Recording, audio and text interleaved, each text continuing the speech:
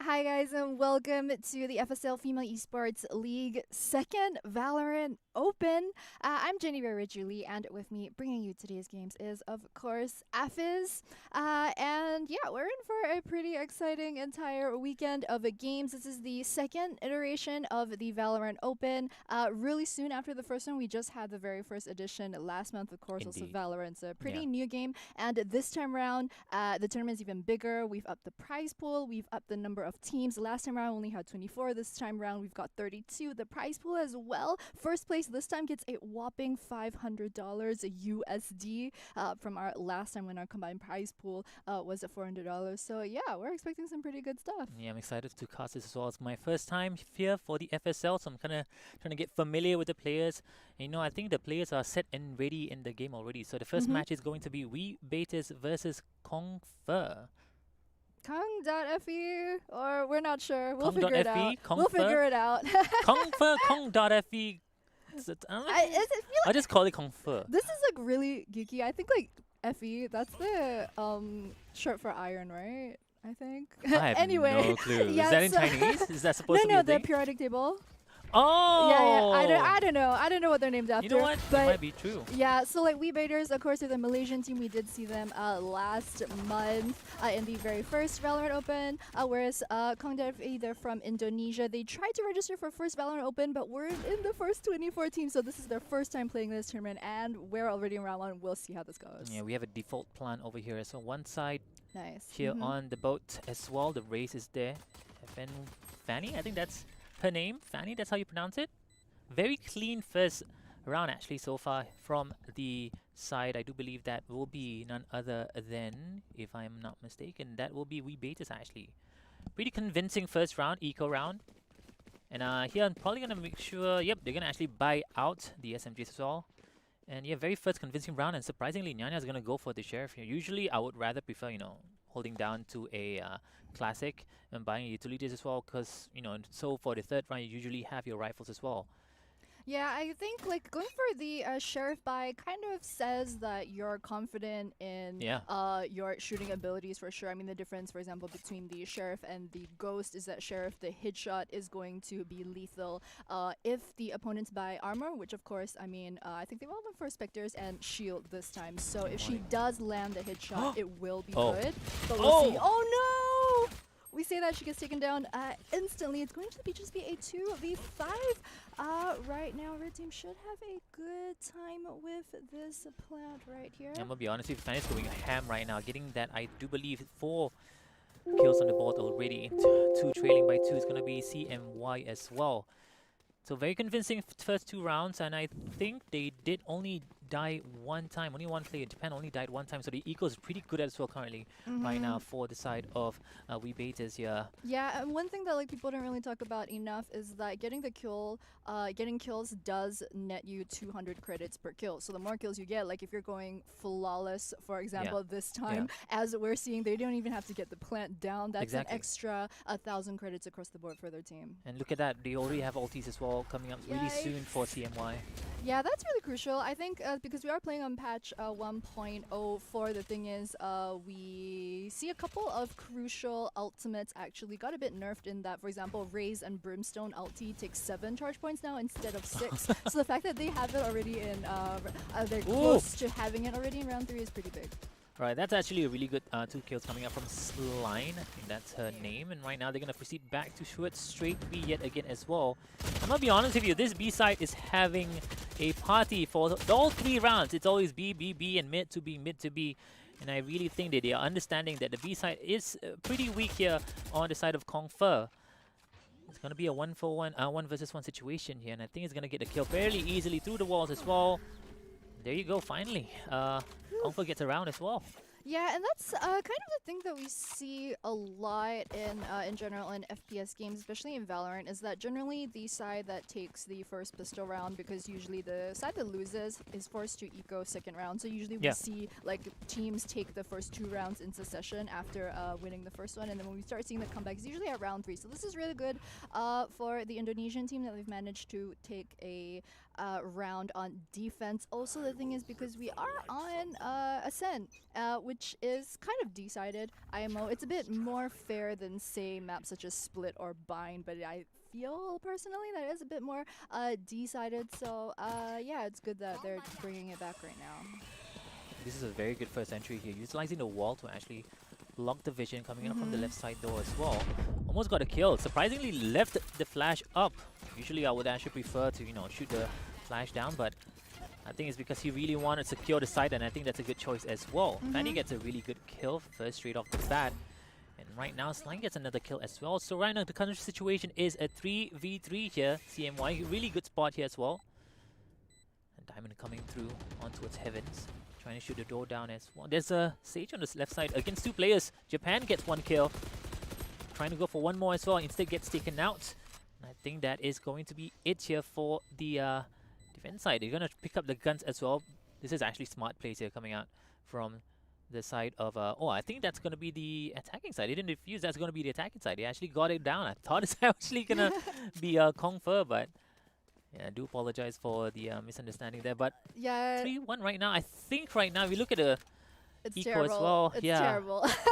it's going to be tough. Yeah, it's just straight up bad for the Indonesian team. They've been in a bit of a rough spot. Also, the fact that We.Baeters got the spike down. That's an extra 300 credits in the bag for them. But very nice standard push from them, which is essentially you want to wall off the left side, you smoke heaven, and that's your push into A site on this map. And Fanny, it's straight off the bat, utilizing the ultimate to go back all the way to both sides. And there you have it. Takes 1 down, maybe takes 2 down. This is going to be a great collateral, but unfortunately misses the spray transfer there. But instead going to get taken out. But you know what's perfectly right? Fanny is 10-3 at the moment. And she can still buy her gun. She doesn't even need to. Ashley can request. But you know what? She's like, I don't need your charity, teammates. I'm just going to buy my own gun. CMY is sitting on so many credits right now. Yeah. She's at 7,200 credits. And also at the same time, I think Diamond earlier on actually bought something as well. Right now, her eco is actually not very good. And she has to, go for a Sheriff for this time around. And I think I would rather prefer going for a Spectre instead currently right now. But I think she's more confident in the Sheriff maybe. And I'll be honest here, this B side is looking pretty weak here for KONG.FE. Yeah, I agree. It looks like it's kind of another A-side push. This time, there's the flash going to come out while on the left, very standard against Smoking Heaven with the Brimstone and takes down Reina over in the back in hell. Whew, yeah, and right now it's up to the Indonesian team to see if they can rotate fast enough. You can see on the mini-map, they're trying to rotate round. There's going to be the res coming out from Sage for the side of the Malaysian team to make it a 4v3 right now. So they are sitting on that man advantage. Sage slow over in Heaven. You can see right now, trying to break through the Sage wall over on the left. Wall goes down, and Raze and Cypher instantly taken out. Brimstone, last one left alive. Can he do it? No. It's a 1v2 right now, and he's coming 20 in. 20 HP. He has a Steam Beacon though. Yeah. This might actually be a really good. Yeah, this might actually be a really good one. Raze is low. Raze is low too. Oh. Can he do it? Yeah. Nice. Nice. That is the clutch play. That is what and I you don't want know to see. if she can make it in time. I don't think she can make it in time. If she was actually a little bit more confident in herself, putting down that Steam Beacon really early and just going hit, she even doesn't even need to. Actually, you can just shoot through the floor. But I feel like that was a really good play by Nyanya. It was. Yeah, it was really good play. And also at the same time, they took away all the guns and currently trying to maybe, you know, screw up their eco a little bit on the side of We.Baeters. 5-1 the score right now. You just mentioned that this is a defending side, and I'm going to be honest still, KONG.FE has an uphill battle here from this point on. They need to at least win 4 more rounds here to make it easier for them on the attacking side as well. Yeah, that's the thing. Before the swap, you kind of want to at least be somewhere like 8-4 around the swap. If you're in something like a 9-3 situation, it's very dicey going into the swap, especially if you lose that first pistol run after. Yeah. Yeah, it looks like a bit of a switch up this time. Oh, no! He made it. Yeah, he just barely loses 19 health altogether with the armor. Thank you, armor. Gonna nade straight into market. It's usually a spot where people are camping. Oh no! Oh, that sneaky gap between the wall. Reina's gonna make good use of that one. Jamor can actually do it. She has the Huntress as well. She has the ultimate ability. She can utilize the Spectre as well. It's a 1v2. 1v2. she make this happen? Both of them already. No. Timing. Yeah, it was rough because she knows that both of them were already on Yeah. site. It's a bit hard to because there are so many angles on this site in particular. It's either you go from the left or the right, and I mean it was a 1v2 situation, and they're gonna have someone on the left, someone on the right. So, Right now, Fanny is sitting on 12-5 at the moment here. Definitely a very good Omen player. Also has the ultimate. CMY has yet to use the ultimate, I think. She has not used her showstopper just yet. And right now, Celine's popping up the operator right now. Oh, finally. I was wondering when we were going to see an up in Ascent, especially because we haven't really been seeing a lot of, I think, mid-courtyard plays, which is one of generally, yep, right there. That's a good spot to be camping out with the op. But it looks like a 5-man rush onto a KONG.FE. No, this though they're gonna rotate. Fanny instantly picks up a triple kill. 4 members down. No! Oh man! Unlucky. I think she was feeling it. She was feeling it. She was like, you know what? I don't even care. I'm just reload. I'm just gonna reload in the corner right here before even peeking. She was feeling herself, and I really like the way that she actually has the crosshair placement. So Fanny definitely knows what she's doing here. Yeah, I mean, the We.Baeters team, they're actually founded in 2018. Back then, they did play CSGO. Yeah, and also we did get a bit of background information on the teams this time around. They apparently train for 3 hours minimum whenever they can. Also, they have represented Malaysia before in some CSGO tournaments. For example, in the, I think it was the Zowie Divina Women's Asia CSGO Championship in Shanghai just last year. So, I mean, these girls, they know how to shoot, they know how to play, and that's definitely what we're seeing right now, 7-1. Yeah, they definitely have a lot of competitive experience when it comes to playing competitive, esports tournaments itself. For this time around, it's going to be Valorant. And you can definitely tell that they have a lot of experience when it comes to pushing the site and also applying the smokes at the same time. And also, you look at the whatchamacallit, the agent choices as well. They really don't play any games. Yeah, it's actually really interesting that they picked both Omen as well as Brimstone, something we didn't really have a lot of time to touch on at the start of this game in particular. Generally, on Ascent, I think some teams will favor Omen smokes over Brimstone smokes. The fact that they've actually picked both of them actually really opens up a lot of spaces on the map in general. More smokes equals more utility. But the way that We.Baeters are playing it is they're playing so aggressive. Also, the fact that they can communicate so well, they have such good strategies. They're switching it up pretty much every single round. We've seen the push into it. Yeah, they're just gonna go. I mean, that's one of the basic things. But people think that you don't have to rotate. But the best way to actually deal with this is to just shoot the wall down and make them think that there's gonna be a B push.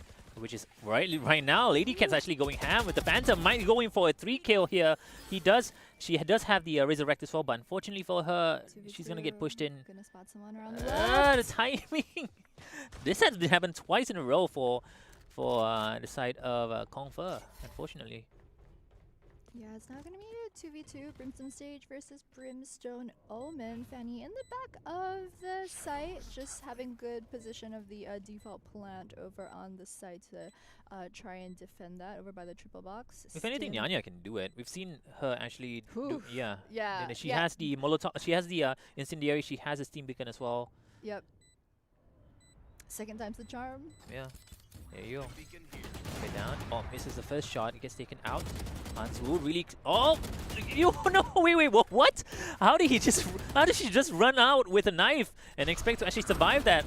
But apparently she does survive that. And right now they're just gonna go back towards A, utilizing the ultimate as well. Doesn't want to allow her to actually ruin the economy, even though they're all maxed out.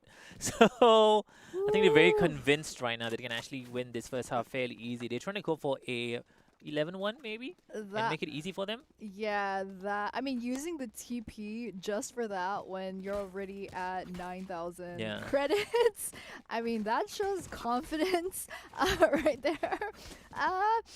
I mean, if I were in solo queue and I saw my teammate doing that, I would be like, look, bro, come on. Was that really necessary? But I mean, confidence.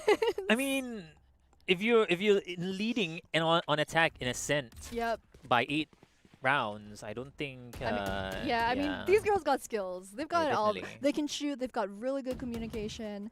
Oh, I really like this fast short push here coming out from the side of We.Baeters, moving in closely. CMY taking the lead as well. The smokes have been popped. They're gonna shoot down the door. They don't even care about that door actually. And CMY leading the pack here behind is going to be the rest of her teammates as well, popping down the paint shell so onto its heaven.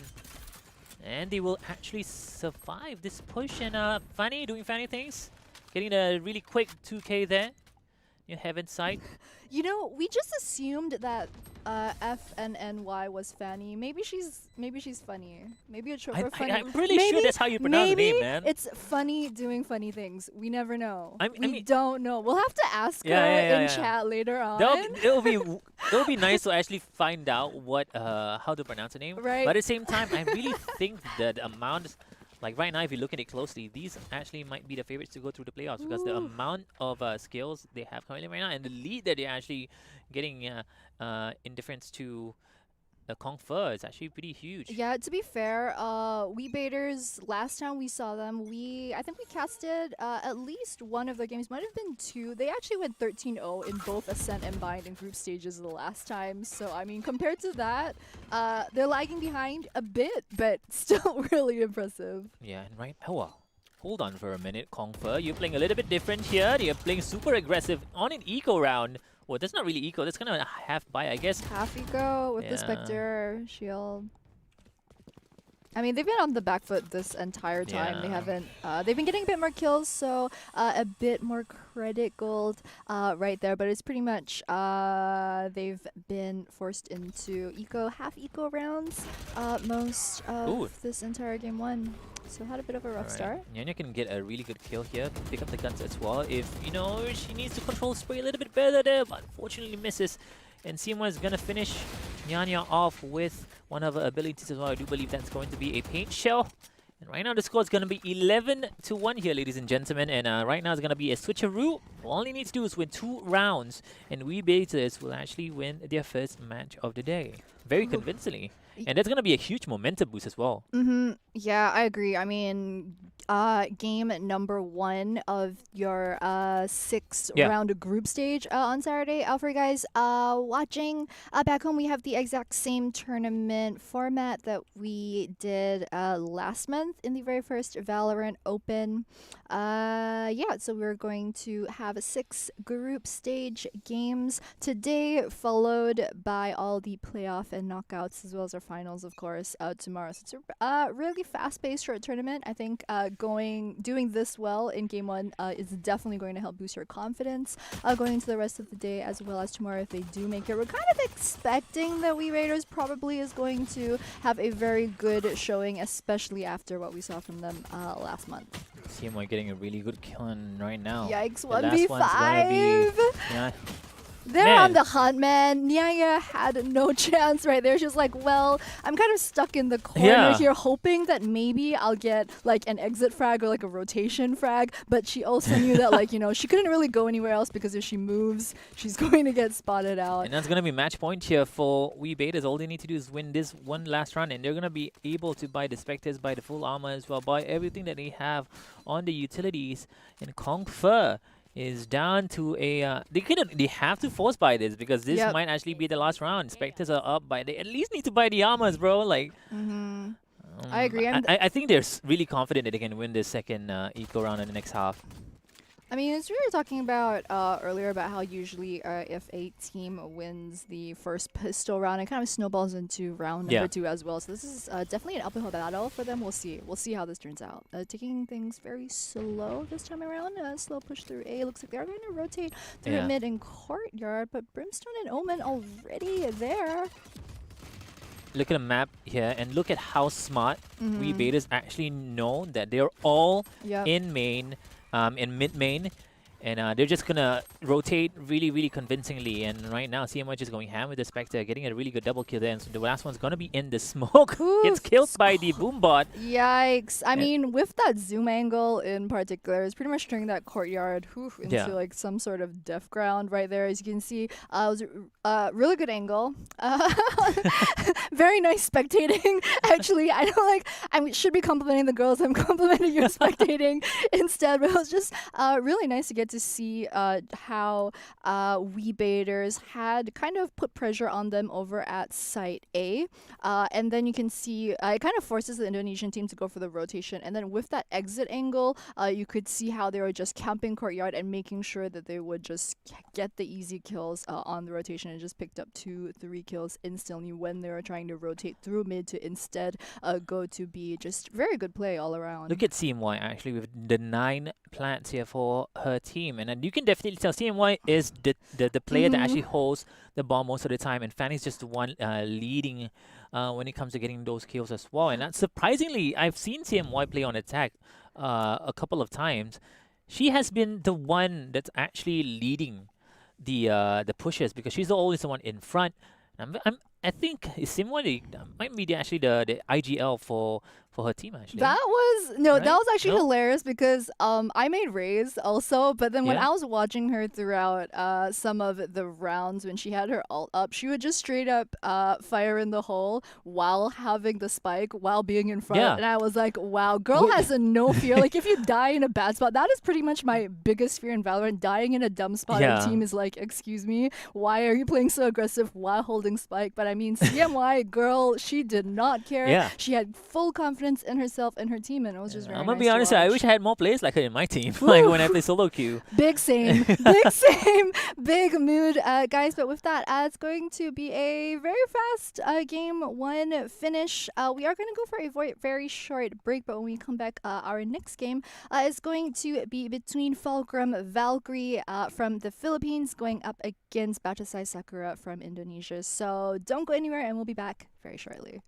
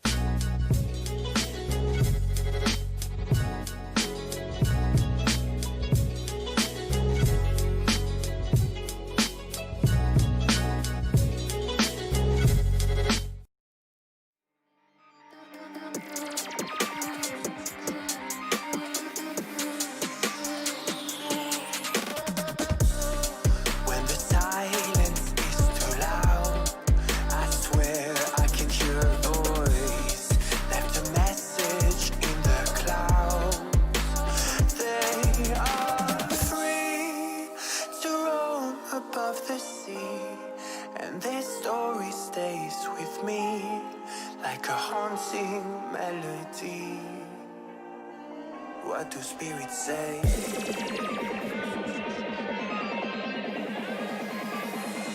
What do spirits say in the darker days? What spirits say?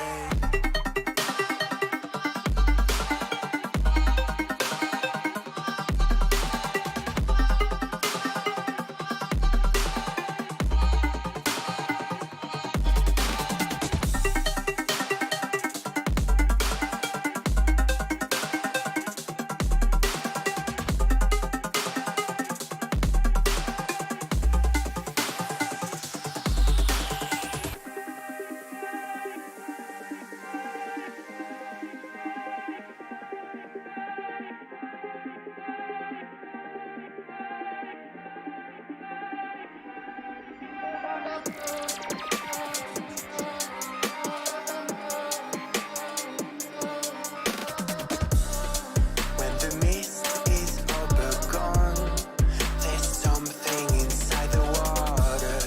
Don't know where they're coming from. They are free to roam above the sea, and their story stays with me like a haunting melody. What do spirits say?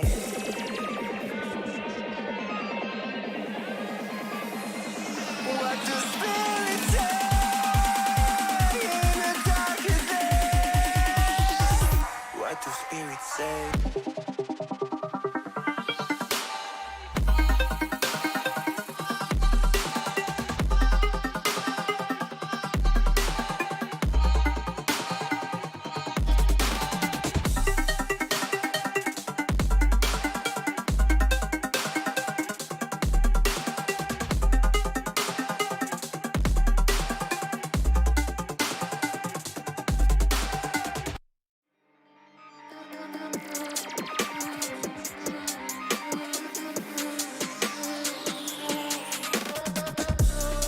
When the silence is too loud, I swear I can hear a voice. Left a message in the clouds. They are free to roam above the sea, and their story stays with me like a haunting melody. What do spirits say?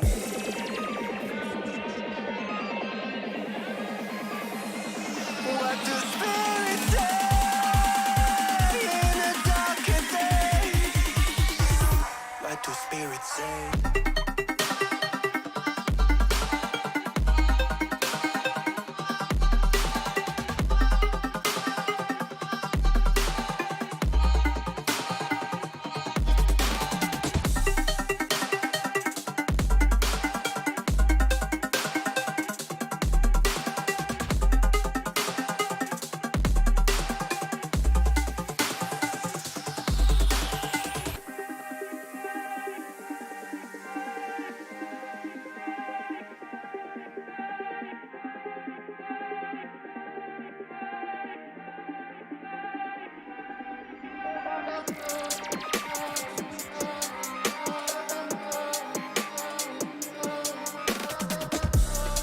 When the mist is all but gone, there's something inside the water. Don't know where they're coming from. They are free to roam above the sea, and their story stays with me like a haunting melody. What do spirits say?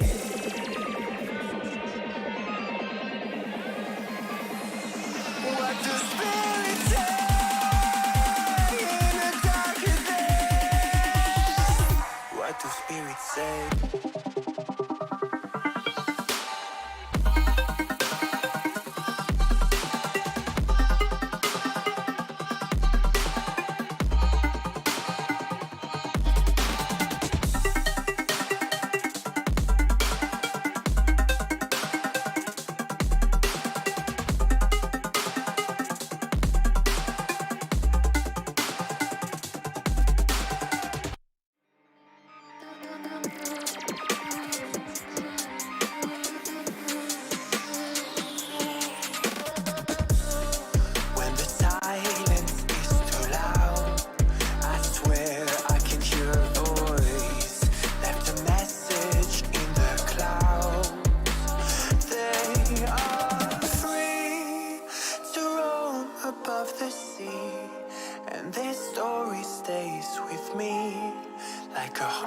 haunting melody.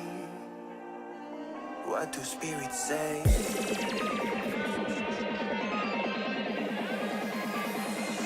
What do spirits say in a darker day? What do spirits say?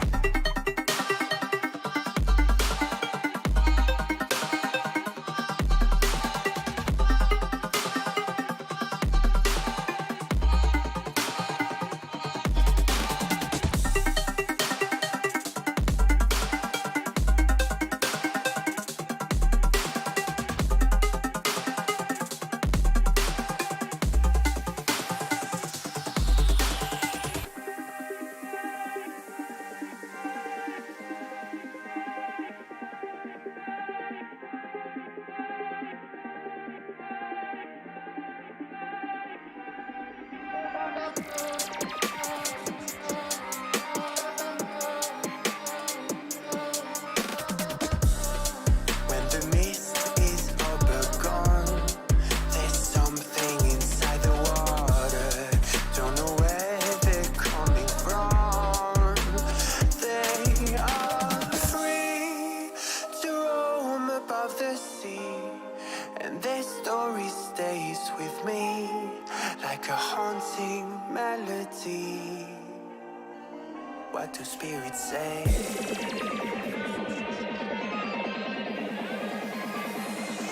What do spirits say in a darker day? What do spirits say?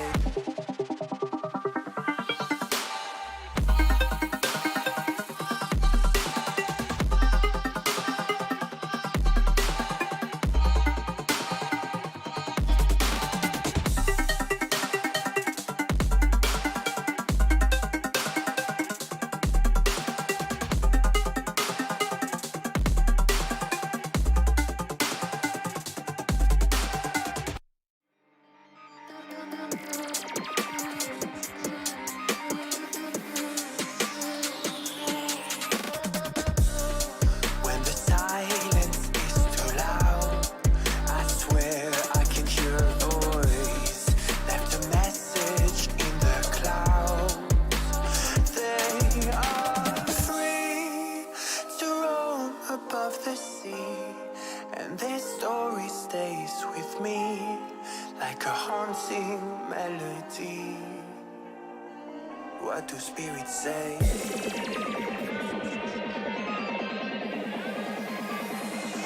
What do spirits say in a darker day?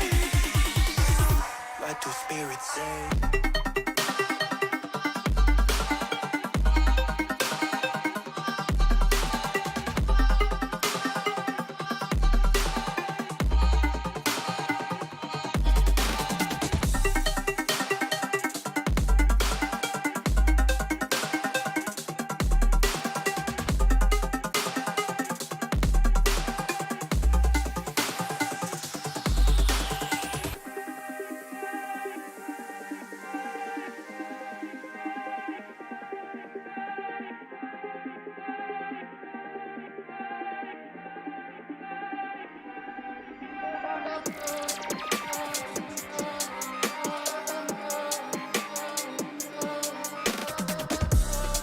When the mist is over gone, there's something inside the water.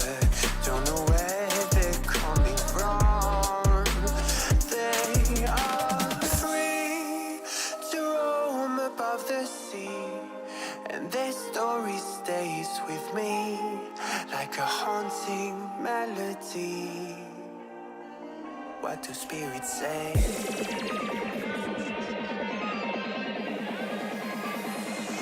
What do spirits say in a darker day? What do spirits say?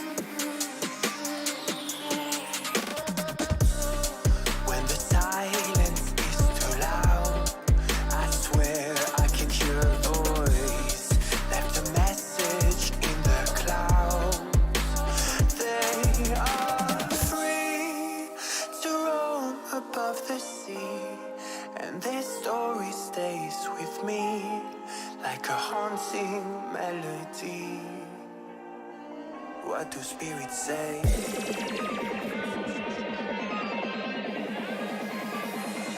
What do spirits say in a darker day? What do spirits say?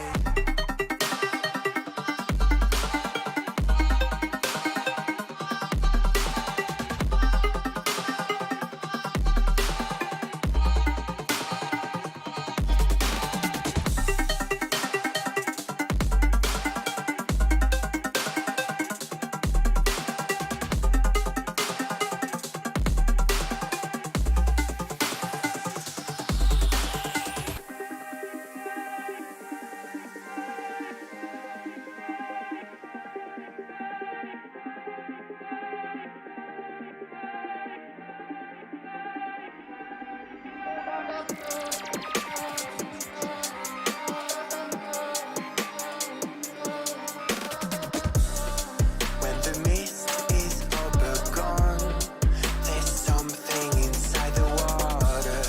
Don't know where they're coming from. They are free to roam above the sea, and their story stays with me like a haunting melody. What do spirits say?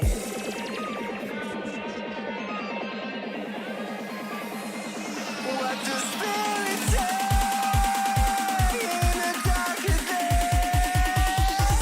What do spirits say?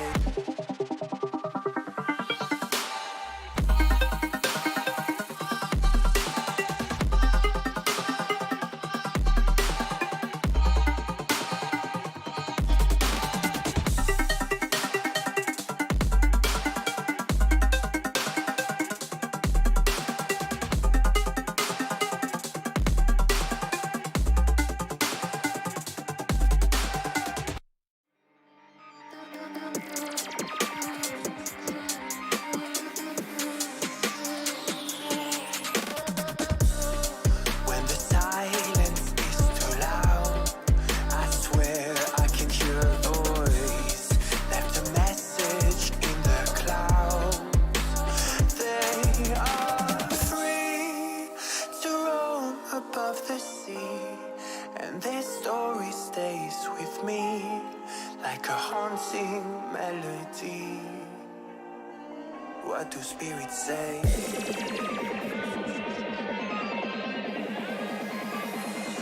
What do spirits say in a darker day? What do spirits say?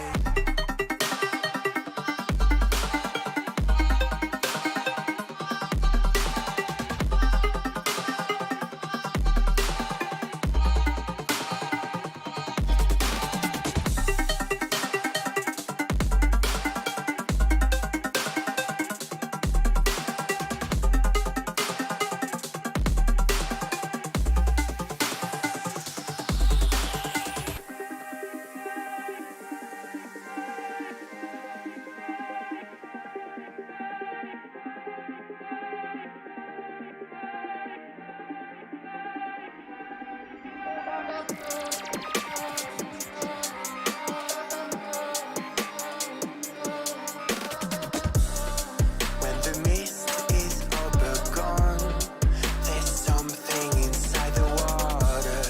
Don't know where they're coming from. They are free to roam above the sea, and their story stays with me like a haunting melody. What do spirits say?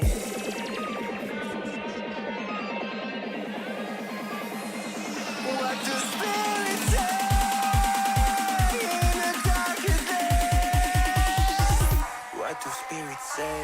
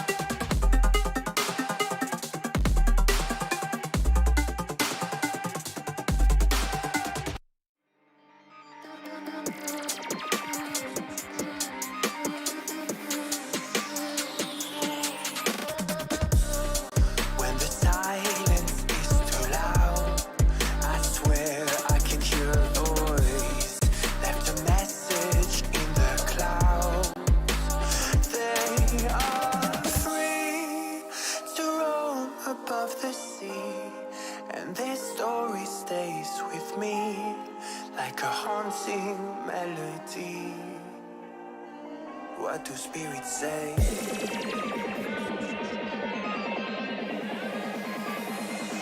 What do spirits say in the darker days? What do spirits say?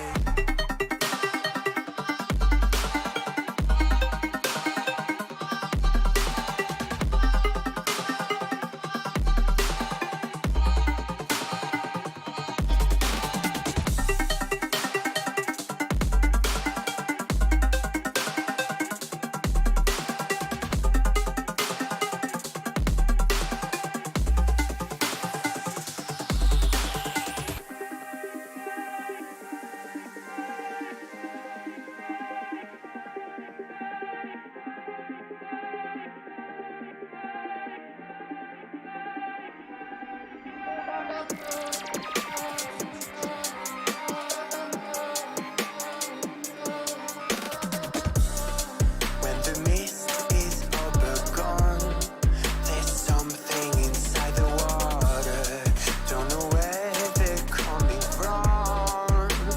They are free to roam above the sea, and their story stays with me like a haunting melody. What do spirits say?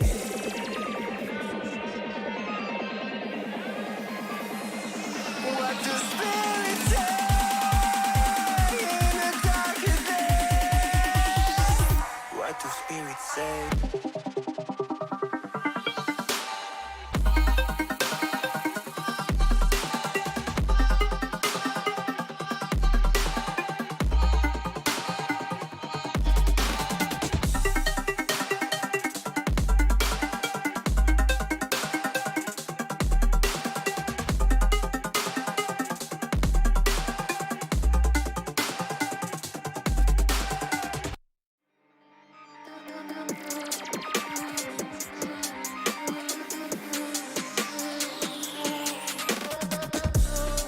When the silence is too loud, I swear I can hear a voice. Left a message in the clouds. They are free to roam above the sea, and their story stays with me like a haunting melody. What do spirits say?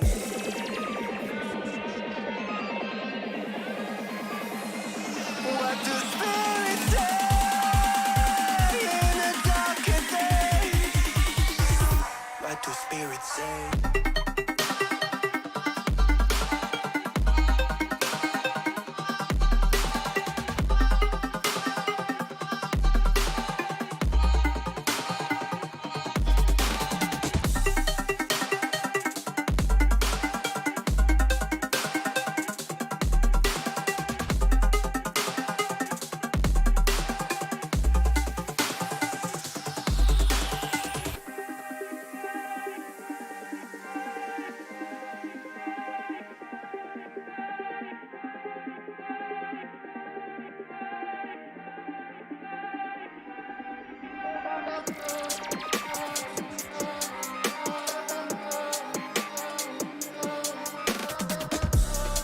When the mist is all but gone, there's something inside the water.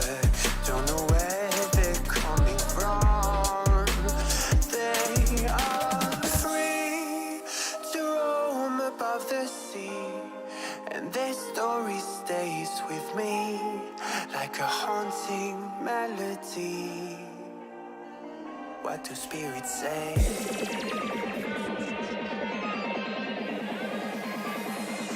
What do spirits say in the darker days? What do spirits say?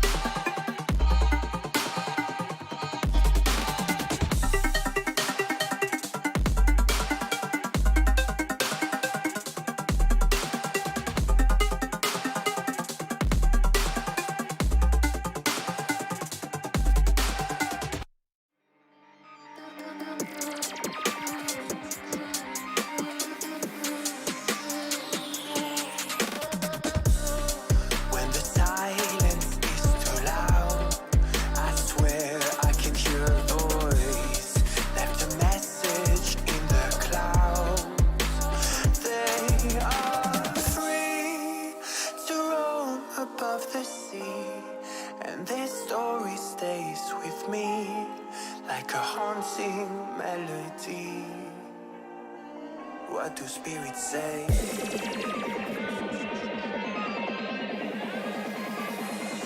What do spirits say in a darker day? What do spirits say?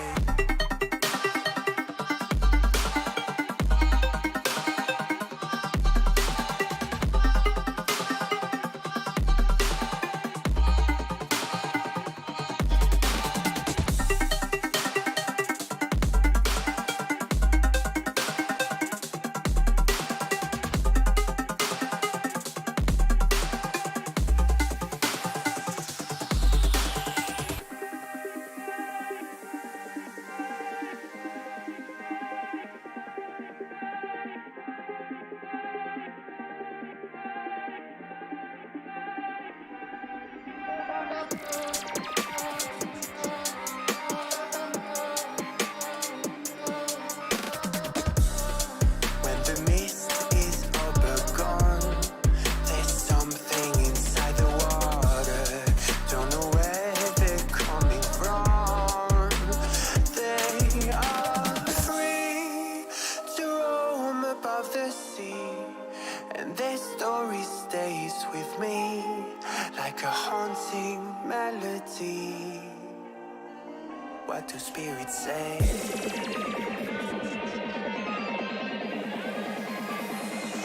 What do spirits say in a darker day? What do spirits say?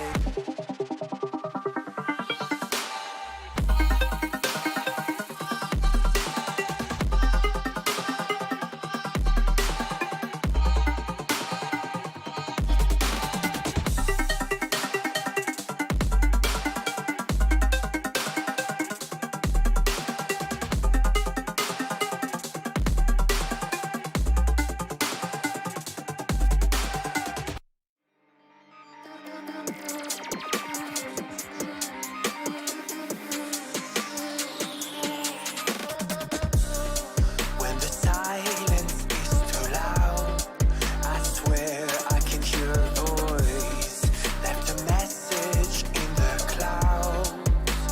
They are free to roam above the sea, and their story stays with me like a haunting melody. What do spirits say?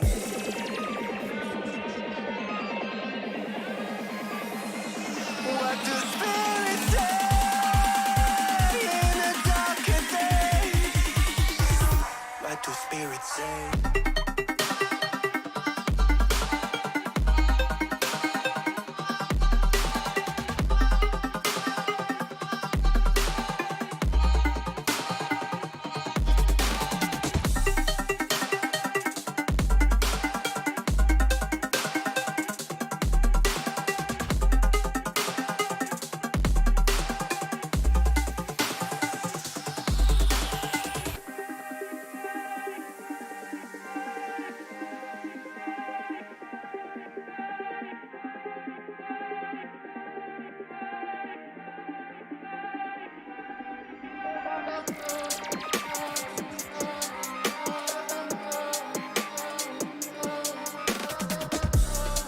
When the mist is over gone, there's something inside the water.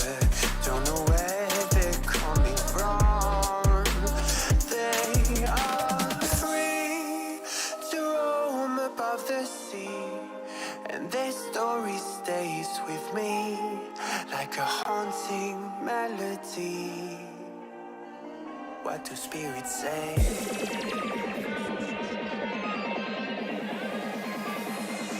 What do spirits say in a darker day? What do spirits say?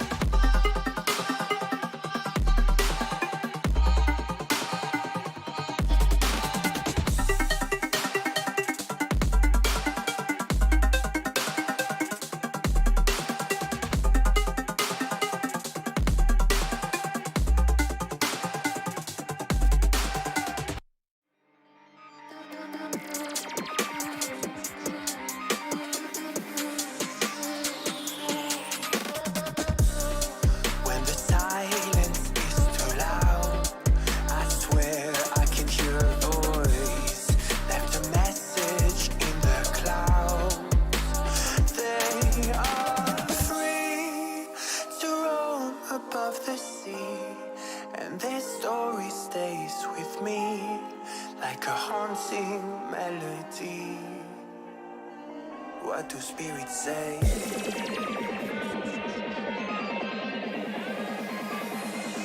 What do spirits say in a darker day? What do spirits say?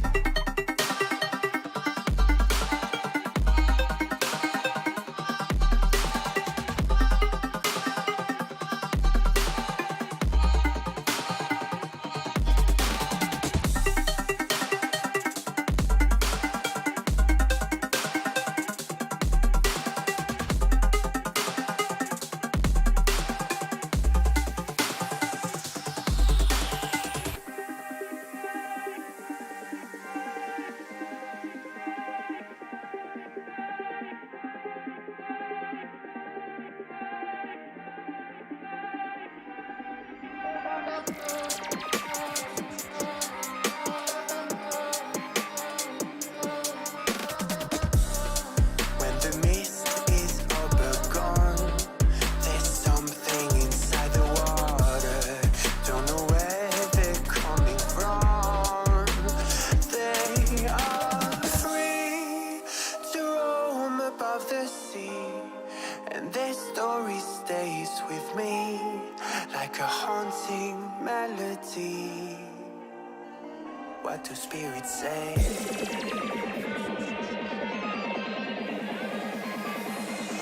What do spirits say in a darker day? What do spirits say?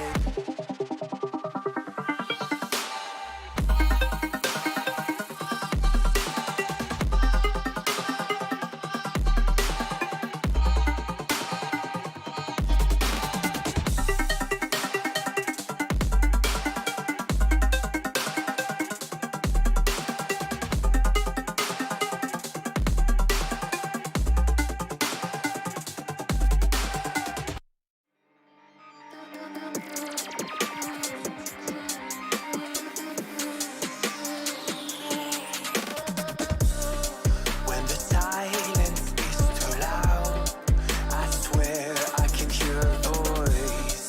Left a message in the clouds. They are free to roam above the sea, and their story stays with me like a haunting melody. What do spirits say?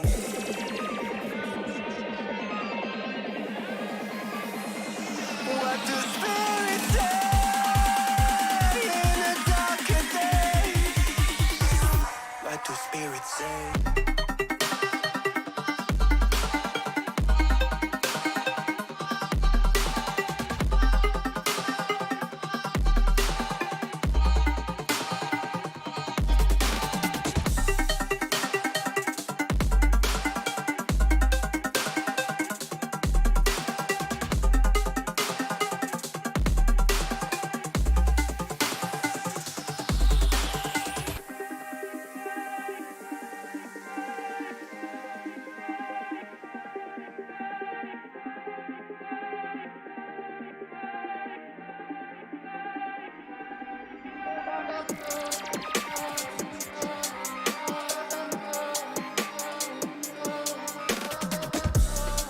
When the mist is all but gone, there's something inside the water. Don't know where they're coming from. They are free to roam above the sea, and their story stays with me like a haunting melody. What do spirits say?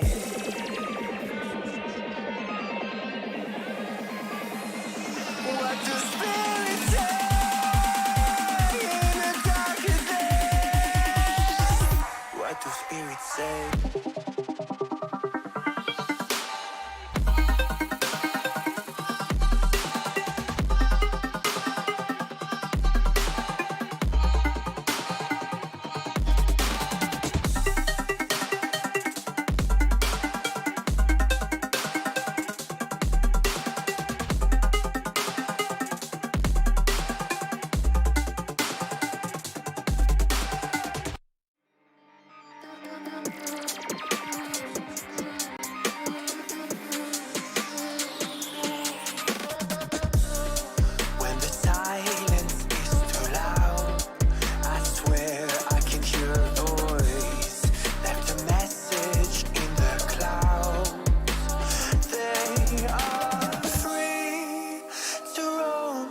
above the sea, and their story stays with me like a haunting melody.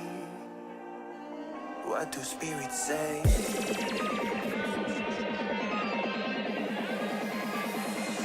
What do spirits say in a darker day? What do spirits say?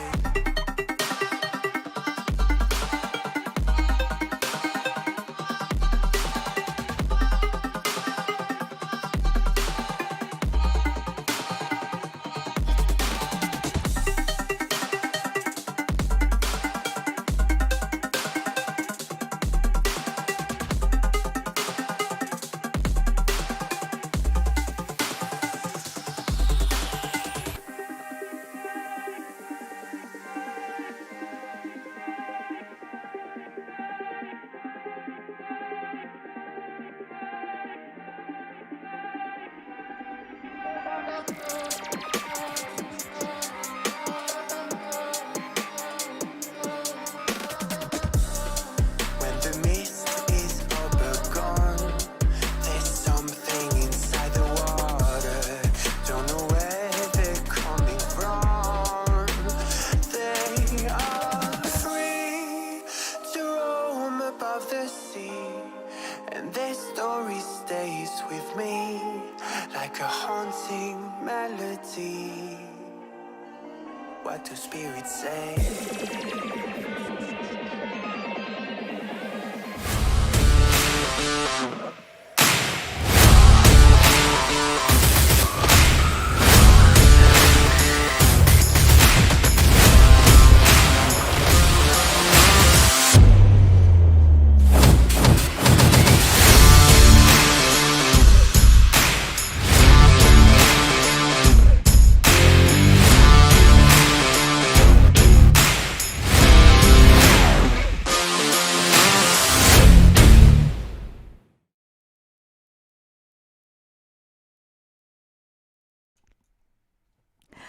Hi guys, and welcome back to the Fsl Valorant Open second iteration of the tournament. Once again, I'm Jenny originally with me casting the games today is, of course, Afiz. I would like to take a moment to just shout out really quick to our sponsors, without whom of which this tournament would not be possible.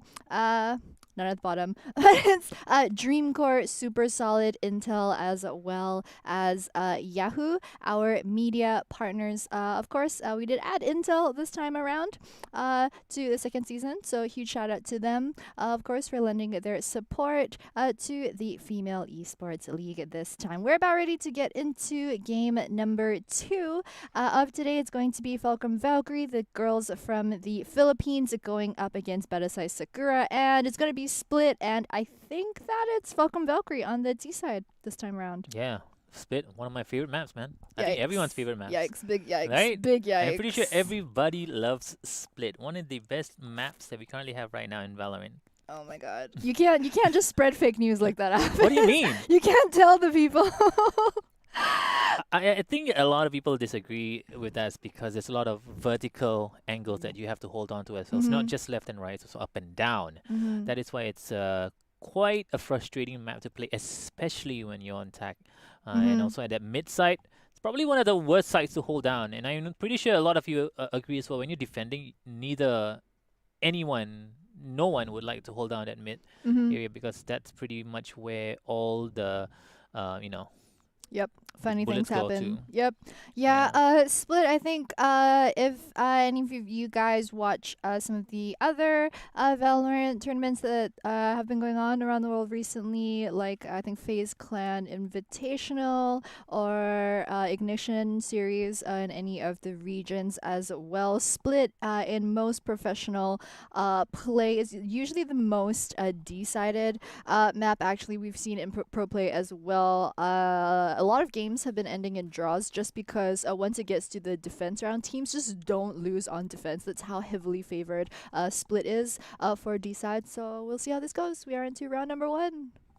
So, I mean, I haven't yet to familiarize with these players just yet, but I'm really interested to see how these players from the Philippines are actually gonna come out of this match actually. Yeah, we have a bit of a similar situation as game number 1, where Fulcrum Valkyrie did play in the first season of Valorant Open. However, they only kept 2 members from their roster. They didn't have that good of a showing, didn't quite make it out of groups. I think they went 1-1 in group stages. And whereas for Battousai Sakura, this is their first time playing in the Fsl Valorant Open. Once again, they tried to sign up for the previous season, but they didn't make the signups in the first 24 teams. So this is going to be their first time playing in this tournament. I really like this choice from Battousai Sakura. Instead of just going towards heaven, just went straight towards main and not allowing them to actually get taken off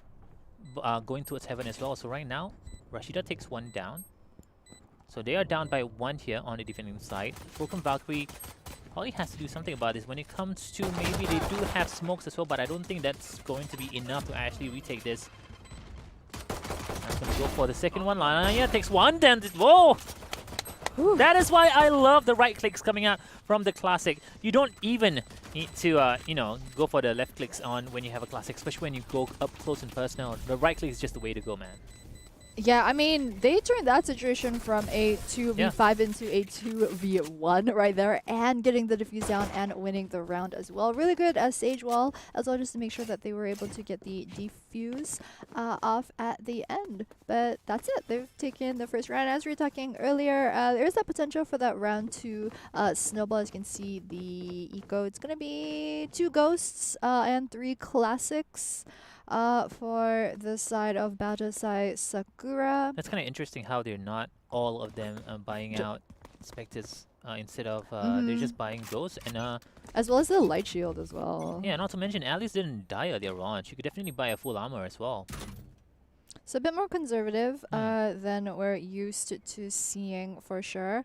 And talking about this start this time around, as you can see, it's the Cypher over on site B, setting up all his wires as well as this camera straight down into garage. Just very standard if you're playing that Cypher. He's pretty much picked in almost every single team composition. It's really all about that Cypher in that 3 core for the utility. He can hold down the site by himself. But yep, it's gonna be a 5-man push right now. Wow. I am actually kind of shocked the fact that they went all the way. They got through heavens with no problem whatsoever. And they're going to have to force a retake here. And right now, Minchu is really low on HP as well. It's going to get instantly taken out here by Nicole G with the shorty. And I think this might be a really good eco round here for the side of for Battousai Sakura. Lane takes 1 down on top. Gonna go for the defuse as well. I think they definitely can do this. Yep, they've got the team wipe. So they managed to pick off the Sage over by the corners. They're definitely going to get the defuse down at that point. So good on the defenders. Things did look a bit dicey at the start because you're saying, especially on this map and also kind of the way you play Cypher, you usually have just 1 person. Usually, sometimes you'll have 2 over at B. So you usually have someone over at the back of site. So they put Cypher there, and then you have someone in rafters, but generally you might not start the person in rafters. Usually you could have them looking through the doorway over at mid. If there's any action that happens in garage, then that person rotates through heaven on site B. So this time it looked a bit like maybe they might not make the rotation time off, but they did manage it, so very well done. I think they played for retakes, especially on during the eco round as well. And they have a Cypher on B side, so they don't really necessarily need to actually hold on towards heaven, which is pretty nice. I was actually looking towards to find out whether Alice is going to be on heavens, and I think Alice played lower heavens, which is usually called hell, because heaven is hell. So I usually just call it hell, which is really smart play. They waited for the rotation to come even in teammates as well, instead of like dying instantly, holding down heaven, because there was a really fast push coming out from Battousai Sakura. And I think they had some technical difficulties earlier on. They hold on to the pause timer. Right now we're back straight into the match. So score 2-0. Looking at the score chart as well. 3-0 here for Alice Olanaya. Let's see what Battousai Sakura has to do here to win this round. They do have guns at least now. Yeah, also I like the aggressive play that we saw from them in round number 2. Also, interestingly, we are seeing both these teams actually have Reyna in their composition as well. Oh, we see that it's going to be a 4-man hard push in once again through Heaven. I Right really like here this push. onto B. Flash gonna come out from Reyna. Doesn't catch anyone out over in Heaven though, and right now they're already making their way onto site. Surely once again, lone member does pick up one person coming down through the ropes though. Knows they're in a bad spot. Rest of the team trying to make their way around. 1v1 versus a Sage gets that nice kill, and the spike is down as well. So picks up that double. It is a 2v2 situation, however, but they do have vision on the spike, which is great. Yeah, I want to point out something played by Shirley. Beautifully done there. Shirley actually knows that she put down the tripwire on the left side. So she would know when the Sage actually pushes in on the left side. So she didn't even need to look on the left angle. All she needed to do was wait for them to push in the left angle and know that the Sage was actually there pushing her down. And she doesn't even have to focus on towards the race that was pushing her towards rafters as well. And oh! Okay. She definitely did not mean to do that. Oh, this is very, very, very bold coming up from Alice. Holding down his mid angle with an op as a Sage. It's going to be really hard for her to put up the wall in mid side later on. Yeah, round 4 with the op money after going 3-0.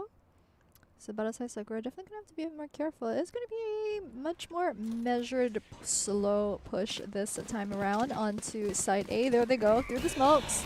Reyna Flash going to come out as well as Brimstone. Cypher Cage, a lot of vision used very early on. Alice doesn't manage to pick up anyone after 2 shots through all that utility being used. Gonna rotate around towards Heaven right here. See if they can get anyone trying to come up through ramps. Usually on the A push, you will have kind of a split push down through A main as well as upper ramps, but it's not what they're going to go for this time around. Spike has been planted behind signboard, which actually is a bit of a dangerous, isn't one of the default spots, but a bit dangerous because you can wallbang straight through the signboard. I would expect Lanai to actually just wallbang exactly, that like I thought you would be just she straight has up the areas shooting. as well. Just do it. There you go. Lanai takes down 1, 2 are down as well. Going right down. There's one more in hell. Turns around. Oh no! Almost actually got taken out there. But I think she's just gonna go straight for the defuse, and it's very smart place actually. Alice gets a really good double kill as well to end it, and the economy on Battousai Sakura is gonna be really hurt right now. Yeah, it's really tough because all the top 3 members, you can see it's a 5-5-5 and 4 kills. That's the way the distribution is. So I mean, Minju, not the richest person on her team, but the thing is 4 members on her team just absolutely stacked with cash right now. Yeah, I'm expecting these 3 players to currently right now, especially on those agents, the defensive agents, we have the Cypher, we have the Brimstone as well as the Sage to lead when it comes to getting those kills, especially on defense side like I mentioned earlier on. And right now they are going to see they can actually penetrate through B main, which is probably one of the hardest right now, knowing that there's a Cypher in B. Yeah, we saw, I think the first 2 rounds, they were just trying to 5-man the Cypher, knowing that it was likely just going to be 1-man Cypher holding that side, but check. But this time around, he changes his position, which is really smart. This is going to play mind games with Battousai Sakura. Right now, the Cypher is in A instead. And they're trying to figure out, like, should we go to B? Because the Cypher has been B for like 3 times already, and now the Cypher is going to be in A.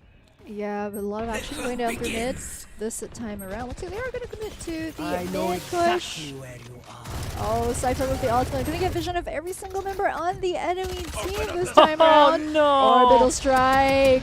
Why do you have... Oh, nah. You don't have to do her like that. That was so nice. Did her absolutely dirty. Kind of knows that it's likely that Sage is going to be holding the spike as well. So this is pretty much exactly what Lanaya and her team want. They got vision, so they knew that she was there, and just straight up used her ultimate to pick up that nice kill. Right now we are in a 2v3. Cypher does have the spike this time now. Looks like they're going to be rotating over around to A.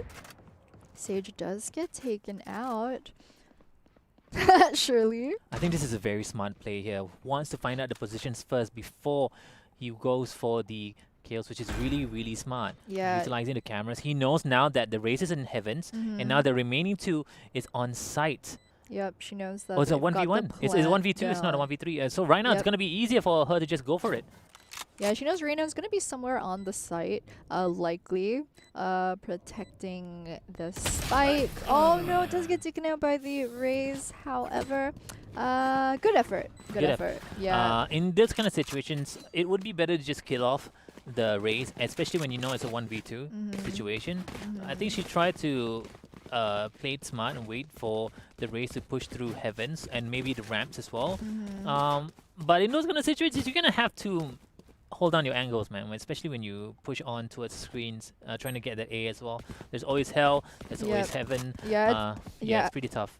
Yeah, it's difficult, especially because site A in particular is just So many angles. so open, so Yeah. many angles. Yeah, especially in that 1v2, you can pretty much get killed off around the corners. Even if you do kill someone, you have to get them both before the defuse plus the bomb was already ticking at that point. So would have been really tough for her to pull that one off.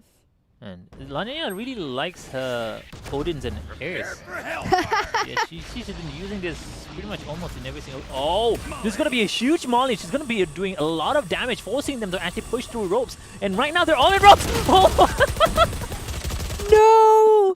What a disaster! Oh my god, that was not the direction that she was expecting them to run from the Molly. She thought she was gonna push them back. Instead, they just all charge it. They're like, oh, Molly from over there. Oh, you know what? We're just gonna 4-man rush you instead. Oh no. Paranai coming through. Minju takes 1, and right now Huntress has been popped here. I mean, Empress actually has been popped here by Trishy. Trishy has the Phantom as well. That's gonna give her more fire rate on this Phantom. She's gonna be able to do the damage onto it. Shirley gets shot in the back by an operator, and I think that's going to be it here for Fulcrum Valkyrie. And yeah, very, very convincing and interesting way to actually begin this 6th round. I mean, the 5th round. And Lanaya, I felt like she thought that they were probably going to go towards B Heaven, right? But she thought wrong. Girl. Bad day, bad times, bad times.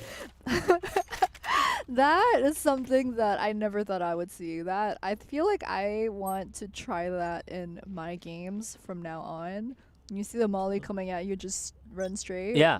Just run straight. That's the 200 IQ. That's the galaxy one. You know that meme where like there's the different levels where the first guy, it's like the first level is just dodge, and then the last one is just run straight. I think the best case scenario here is when you look at that type of situation, the molly has just been popped. That's the perfect time to actually rush the Brimstone, because the Brimstone has to switch out of the gun, and knowing that they have 5 players pushing down ropes, I think they were very confident, and knowing there's only one person in mid as well, so I think that was a very smart choice there by Battousai Sakura. Exactly. But they still lost the round though. Yep, we're gonna see Sage Wall coming out very early to block up the left side, which is pretty standard. You usually will wall that side, smoke heavens, and then go for the plant.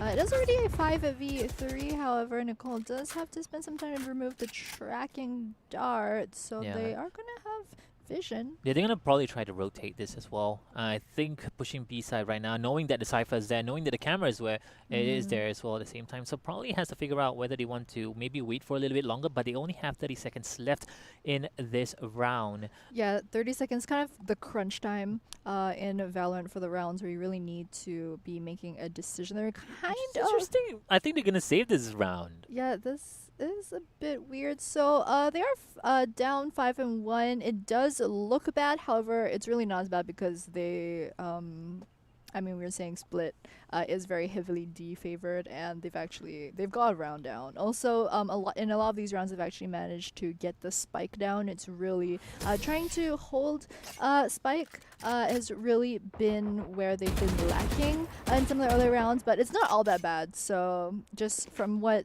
the score suggests, they're not actually doing that badly. Yeah, shout out to Lanaya, the heavy machine gun girl. Like, she put up in other areas, which is very, very interesting. My type of girl, man. Yeah. Shotgun and Ares or Odin. And right now on the other side though, Battousai Sakura has to buy out Inspectors as well. Don't Yeah. have a lot of guns at the same time. They don't have a lot of money next round as well. If they lose this is pretty much a downhill straight all the way ramp, you know. And you saw the camera, she's not shooting, which is kind of interesting. Yeah. Yeah. You might want to shoot the camera, buddy. Yeah. There you go. All right. Now she does it. Took a while, but we got Yeah. there. We got there in the end. So now the camera is down here for Battousai, and Minju probably now knows that some of the plays are actually on A, so they're gonna take their time to push in. So they can definitely slow rotate as well for the side of Fulcrum Valkyrie. And this time around, Lanaya's not playing mid, which is gonna be really easy for Battousai Sakura to actually push in. You can just shoot the wall down. Doesn't really matter. That's the thing about the wall, right? People think that the wall is there, you know, is really hard for you to push in. But if you open it up like earlier on, you just shoot it down, and it opens up another angle that the defending side has to look through. Exactly. Also, the thing about the Ares as well as Odinbai, we've been seeing it crop up in professional play. The way people have generally been using it effectively is they kind of use it like a shotgun. So you're kind of in those close corners and you utilize the high rate fast fire to your advantage. You just mow down teams. It's very good, especially when you have multiple people rushing you as compared to shotgun. Beautiful slow up actually coming up from Sage. Now they're gonna just straight up push in here. This time around, Shali's gonna have a ball of a time. Oh no! They're receiving all the bullets there. Now it's gonna be a rotate retake actually coming up from Valkyries. Now they've done it a lot. They've done the retakes a lot. So I'm really looking forward to see if they can retake yet again as well. Woo! And Nicole just swings wide open, takes Alice down instantly with a headshot on the Vandal. Now Trishy's just trying to hold on to the spike here, playing it really smart this time, but they do have to wait for the exit frags as well. I think that's the better smart play here because they are up by a lot of points. They don't even really need to retake this. They're gonna force them to actually turn really fast, which is pretty interesting. I would prefer to, you know, wait for the exit frags, get some extra kills as well. But they're just gonna go straight towards C-side spawn, and that's gonna be finally 6-2 for Battousai Sakura. Yeah, very nicely well done by them. Things went very well, especially after they picked up Shirley. I mean, you've got to have such strong mental, firstly, to be playing Cypher. And I mean, Shirley, when she saw 4 people coming through heaven, she was just like, I've been here before. I've seen this. I've definitely seen this. But she wasn't able to pick up any kills. And I think that was really where things started going well for the T side, because at that point it was a 2v5 situation versus the Reyna as well as Raze. And I mean, Raze is just so good at holding down the sites like that to prevent the retakes.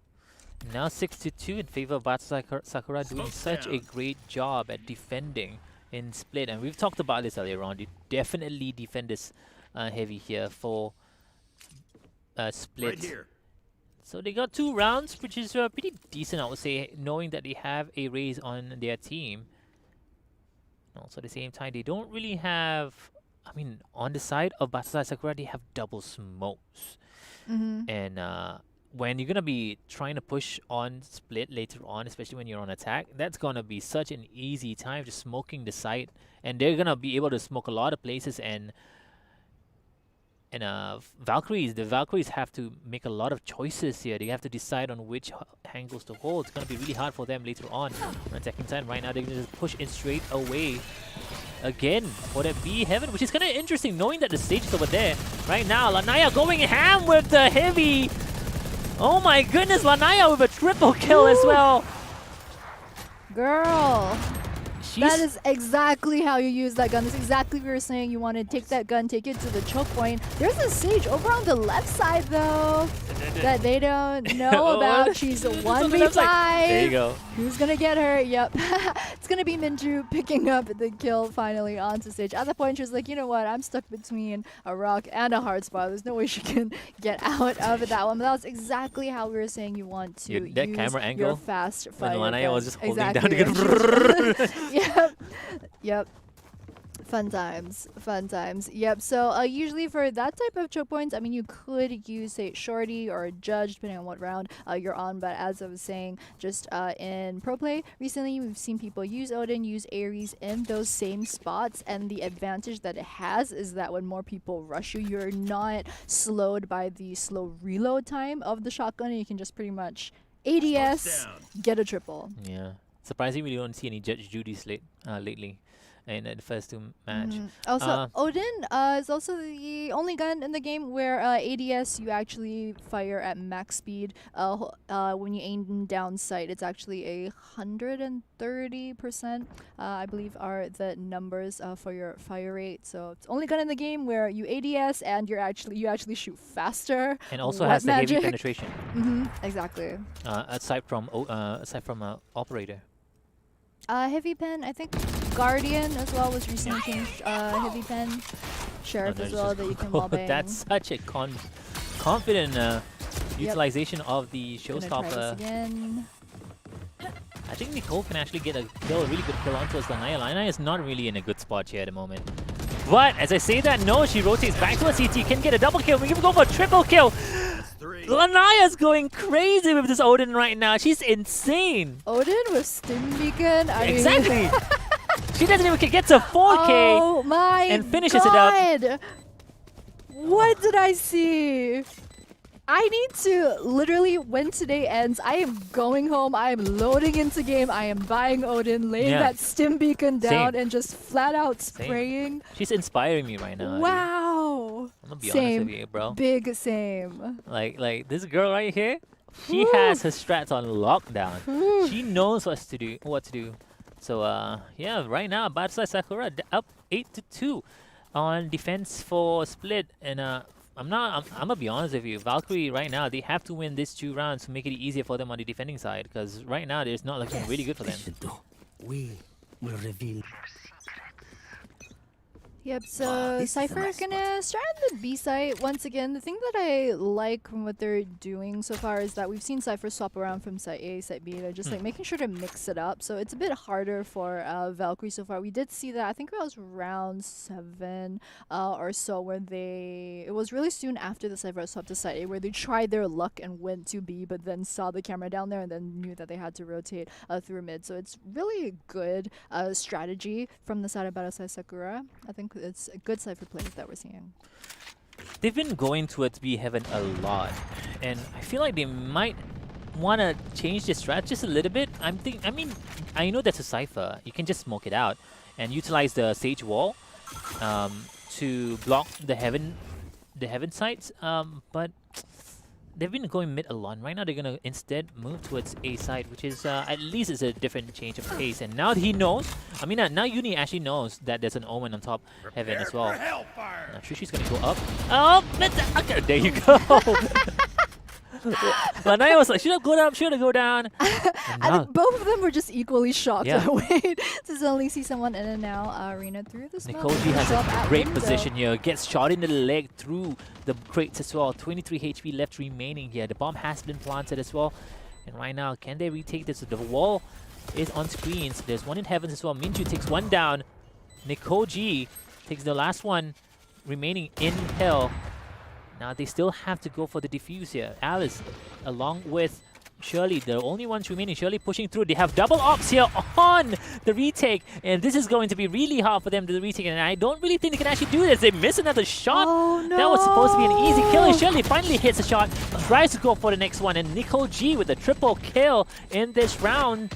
And there you have it, folks. They get around. We were talking about this earlier on. They need to get this last 2 remaining rounds to make it easier for them on the defending side.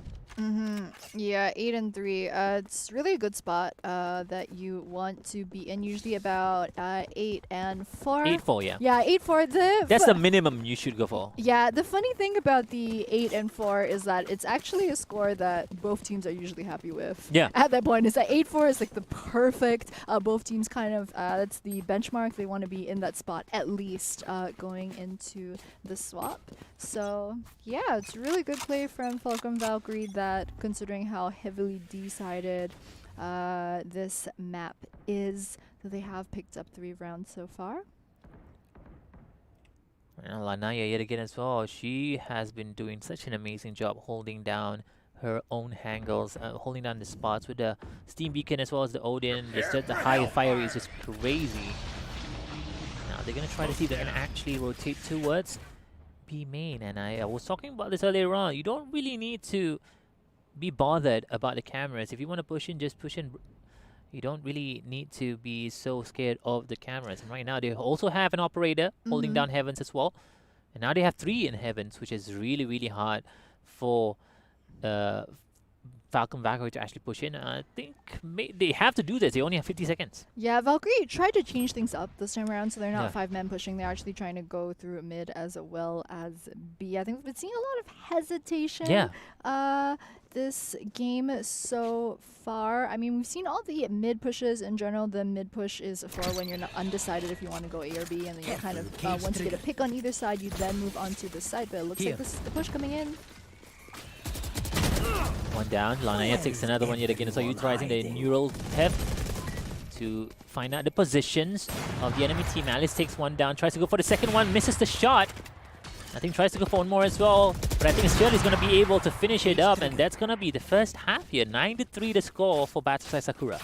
Yeah, odd also that Sage had ult still before the swap, but I think just because the push at the end was so fast, as we were saying, they actually only went onto the side with about 45 seconds left on the clock. In general, when you want to get that safe, the absolutely safe Sage res off, you do need to put down the wall, find a good corner, and then like either have your team be a distraction, do something else while you get that res off, and there was absolutely no chance for that to happen. One point to note as well, earlier on, I think we've yet to see any ultimates coming out from Rogue, from Uni. So Uni didn't use her Resurrect, if I'm not mistaken.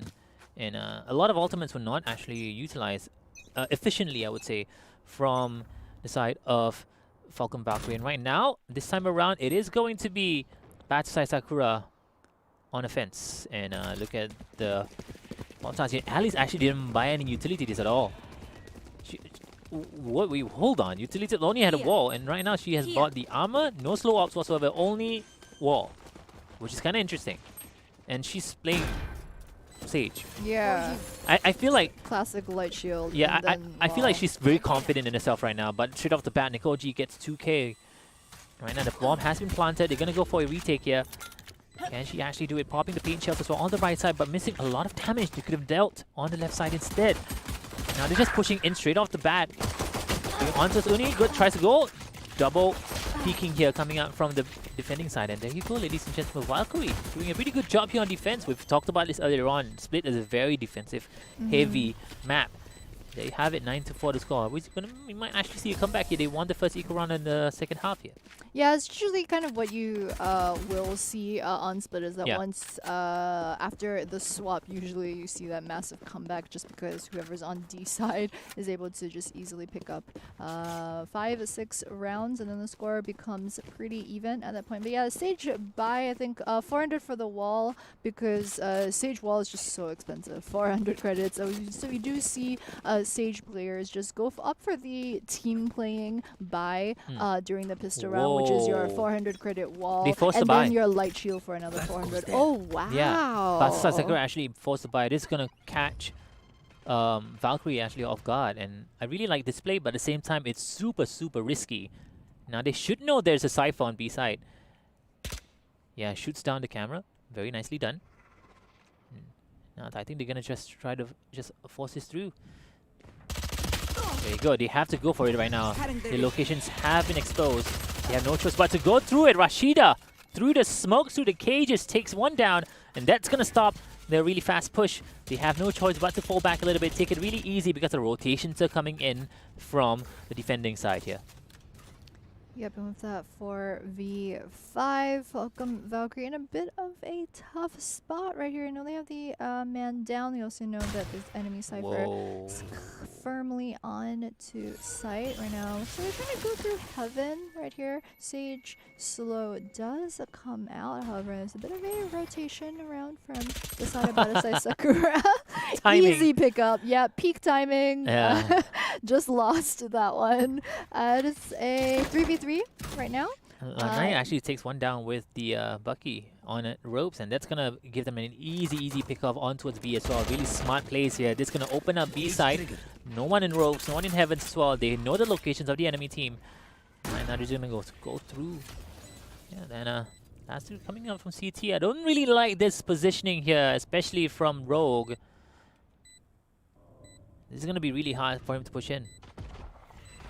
Yeah, it's pretty. There's a Spectre right in front of you. dangerous. There's a Spectre right in front of you. You can pick it up. No. Not sure where the enemy team is right now, though. So kind of figured that there are at least 2 or 3 of them on site somewhere on the right. So Yeah. wasn't really sure was the best way Oh. about there. Oh no! That's not the best spot to remove your tracking dart. Yeah. Yeah. Usually you want to make sure that you're out of sight while you remove it. And also at the same time, they force by worked. And now this is going to completely Wait, damage their eco what? as well. So this is such a huge momentum boost for Battousai Sakura. They can definitely have a lot of firepower in this coming round. Oh no, there's the shorty buy from Nicole Yeah, G. and now they're going to force buy on Valkyrie as well. Big yikes. Alright, she changes it the last minute, so it isn't terrible. But however, I mean, actually shotgun, if you need to be buying a shotgun on your team, Raze and Jet are actually the best players to buy them on, just because your shotgun, while you jump, your spray doesn't actually get affected that much compared to everyone else. So it's not terrible. It wouldn't have been terrible if she did it, but good thing that she did change it last minute, however. Reyna gets taken down instantly right off the bat. It's going to be a 3v5 right now. Plant trying to go down again behind signboard, but gets wall banged from heaven by 2. Reyna Flash is going to come out.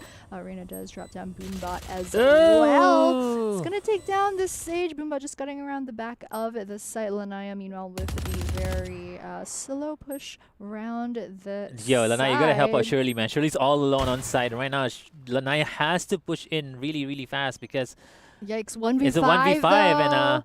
This is maybe we gonna can be get tough. some easy pickups here after the plant, after the pose defuse, and I think she's gonna take it easy right now, 10-5. And this time around, that force buy kind of actually worked for Valkyrie, and you can definitely tell when the halves just like switches up. Things are a little bit chaotic here right now. Yeah, definitely I think really. we have a issue here. I'm just gonna have to go for a pause because one of the players unfortunately DC'd. So right now, this time around, I feel like we might actually be able to see a really close match here. It seemed like it was very convincing towards the side of Battousai Sakura, and this time around, on the defense, on attack, Battousai Sakura has not been doing very well lately. And I was gonna assume that they're gonna actually win this pretty convincingly, aside from Lanaya's crazy, Odin phase. But yeah. I can't wait to see if she makes it work on offense. I mean, usually the way that you play it is you want to defend those chokes, right? Yeah. I mean, when you see a gun like the Odin, I think your first instinct is to buy it on offense, just charge and decide. I think that's what a lot of us, we want to be that type of a player. Yeah. But I mean, I think the most effective strategies is really to use that on choke points on defense. But we'll see how she chooses to play it. I think we are still in the pause. Yep, we are still in a pause situation, guys. I mean, this sort of thing does happen from time to time. I think pretty much every tournament, especially because Valorant Open this time around for FSL, I mean, it's in general the Asia Pacific server, so we do have a lot of teams. I think the first season actually, even though we are casting this from Singapore and the Asia Pacific server is in Singapore, so in general, when you press tab, when you see the players with the lowest pings, generally from around the Singapore, Malaysia area. However, in our last tournament and this time around as well, it's actually a lot of teams from the other Southeast Asian countries that have been fielding a lot more girls teams this time around. So we've got people from everywhere: Malaysia, Philippines, Indonesia, Brunei. I think last time around we had someone, we had a girl who was playing from Canada as well. Of course, Australia is also around our region and can connect to our servers. So yeah, pauses, technical issues do sometimes happen. Oh, this is funny. This is team bonding right here. And then Cypher's just in the back like, yes. Just like looking cool. I wonder what they're talking about right now. It's like team photo. This is like when you go to play VR with your team, and then at the end, like when you're all in your avatars, and then you take that selfie. Yeah, this is what it reminds me. I'm kind of of. sad there's no filters in this camera. What? You know, they should add some filters to this camera where you can use to take pictures with. It just makes perfect sense. Sage is like, I have never seen a camera before. What? If you shout out to our sponsors as well, I guess for now, since we got time, we got Dreamcore. Shout out to Dreamcore for supplying the awesome PCs, and also we have Yahoo and Super Solid, as well as none other than Intel. Yep, Yahoo, of course, our media partner for, I think, I want to say the last few years, at least, not just for Valorant Open, but for our other games. If you're just watching the Female Esports League Valorant Open, for the first time, FSL does run tournaments in other titles as well, like League of Legends, Dota, too. So... Do apologize for the delay, ladies and gentlemen. We do have technical difficulty. We're playing one more player here on the defending side, waiting for her to actually reconnect into the match itself. But shout outs to you guys. Early in the afternoon. What time is it right now, actually? It is currently 1:45. I don't know why. I just felt like it must be morning, but it's apparently later. I guess I don't know. I guess I'm a late. Yeah, I mean, I woke up at 5 a.m., man. I think I tried to get to bed. Like I think I slept like 2 or 3 hours. Yeah. It's like, yeah. It Oh, was playing a hard Valorant? morning. No. Just No? like I just couldn't get to sleep. Oh, I was okay. so excited to watch this weekend's games. We've got about 15 hours of games for you guys this weekend. We've got 6 hours of group stage games today. The stream's gonna run from 12 to 6, and then tomorrow we've got 3 best of 3 series games. So today we're just taking it easy to filter through the teams that's gonna find out. That's gonna go through the playoffs tomorrow. So talking about group stage. So I guess, if you guys listening don't already know, I am female. And so I've been trying to find a team to... I've been faking it the whole time. No, like... Don't judge my man voice. All yeah, right. I've been trying to get a team together actually. So yeah? like the dream is to play in the Valorant Open. So I've like my friends and I, we've got about we have 4 people. Actually, we might have 5. It's just that our schedules haven't really been able to work out. I actually just grabbed like 4 out of 5 members of my friends who usually play for Singapore in the Valorant Open in League of Legends. And I was like, you know what?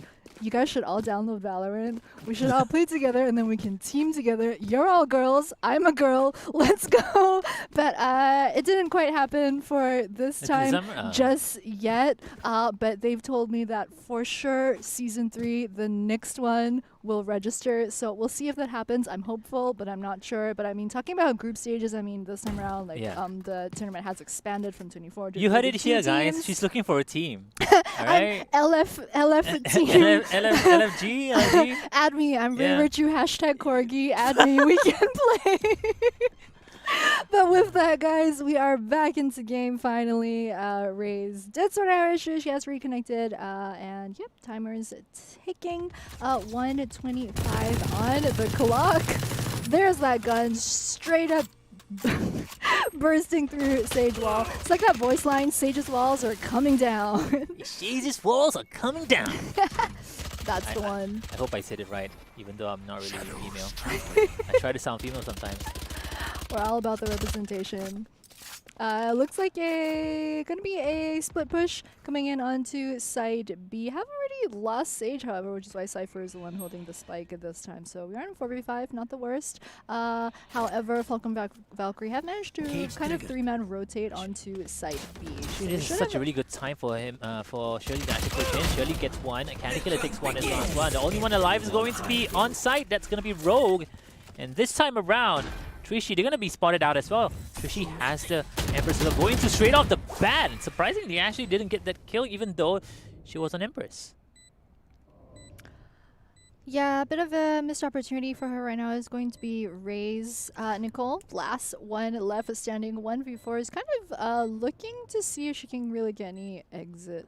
I think this could. Down. I feel like she should be a little bit confident in herself right now. Nicole G is actually leading the pack with 17 to 11. Not and at the same time, if the communications were done right, you're gonna be able to tell that the Omen's really low, the Cypher's really low as well, and it's kind of feel like this is a missed opportunity for Nicole G. Omen is literally Cypher's one tap. Omen's less than in half 7 HP. Health as Lanaya Wait, what?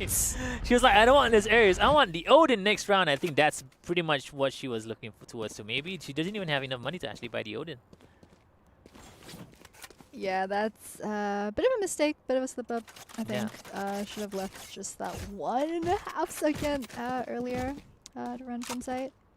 But no matter, it's not. Yeah, it's no big. I'm gonna be honest with you. This Oni skin is so nice. No, like no. The nicest line is the Sakura.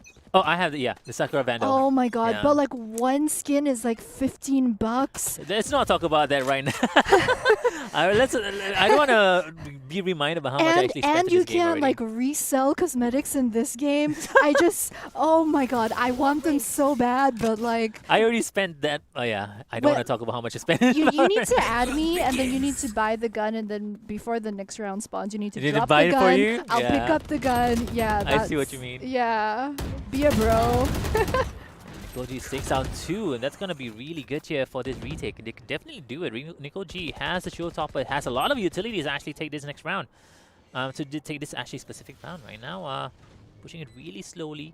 Definitely has to check her corners here onto his left side. There you go. Takes down Alice. Has the op as well. Utilizing the satchels. Whoa! Feeling funky here, Nicole G. And misses the opportunity to get the kill with the showstopper, but it doesn't really matter. Has the Spectre just goes in hammer. Whoa, wait, hold on, buddy. I think hit the mouse scroll by accident or something. She was trying to swap to her pistol. Must have been a misclick. That is so unfortunate. That could have been a really good round for her. Nicole G, I feel like Nicole G, the way she plays, she definitely has a lot of potential. She just needs to relax and calm down. You could definitely tell she was very nervous at the round. Yeah, I mean, we're not sure if it's nerves or if it could just be like she's ping spiking or lag or something like that, because she was, I think she was the one earlier who was. No, it was Rashida. Having issues. Rashida left. Yeah. I've talked about it earlier on, especially when players are really good. We can definitely tell that they have a lot of potential. They just need to believe in themselves. So, you know, you gotta have some faith. Yeah, you gotta have some faith good old in yourself, Disney man. magic. Yeah, I think it's also the thing when you're gaining momentum. Like, I mean, they had swapped. They had just swapped into the half, and then there's a pause that comes in a tournament. It kind of also might affect your nerves a bit. Well, Alice has the operator and pushing it really fast. Wait, hold on. So you go for the Omen instead of the oh, there you go. Oh my god. Switches it instantly, and Alice takes it out. Yeah, the boombot, once it locks down, it gets faster, so you really want to make sure you take it out quick. Oh, now Lanaya has the Odin and has a steam beacon on her as well. Classic. Mwah, chef's kiss. Classic Lanaya plays here. Smoke's down. Oh, that's not going to be easy for him. There you go. Nicole G takes one down. Uni takes one down as well. And right now, Rashida's really low on HP. Goes for the gets taken out. And Shirley has a lot of... Oh, they have full HP except for the Reina though. Look at the ultimates. They do have the ultimate. They can res actually. But and then he just walks in, walls and crouches down. Takes down Shirley mid-plant. And right now, Candy Killer doesn't have an ultimate as well. No heals whatsoever. He needs to get this kill down to get the heals as well. Can go for it. There you go. Goes for it. But will get taken out. Instead, they only have 12 seconds remaining here. It is going to be a 1 versus 1. Instead, it's going to be a 1 versus 2. Can go for the kill here. Misses the shot. And I think Alice just wants to hold on to that operator. And score's gonna be 12-6. Yeah, that was, in my opinion, that was a great res actually from Fulcrum Valkyrie, because in that 1v1 situation, you're about 12 seconds. The thing is, if you do actually manage to get, if you start planting spike in the last few seconds, it kind of soft resets the timer in that you can extend past the 0-second mark. So what Fulcrum Valkyrie did with the use of the Sage ult was they wanted to just be 100% sure that Battousai Sakura wouldn't go for the spike retrieval and for the last second plant, because she could have tried it 1v1, but 1v2 there's absolutely no way that she was going to do that, especially with the operators, who was kind of just the ultimate to make sure that they won that round. So with that, they are going to be 12-6. And right now, Battousai Sakura is forced to kind of have buy-ish eco as well. Shirley did not buy a single item in this round itself, and they don't have a lot of ultimates on the side of Falcon Valkyrie here. They definitely can see this plant really well, and Trishy goes in with the kill. She has a Spectre in as well. This is a really good opportunity for just go ham. Lanaya with the Bucky. This I saw that at the start of the round. I was like, oh, she's that kind of player. yeah, I was gonna say that as well. And Lanaya actually pops down. The ultimate gets one down. Now with the Bucky gets two. See, this is why we don't BM Bucky, because this happens Yeah. in the hands of someone like Lanaya. I mean, if you can make it work, props to you. This is how you Trishy, go you have for to go for it, man. It is a one. I know it's a 2v4, but right now it is the last round. You have to go for it. They don't have time to actually defuse. I think that's pretty much it here. Battousai Sakura is gonna be able to take it 13-6 against Falcon Valkyrie.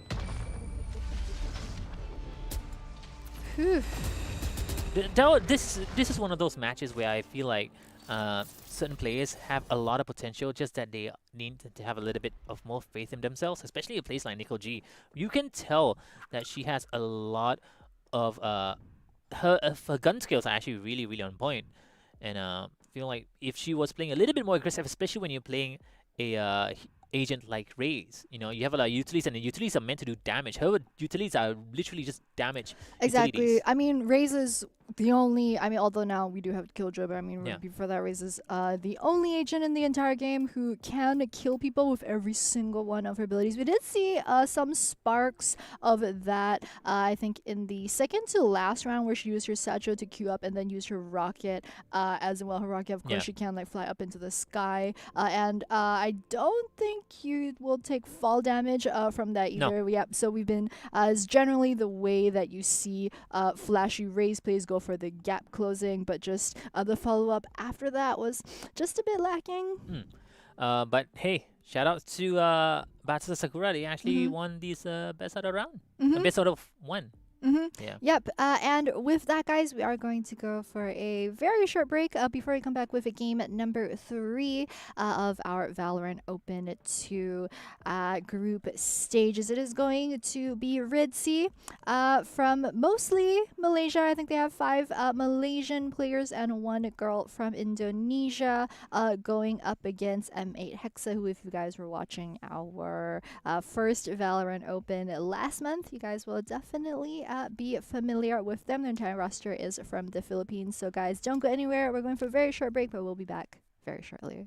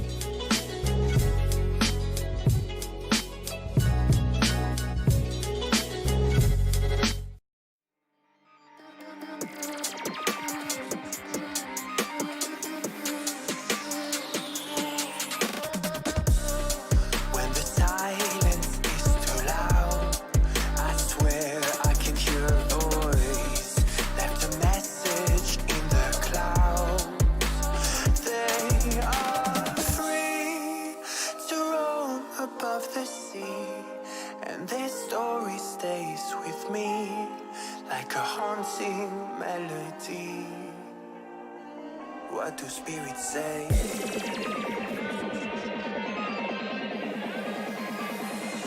What do spirits say in a darker day? What do spirits say?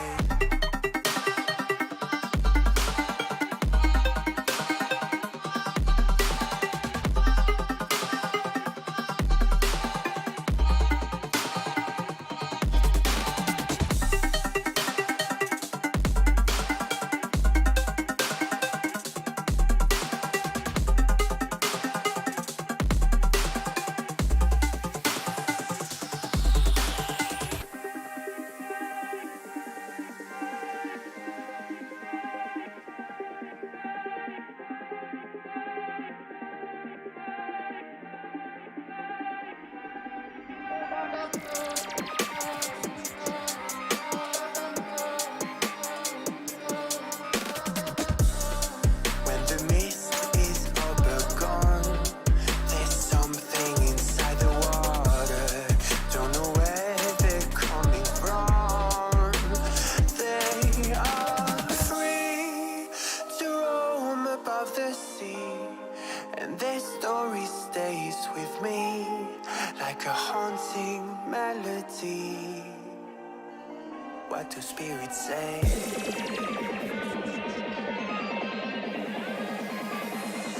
What do spirits say in a darker day?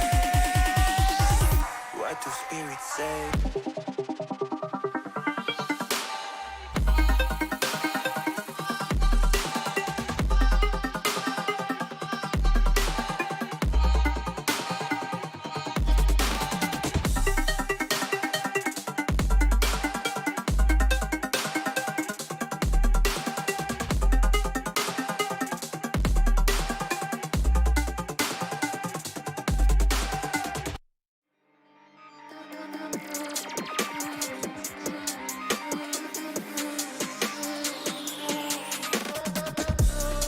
When the silence is too loud,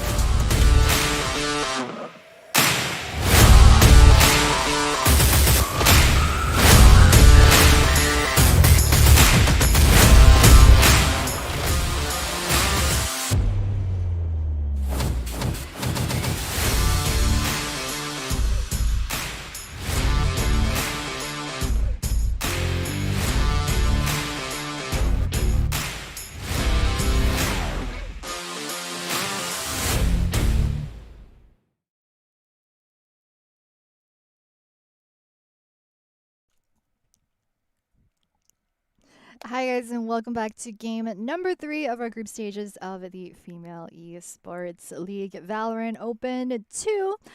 We've just about gotten into game for game number 3. It is going to be Redsea going up against M8 Hexa. And we're expecting this to be a pretty exciting match because we are into game number 3, and the way that the group stages today is done is we kind of have group 1 playing from 12 to 3 p.m. and then group 2 playing from 3 p.m. to 6. So this is actually the last game for both of these two teams, and both of them are currently 2-0 in their group. So whoever wins this game is going to make it through to tomorrow's playoff stage matches. So definitely along the line here for both Redsea as well as M8 Hexa. Also the way that they won their first 2 games very convincingly, 13-0, 13-1, M8 Hexa 13-1 as well as 13-0 as well. So just flat out one-sided stomp. So it's going to be exciting to see how these two teams match up against each other. That is going to be tough for... If I was playing against M8 Hexa right now, I would be like, oh my gosh. We kind of steamrolled the first 2 games, and it's gonna put a lot of pressure onto its Redsea. I mean, both of them steamrolled, so we're always like not really sure how it works out, whether this is going to be close or a steamroll. Which is interesting. No one can tell at this point. The notes here said that for Redsea, they don't have a lot of time to play together, to commit due to some commitment issues, because you know what, playing semi-professionally is kind of hard. You have to like juggle a lot of things between themselves, and if they have been 2-0ing and very convincingly for Redsea, I feel like we might see a very, very Yeah, close match here. Yeah, usually that sort of thing signifies just raw talent. Like Exactly. like girls can just straight up shoot. Usually that's what it means if a team hasn't had a lot of time to train together, but still stomp the other teams. We are in a bit of a pause. Lolly has reconnected, so Interesting we fact should here, start the round soon. Biela Reno is a professional chess player. So she got the strats down. She got Shot caller much? yeah, she got all the strats in her head right now. She's playing 5D chess in the game. So I'm Literally, yeah. yeah, She's playing definitely. chess. Wait, hold on. What's she playing right now? Let me see. Ballerina. She's playing Sage as well. See, That's perfect. she's That's the actually shot perfect. caller bet. Alright, round started. Boombot gonna come out very early through the smoke just to check if anyone's there. It does lock down onto Sage, and oof, that was a That's pretty close actually. shot for the Boombot. They're going to look Molly through the smoke. Usually you want to watch elbow as well as on sight on the right. Yeah, they're gonna just shoot this down because that's the idea that they need to do so. And right now they're just waiting for it to slowly go down. Doesn't really need to shoot it down. Wait for it to actually, you know. No, okay, fine. You know what? Screw you, Wall.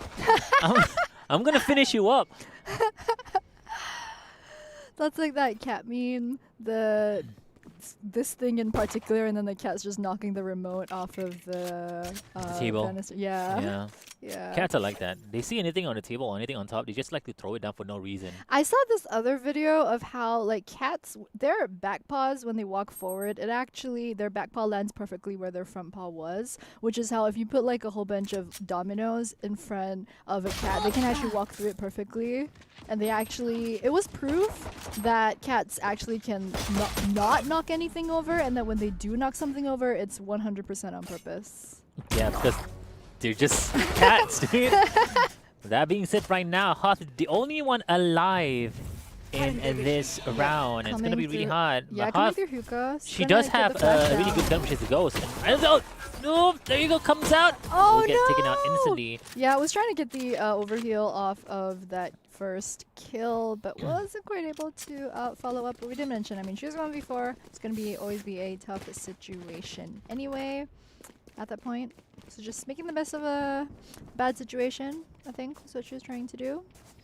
Yeah, I mean, Hexa right now out by 1 point, winning the, you know, it's a nice feeling to actually win the eco round because it makes your second round a lot easier. Unless the opponents who's come out with a soft buy and you're like caught off guard, but at the same time, it still really feel good because you have your full armor, you got your specters. Yeah. Also, the spot that we just saw, Gyro KV, where she put the wire down to get up there, you have to get on top of container, and then you actually need to crouch jump to get over to the boxes on the right side. I think sometimes people think that they can't make it up there unless you're Jet or using some sort of boost. But crouch jump at the right timing will get you up there. But whew, big push coming in onto B side, but already 3 members down. It's just a Sage and Cypher. Cypher so low as well right now. Rotation coming out from M8 Hexa. It's going to be a 4v2. They do pick up the Sage in the container, and that's the last one for them. Going over to Mochi X, and yeah, it's going to be an easy second round pickup for them. Once again, we are seeing that whoever wins the first round is snowballing that into the second round as well. But really, if T-side want to try and turn things around, it's always round 3 where things start to look up. Jiro's having a really good time here. They've been going B for the first 2 rounds, and he's playing B as well. So he's having a really awesome time knowing all the positions and stuff. Yeah, it's usually how you play this composition on Bind in particular, where you have the Cypher hold down B site. Oh my god, what is his timing? Both of them. There you go. Finally get some damage onto it. I mean, hey, Trix is immortal, man. Itself, She can do what she wants, and it's either creative play or I'm not gonna BM her, man. Right now, Charles is gonna go straight into the teleporter. They finally get B side down to AT here. Setup's perfectly fine. Now, Raze, which is played by Charles, the only one alive, along with I'm thinking it's gonna be Diana H. I think they might actually be able to do this. Whoa, hello. Okay. That. Okay. Yeah, that's the thing with the satchel, the Q to go for the gap close. Usually you use it to surprise ops, but if they're waiting for you, then it kind of does the reverse and makes you a exactly. really And also easy you have a target Spectre. up in the sky. You have a Spectre. If you have a judge, Like a shotgun, or- yeah, shorty, or you yeah. had a judge. yeah, Yeah, that's which is very ballsy move coming up from Raise players, man. Raise you're mains. right. Raise mains. You're Come right. on. Reina mains. I swear, the only thing worse than raise mains are Reina mains. Meet them in solo queue. But they do get This 1 goes point on the here. board here for Redsea, which is gonna be very good because right now they all have guns. Guns are up ablaze here. They do have the ultimate ability on Trix as well. I think they're gonna. Oh my goodness, Trix is gonna have a jolly good old time. Yeah, he pops his ultimate ability and a curveball as well. Go for it. Gets all the. Oh my goodness! Tries to go for the second one, but which is I'm not really sure why he actually. She actually went for the.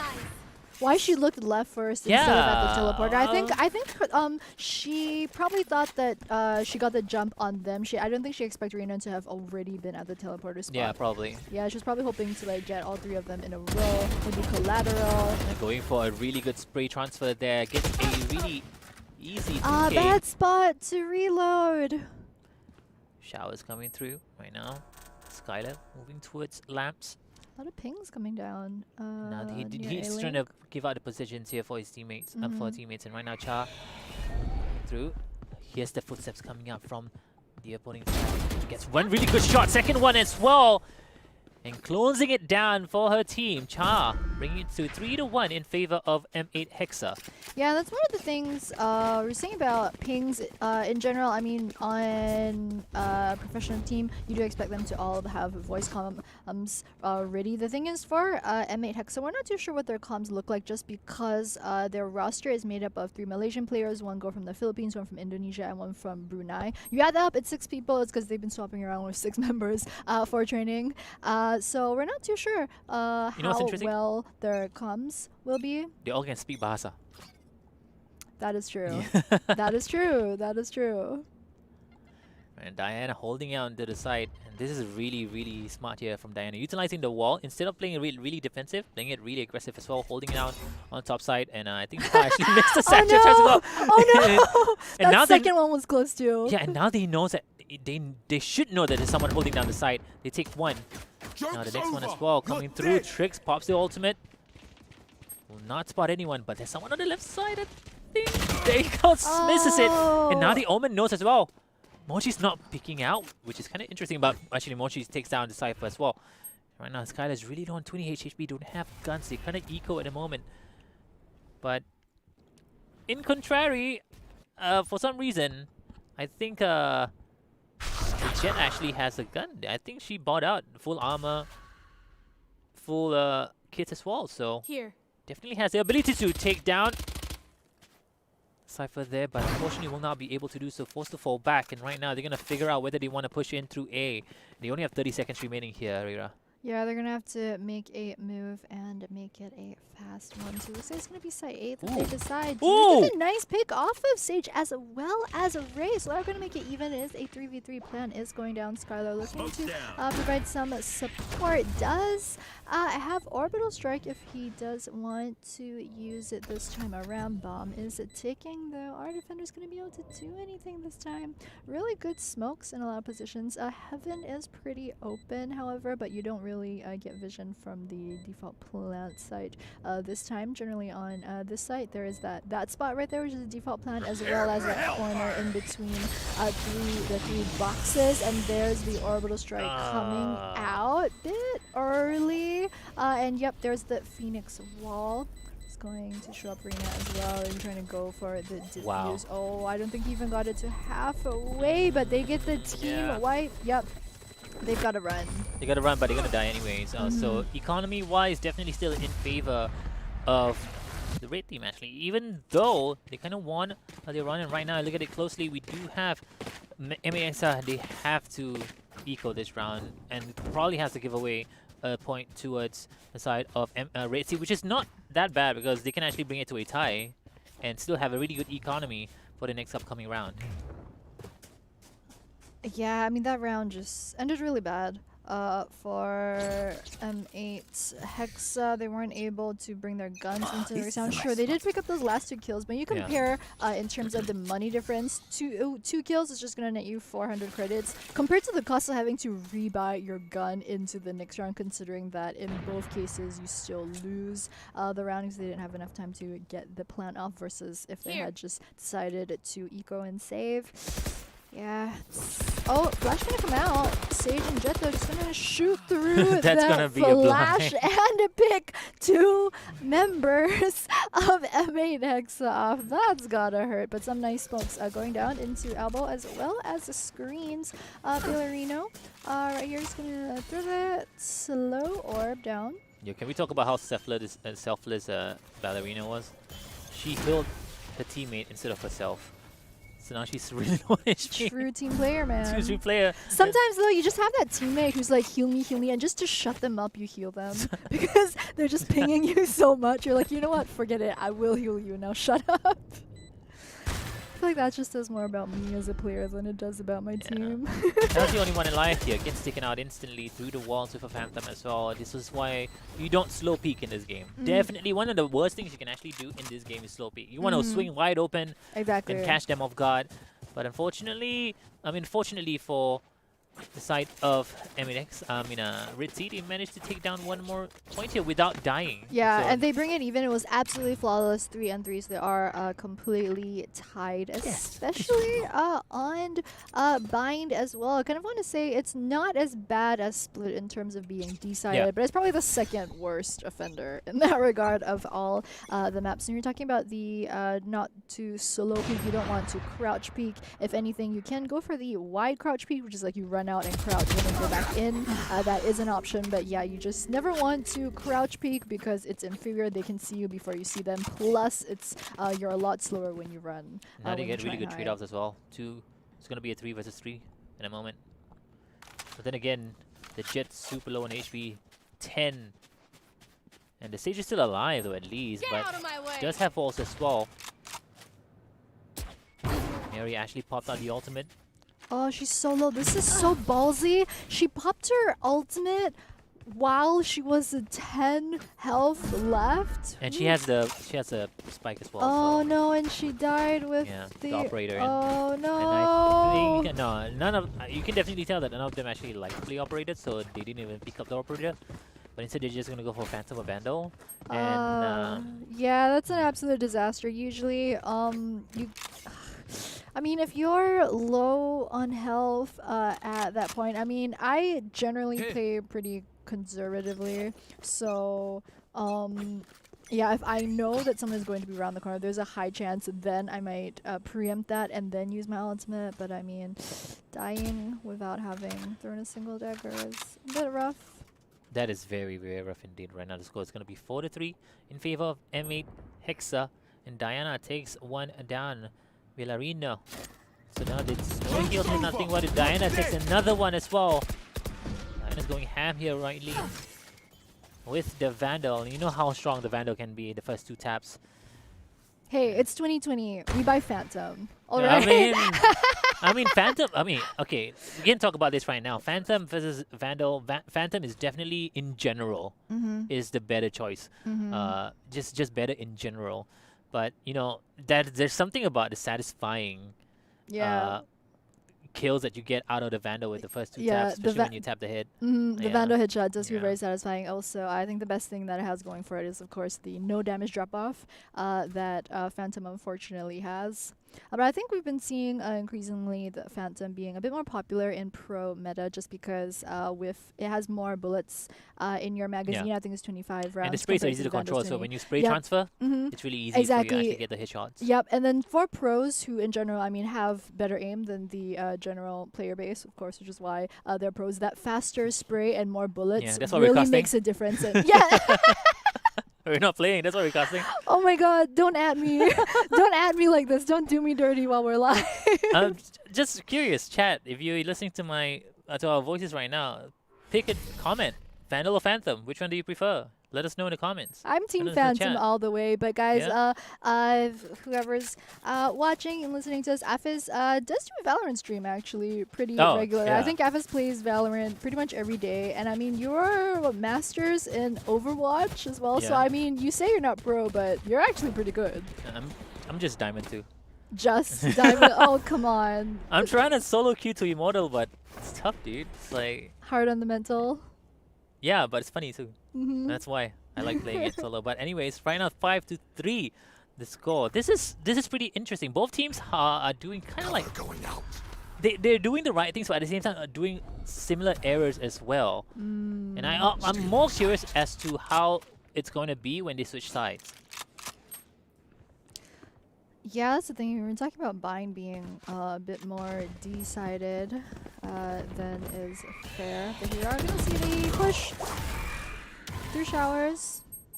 Coming out nicely done through the smokes though. But it's going to be a 2v4. Oh, grenades going to land a bit of splash damage onto Skylar. Armor does take 66% of the damage for him, however. Overheal gonna come out for Hearth. Keep himself just topped up. Picks up a nice kill onto Diana H as well. So there's definitely Overheal going through. Lambs hunting for that raise. Bomb is still ticking. Oh! Loses the 1v1, but raises now solo. Where is the Brimstone? Dude, Round Brimstone. the corner. There you Oh no! And that's the thing. I mean, I thought she was actually going to go for the fake diffuse, which she looked like she was going to. I think there's a bit of hesitation. She wasn't sure she wanted to go for the half diffuse on the top because you're never really sure where Brimstone is. Usually you want to fake the sound, bait the Brimstone out, and then shoot him, and then go for the diffuse. She didn't have time. She had to go for the first half. It was going for the. It started the faster ticking. Yeah. As well. I want to point out how that was actually really, really well done by Hexa because Mochi's actually got a really quick, easy first 2 kills, and they were down by 3 actually before they pushed in. But shout outs to Redsea actually for winning that. Still. Yeah, really close game. I think this is probably the closest game we've seen. They brought out the double ops, but hey, you know what? A Bulldog can take out the double op, the operator pretty easily, and Ballerina is gonna be able to take him out. Right now, Amari going straight to the side, which is kind of interesting. The planter is gonna be the jet instead. Oh no! This is why you should never ever do that. Yeah, that was the bad spot. I mean, there was that gap straight through the Sage Wall down through Hookah. Really dangerous to be looking out of. Sage just get shot through Hookah once more. He can't do anything. But unless this might actually be a really good round here for Redsea.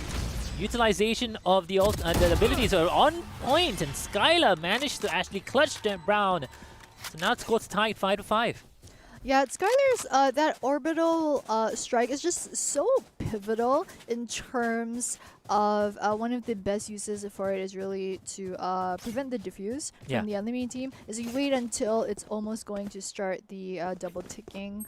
You can hear from the sound cue, and then you lay the orbital strike down over where the spike is, and it's almost impossible for teams to try and get diffuse down after that. It's kind of why in the last patch we've seen because his ultimate used to be 6 ult points. It's kind of why we've been seeing it get nerfed to 7. Just because of how round changing that one ult is. No way this is happening, right? No way. Oh, they went into the smoke. No way this is happening, right? Are they actually Mochi has such a good angle here to take down a lot of the players here.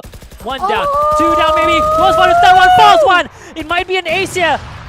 Can Mochis actually do this? Mochis go for the paranoia, gets it. Doesn't get a kill. Can he get it for the kill? There you go, ladies and gentlemen. Mochis had a perfect angle to take 4 of those players down and finishes it up with an ace. What a play. Whew, and Lalix, I think, had a sniper too. So he couldn't 1v1 at close range at that point. At that point, it was like, all right, well, I don't have the gun for this. 4 of my members have just straight up died through that entryway. Oh, that's definitely a clip, right? yeah, that's straight to the highlight reel, boys. Girls, straight to your YouTube, your Twitch, just clip that.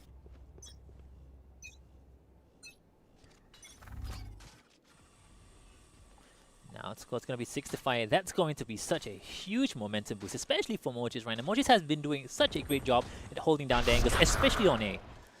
And right now, Diana straight off the bat takes down one, and that's going to stop them in their tracks. So they're not going to push in towards Hookah. And right now, they're a little bit split apart. And Fury nice yet again snipe. as well. Nice snipe into Belong. Yeah, now they're down by 2. Like I mentioned earlier, this is such a huge momentum boost, and also it kind of demoralizes Redsea a little bit from that round itself. You can definitely tell that it slowed them down a little bit. The tempo for sure, like, wait, what just happened? That type of feeling, for sure. And Lolix right there. Make the best out of this. They are 3v4, so it's not all that bad. They are going for the... I know exactly where you are. Very smart, actually. Very smart, utilizing the Neuro Theft's gonna be able to spot out their positions as well. But how do you do that? It's gonna be a 3 against 4. It's gonna be really hard. And at the same time, you have ultimates as well. On the side, Cha has the showstopper. There you go, fire in the hole coming in. Doesn't get anyone, just slightly ever misses by. I don't think she was supposed to do that. Was Half actually supposed to do that? Oh no! Oh no, Half! Oh no! Yikes. Big yikes. That's going to be harsh. But hey, the side switch. This is exactly what I want to see. I want to see how things are going to be for the defending side and also for the attacking side. I really want to see how Bellarino is actually going to play this.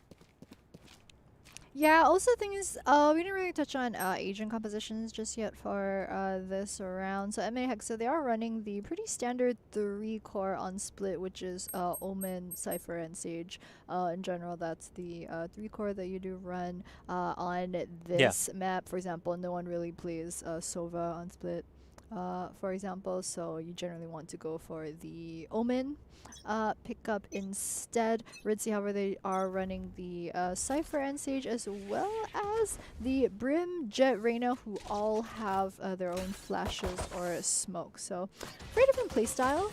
There's the wall boost coming out. Oh, straight through the firewall as well. We're going to pick up the Sage instantly turning that into a 5v for a lot of action right now. It's like a hard push through A. They're going to lock down U-Haul. Very smart there, coming out from Phoenix player. Yep, they do get Spike, however. Our Spike carrier's down. Oh, the defense side actually doing a really good job here. Trix getting a really good dink, but he gets dink instead as well. But he has the hard hands, going to be able to heal him up just a tiny bit. It is a 1v1 situation here. It's going to be a Ghost versus Classic, and there you have it, folks. Gets a triple kill. It's gonna just drop down the spike, get an easy 300 goal for each player on her team. Yeah, the way the mechanics for that work is that if you're actually already on site when the last person dies, you have just enough time to get that 300 credits if you do put down the spike. And it's kind of one thing that you want to always do because, of course, it's an extra 300 credits in the bag. If you're not on site, you don't actually have enough time to make it onto the site. So that's the way the mechanics work. If you are there, just remember, press your spike, press that 4 button, and plant it down. But yeah, it's just nice to see in the pistol rounds. Of course, usually we see usually for pistol rounds it is a bit slower, and we really get to see the quality of the girl shooting in the pistol rounds, which was nice. Jiro gets a really good easy pickup against Hearth, and right now they're gonna be able to just push straight in, even though there's a Cypher on the other side as well. Just Cha going in, very convincing with the satchels as well, but I think it's going to be really easy. And right now you can definitely tell that M8 Hexa is on a roll. They're feeling it right now after that round. Yeah, definitely momentum in their favor. Just winning 2 straight back-to-back rounds on the attacking side, no less. I mean, albeit the fact that it was eco rounds basically, and right now early on they had to eco, but still, man. I mean, closing it with a really good round by Mochis, and now finishing it 2 rounds. They're feeling it right now. They're feeling it. For sure. Although it doesn't mean that Redsea can't still come back in this game. I think 9-5 is kind of closer than what we were seeing in Game 1 and Game 2. Also definitely closer than the first 2 games that either of these teams have played today. So it could still go either way. Right now looks like it's going for a push onto site. A lot of utility coming out very early stage wall, as well as Phoenix Fire picks up one really good pickup over in the elbow part of U-Haul. Pops the ultimate. It's going to be a bit more aggressive. Going to maximize the most that she can get out of this in terms of either vision or kills. He heard the reload actually coming from the Jet player and utilizing the hot hands and knowing that he didn't really need to heal himself because he had the ultimate. And you know that running back, when you use a running back as a Phoenix, you get your health back to 100 HP. So it doesn't really matter if he had heals or not. Which is very smart play here. They definitely know their abilities very well as well on the side of MNEXA. Yeah, I mean, Trix is the highest ranked player on her team. And yeah, I mean, we've definitely been seeing a lot of pretty good play, a lot of good decisions coming out from the Immortal player on this squad. Now it's going to be 10-5. Definitely a huge uphill battle as well. Trix going to utilize the flash, but he goes in straight. So smart. Meow Airy actually utilizing the smoke to block the flash coming out from Trix. Yeah, very nice counterplay. Jet, however, does get taken down. Some very good shooting, but then caught in a bad spot for it. The reload is going to get taken down. Skylar as well. We're already 3-3. Still even at this point. MochiX just straight up winning that 1v1 shooting battle. They do get the spike planted, though.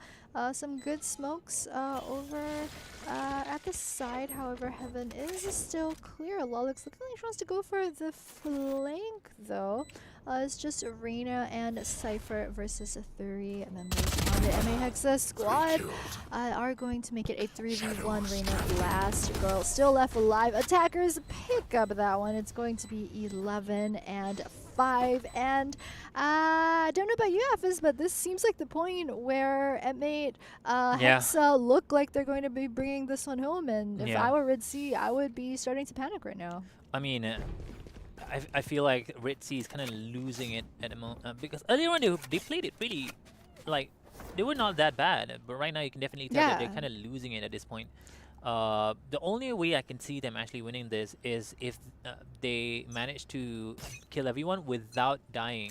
So it's going to be a flawless for Redsea, but that's going to be really, really hard. It's going to be tough.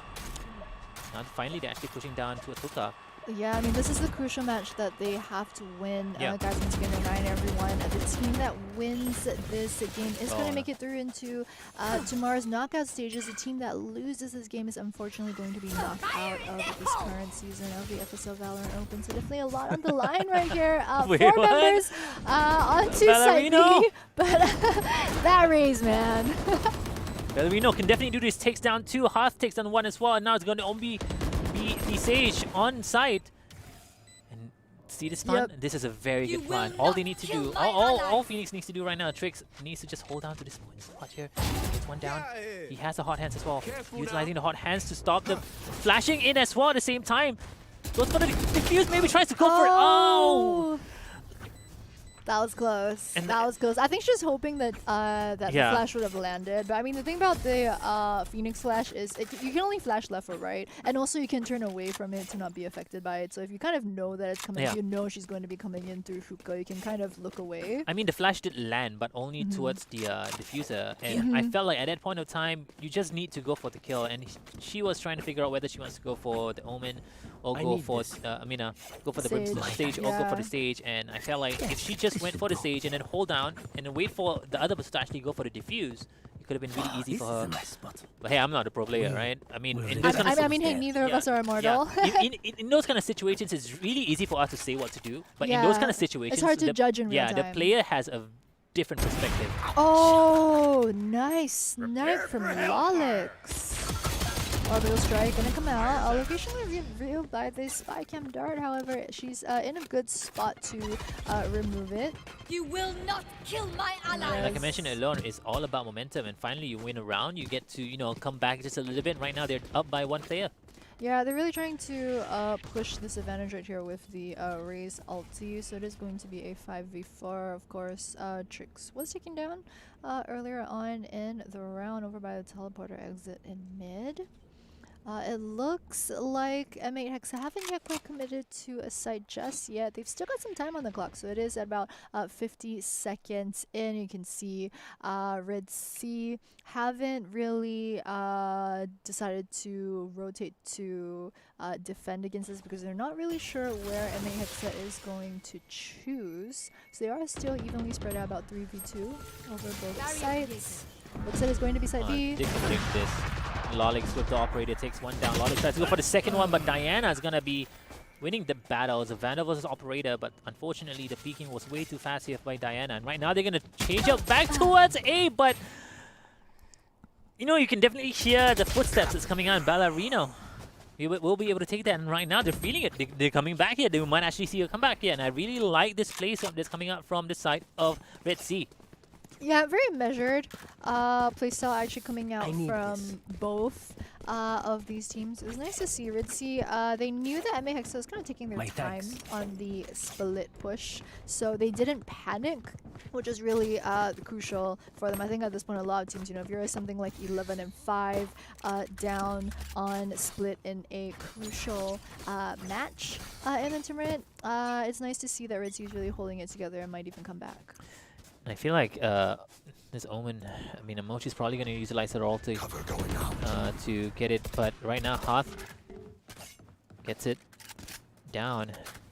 Right now they're down by one player here. I mean, Hexa, I was talking about it earlier, I'm probably going to utilize her ultimate ability, but I think they're going to commit to this B push here actually. No, I mean, Hexa. Oh no! Oh no, leaving. Oh! Didn't see her below the wall. It's unfortunate. Right now, Mia is the only I one know here on B exactly side, and where there's gonna you be really easy for them to actually hold down towards this point. Yeah, it's a bit of a dangerous teleport, I think, right there. Got done by the rotation for Kuka from the Raze once she heard the teleporter sound. The thing is, teleporters do have two different sounds. So one is for when items go through, one is from when people go through the teleporters. And Yeah. you hear someone, it could be that they just triggered it through the doors and they didn't completely go through. Probably. But once you hear that sound, you know, it was just very easy for Raze to go back through Hookah and check to see if anyone had shown up, and that was an easy pickup onto Meow Airy. Yeah, not to mention that specific round itself, they use a lot of utilities, at, and the rotations were just a little bit too early, I would say. From Redsea, they kind of left Meow all alone on B side, and right now it's gonna be score. It's gonna be 12 to 7, and it's gonna be really hard, man, for Redsea to actually come back from this, and also not to mention only a couple of them actually pull by. Oh yeah, the Eco's in a pretty bad Yeah. spot. So it's not terrible now, but if they lose this round, it's absolutely terrible. And the thing is, it's 12 and 7, so it's match point. If they Yeah. lose this round, it's I mean, it's not impossible to come Definitely, back yeah. in the Eco Oh. round after, but Ah. oh, nice, has the backup from her team. So what you like to see over through container. So it's going to So- be a 3 versus 5, 3 versus 4 situation. Definitely still doable. And if you look at the guns that they have right now, they have Phantoms, they have Operators as well, but no armor though for Lolix. Yeah, and the plant's already gone down, so they don't have all that much time to turn this one Ooh, around. Tricks ooh. going aggressive right there. Doesn't Yeah. quite get the shot onto the enemy sniper. Lolix just gonna reload.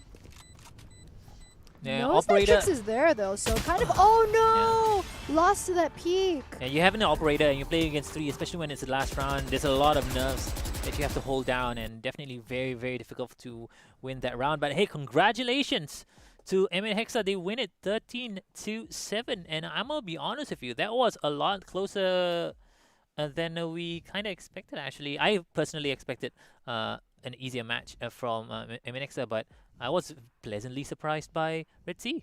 Yeah, I think when we were just looking at the rankings from Yeah. all the players, just because Redsea's roster is made of mostly plats, I think you do have a girl who is diamond on the team, whereas MAX is just purely in terms of ranking, all 5 of them are around low to mid diamond, Yeah. whereas Trix, of course, on Phoenix is immortal. So we were just thinking that, you know, In terms of ranking, they do have the advantage.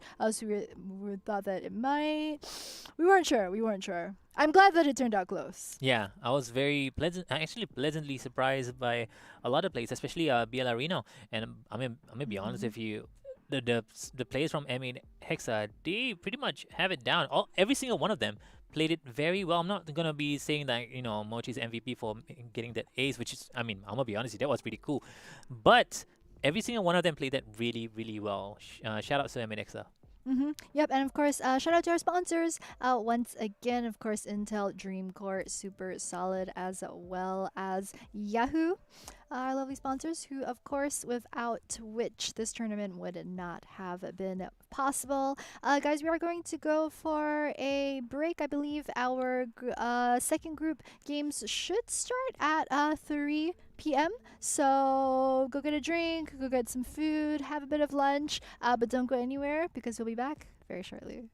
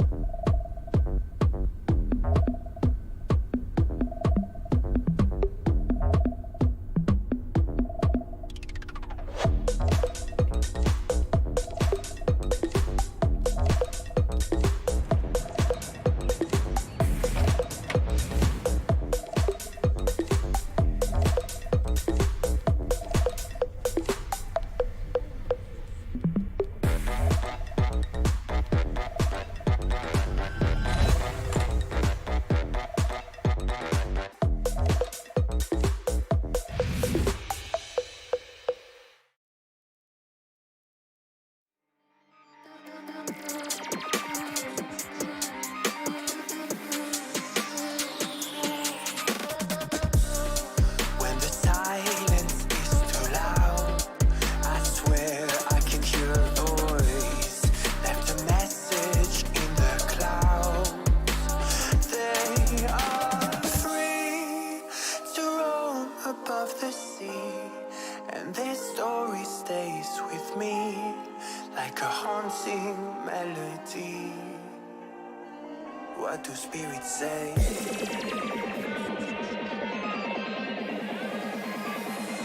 What do spirits say in a darker day?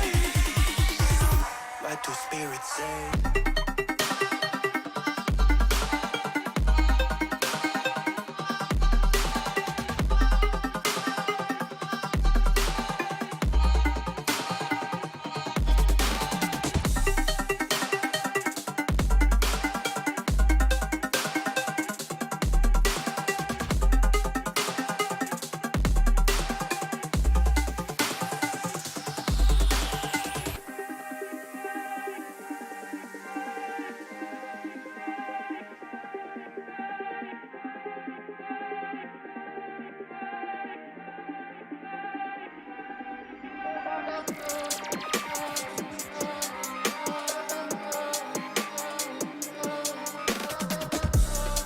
When the mist is all but gone, there's something inside the water. Don't know where they're coming from. They are free to roam above the sea, and their story stays with me like a haunting melody. What do spirits say?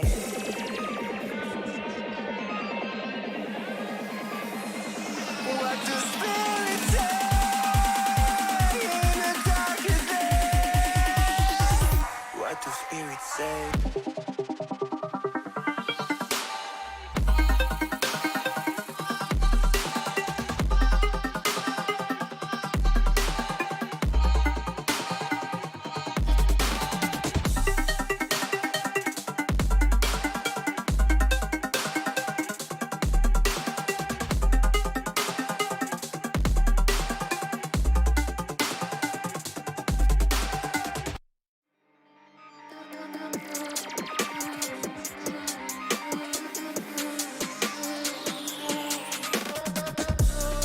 When the silence is too loud, I swear I can hear a voice. Left a message in the clouds. They are free to roam above the sea, and this story stays with me like a haunting melody. What do spirits say?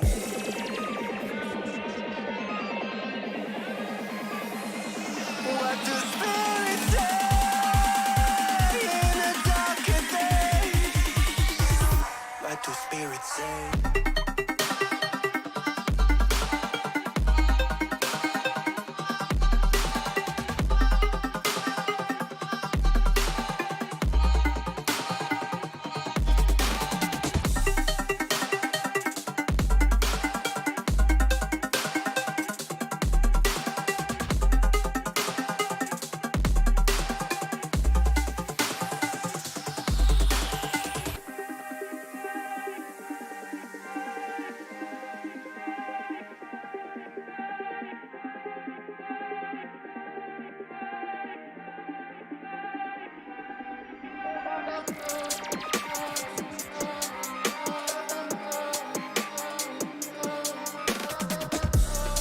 When the mist is overgone, there's something inside the water. Don't know where they're coming from. They are free to roam above the sea, and their story stays with me like a haunting melody.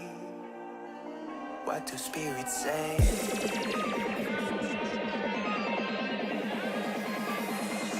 What do spirits say in the darker days?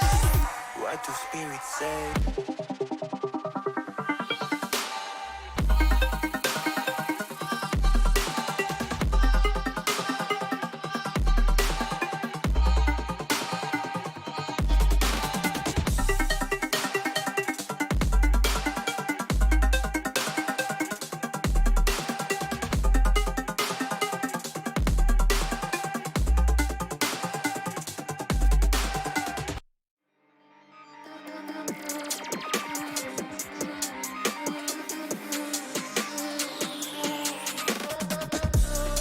When the silence is too loud, I swear I can hear a voice.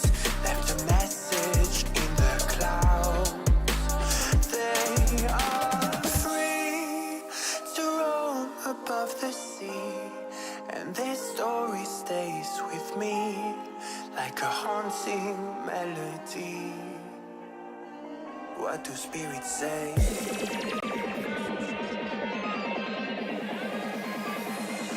What do spirits say in the darker days? What do spirits say?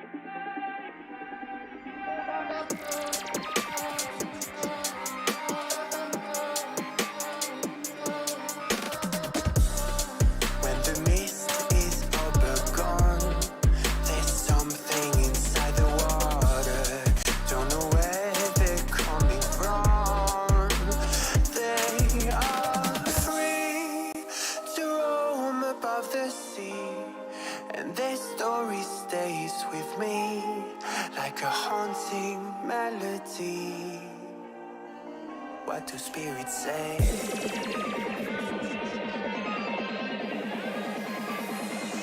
What do spirits say in the darkest day? What do spirits say?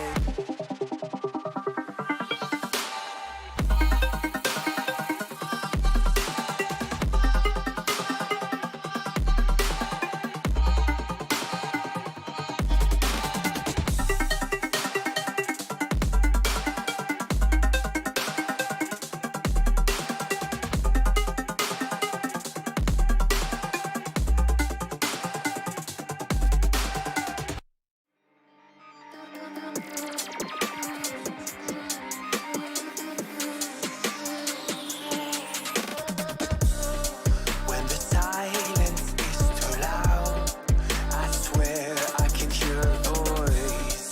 Left a message in the clouds. They are free to roam above the sea, and their story stays with me like a haunting melody. What do spirits say?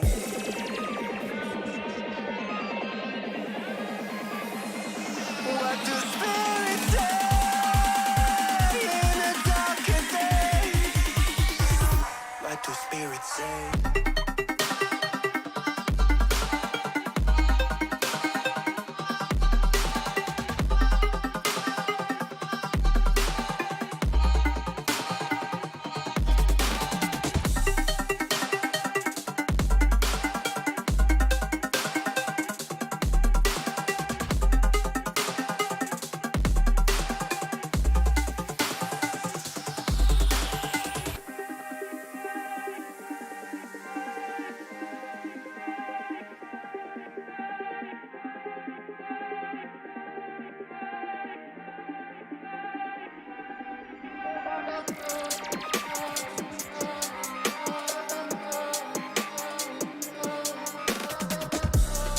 When the mist is overgone, there's something inside the water.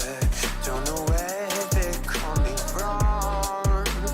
They are free to roam above the sea, and their story stays with me like a haunting melody. What do spirits say?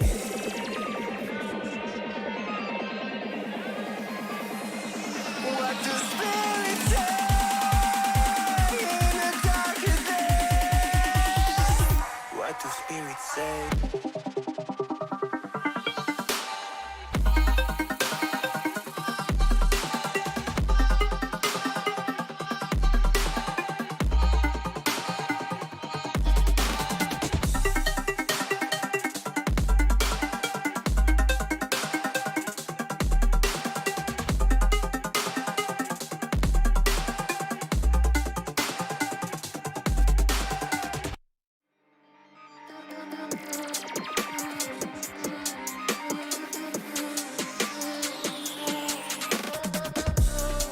When the silence is too loud, I swear I can hear a voice.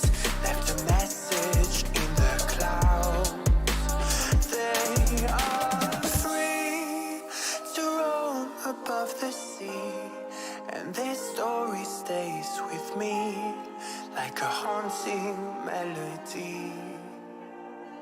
What do spirits say?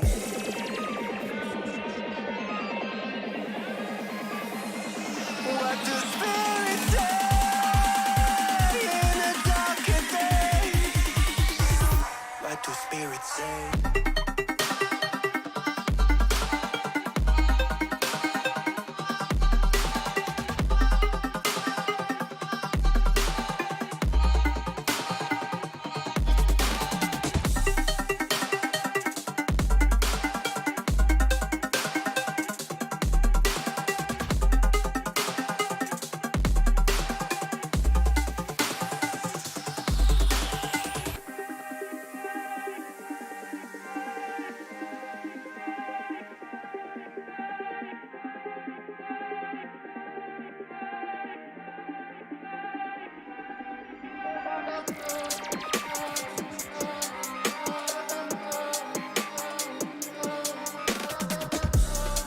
When the mist is all gone, there's something inside the water.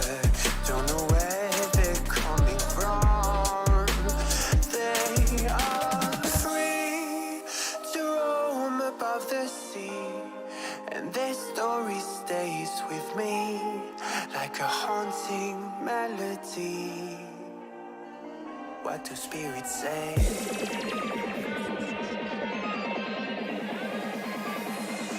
What do spirits say in a darker day? What do spirits say?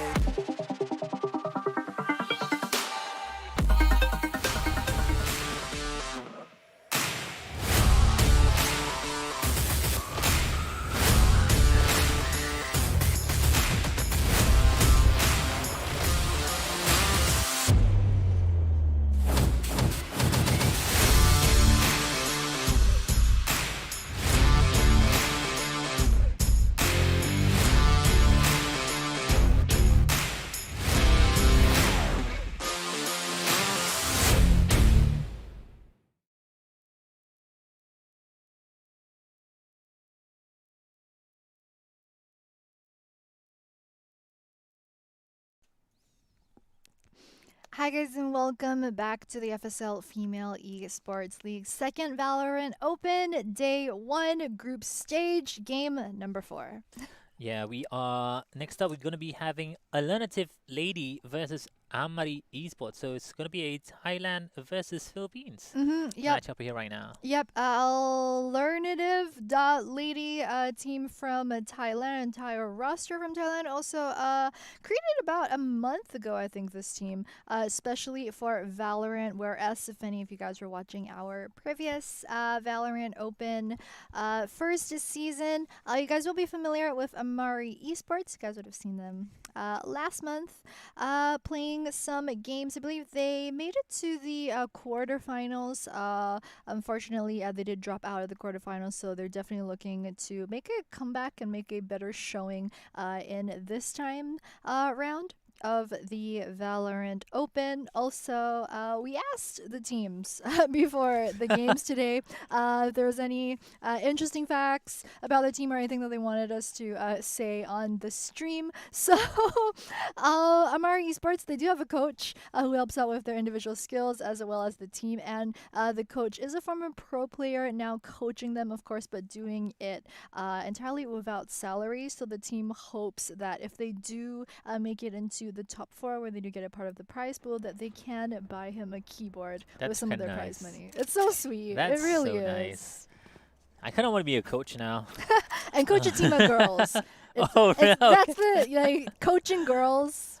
I mean, like, I feel like I've seen a lot of coaches coach boys teams, and like boys, Yeah. I feel girls are just nicer about this that sort is of thing. actually so true. They'll they'll ask you if you've had lunch, if you're having scrims in the afternoon. Imagine It just imagine being feels a coach, nicer. It feels and then like your nicer. players will be asking, do you want food? Right? Can we buy you a keyboard? Whereas like Yeah. a lot of other teams are just like they Hey just, coach, where's my food?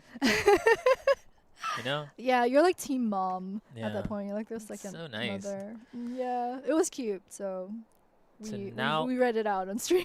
I do believe it is going to be Ascent for both of Ascent these and teams. For any of you viewers watching who maybe aren't as familiar with the way FPS tournaments are run, so we have the same sort of system as say CSGO. For example, it is a map ban system, so there is the coin toss, and then the teams do take turns to ban out maps that they don't want to play on, which is how you end up with the teams currently being playing on Ascent. There's the sound at the door going down. A lot of action, but so far no one has dropped yet. I say that, but Cypher and Sage do go down, so there's a 3v5 situation. Door has been shot, however, but does get shot open.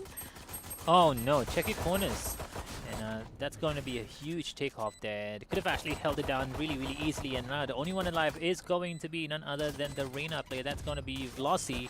And surprisingly, still alive. And there you have it, folks. A very, very chaotic first run, I would say, in this match.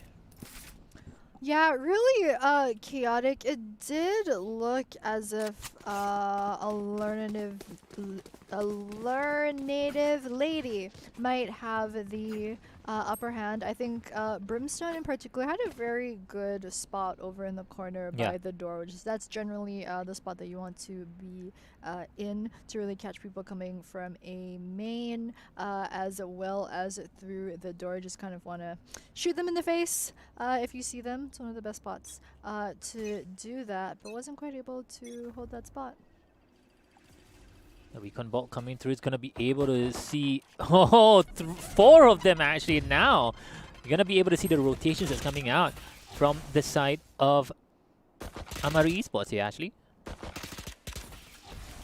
Yeah, Sova's one of the most crucial picks, I think, in terms of agent composition, especially on Ascent, just because of the mid-open courtyard. Oh my goodness gracious me. It's so much damage coming up on the utilities. Raze is just one of those really awesome agents where you can just go in, utilize your utilities, and that's going to be a 4K here for NoBrainGaming. Now the score is going to be 2-0. And also at the same time, only one person died. It's going to be Reika. So economy-wise, definitely still very good here for Amari Gaming.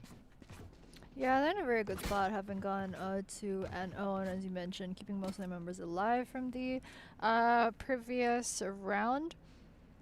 It's kind of what we saw from them last tournament as well. I think they did very well, in particular in the group stages. That's the thing about group stages, because although this time we do have 32 teams instead of 24, we still are keeping it to 4 teams per group. So the way that works is that we'll have the top 8, which is the top team making it through out of every group that does go through to knockouts. So that format essentially hasn't changed from the last time around, but the thing is, just because there are only 4 out of either 24 or 32 of all the registered teams in the tournament in your group, you're never really quite sure how the teams will stack up once you make it out of the group stages. And I think previously their record is something like a 13-8 as well as a 13-11 in the group stages. So we saw a lot of close games from them last time. And this time around, though, now that they're 2-0, we're definitely seeing a lot better play. Yeah, Sugar did not have a good time, and Recon actually did not have a good time right now. It's going to be a 3 down here for the defending side. They're going to be able to lock down this B side. And that's about game popping the ulti. Not really sure it's going. Oh, blocked out by the wall as well. I think just shoot it down. There you go. And now the Molotov comes in as well. Now it's going to be a 2 versus 3 situation. Definitely still doable here, especially by NoBrainGaming here. Already 6 kills for herself.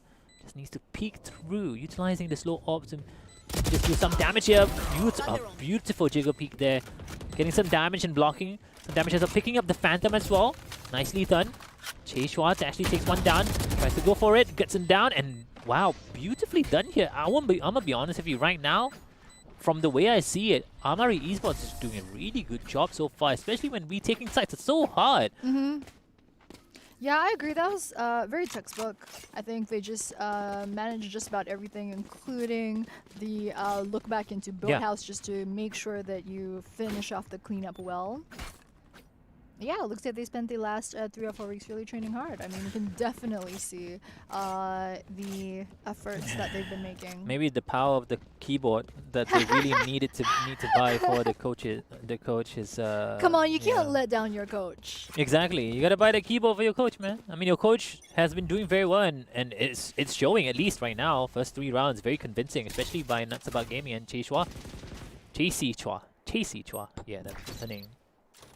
I mean, that may not be her real name. We never know. I mean, it sounds like a real name. It's the internet, though. So I've seen a lot of people. I put my real name in. I've seen a lot of people who are like Timothy Lim 96, and I'm like, that can't be your real name, right? And turns out it's not, and they're just using it in case people want to like identity theft them. I mean, I use my real name. It's like 200 IQ. I use my real name though. What are you trying to say? I should not use my real name? I mean, I'm just saying it's like the internet, and you can never be too careful. And That's it's true. 2020. That is true. I mean, you're right. Now you're making me scared. But anyway, VLC right now going through market alongside his teammate as well. Right now taking down one, going for the next one as well. Utilizing the E. Just a bait there Waiting for the next player coming through. Sneaky, sneaky. Has the operator Reika. Cannot miss this shot. Popping the Empress just for good measure. Has the Spectre as well. And you know how much damage the Spectre can do with the Empress as well. It's going to go for the 1 down. Maybe for the 2 down as well. Needs to reload. Doesn't even need to switch to the secondary gun.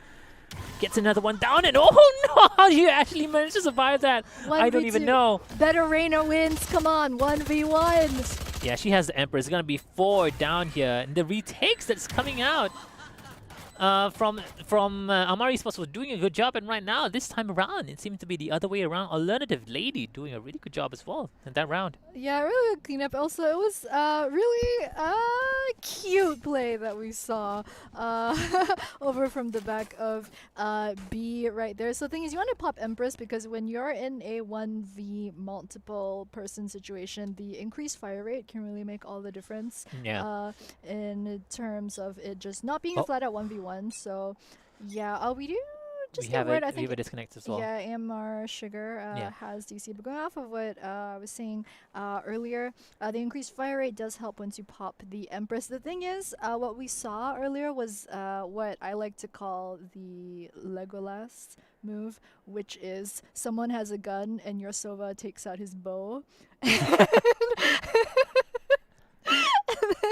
But in this kind of situation, I feel like, I mean, that situation, Legolas can literally like take you out even with the bow and arrow. Not in this game. I mean, not in this game though. Yeah, not in this game. But That's I true. mean, yeah. So the thing, I mean, the thinking behind that was right, of course, because you weren't sure where the Reina is. Of course, you can hear her alt sound, so you know that she has popped it, but you don't know where she is. So she, so was just trying to get some extra intel. I think they just really didn't expect Reina to be literally right behind the corner. Yeah, and also not that to they were mention, at. she was utilizing a Spectre, and Empress actually increases your fire rate and also your reload time. And also at the same time, at that point of time, she was in such a good position because of the close quarters that the damage you can actually deal with the close quarter in that area itself.